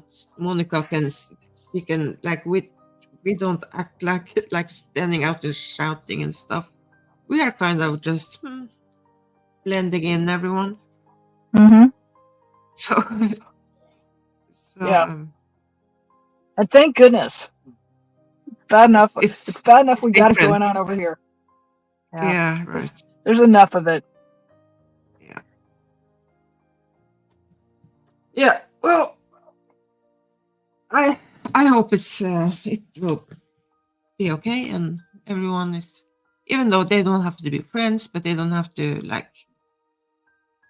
they can do their own thing on their end. People can support the foundation, and people cannot support. People can choose for themselves.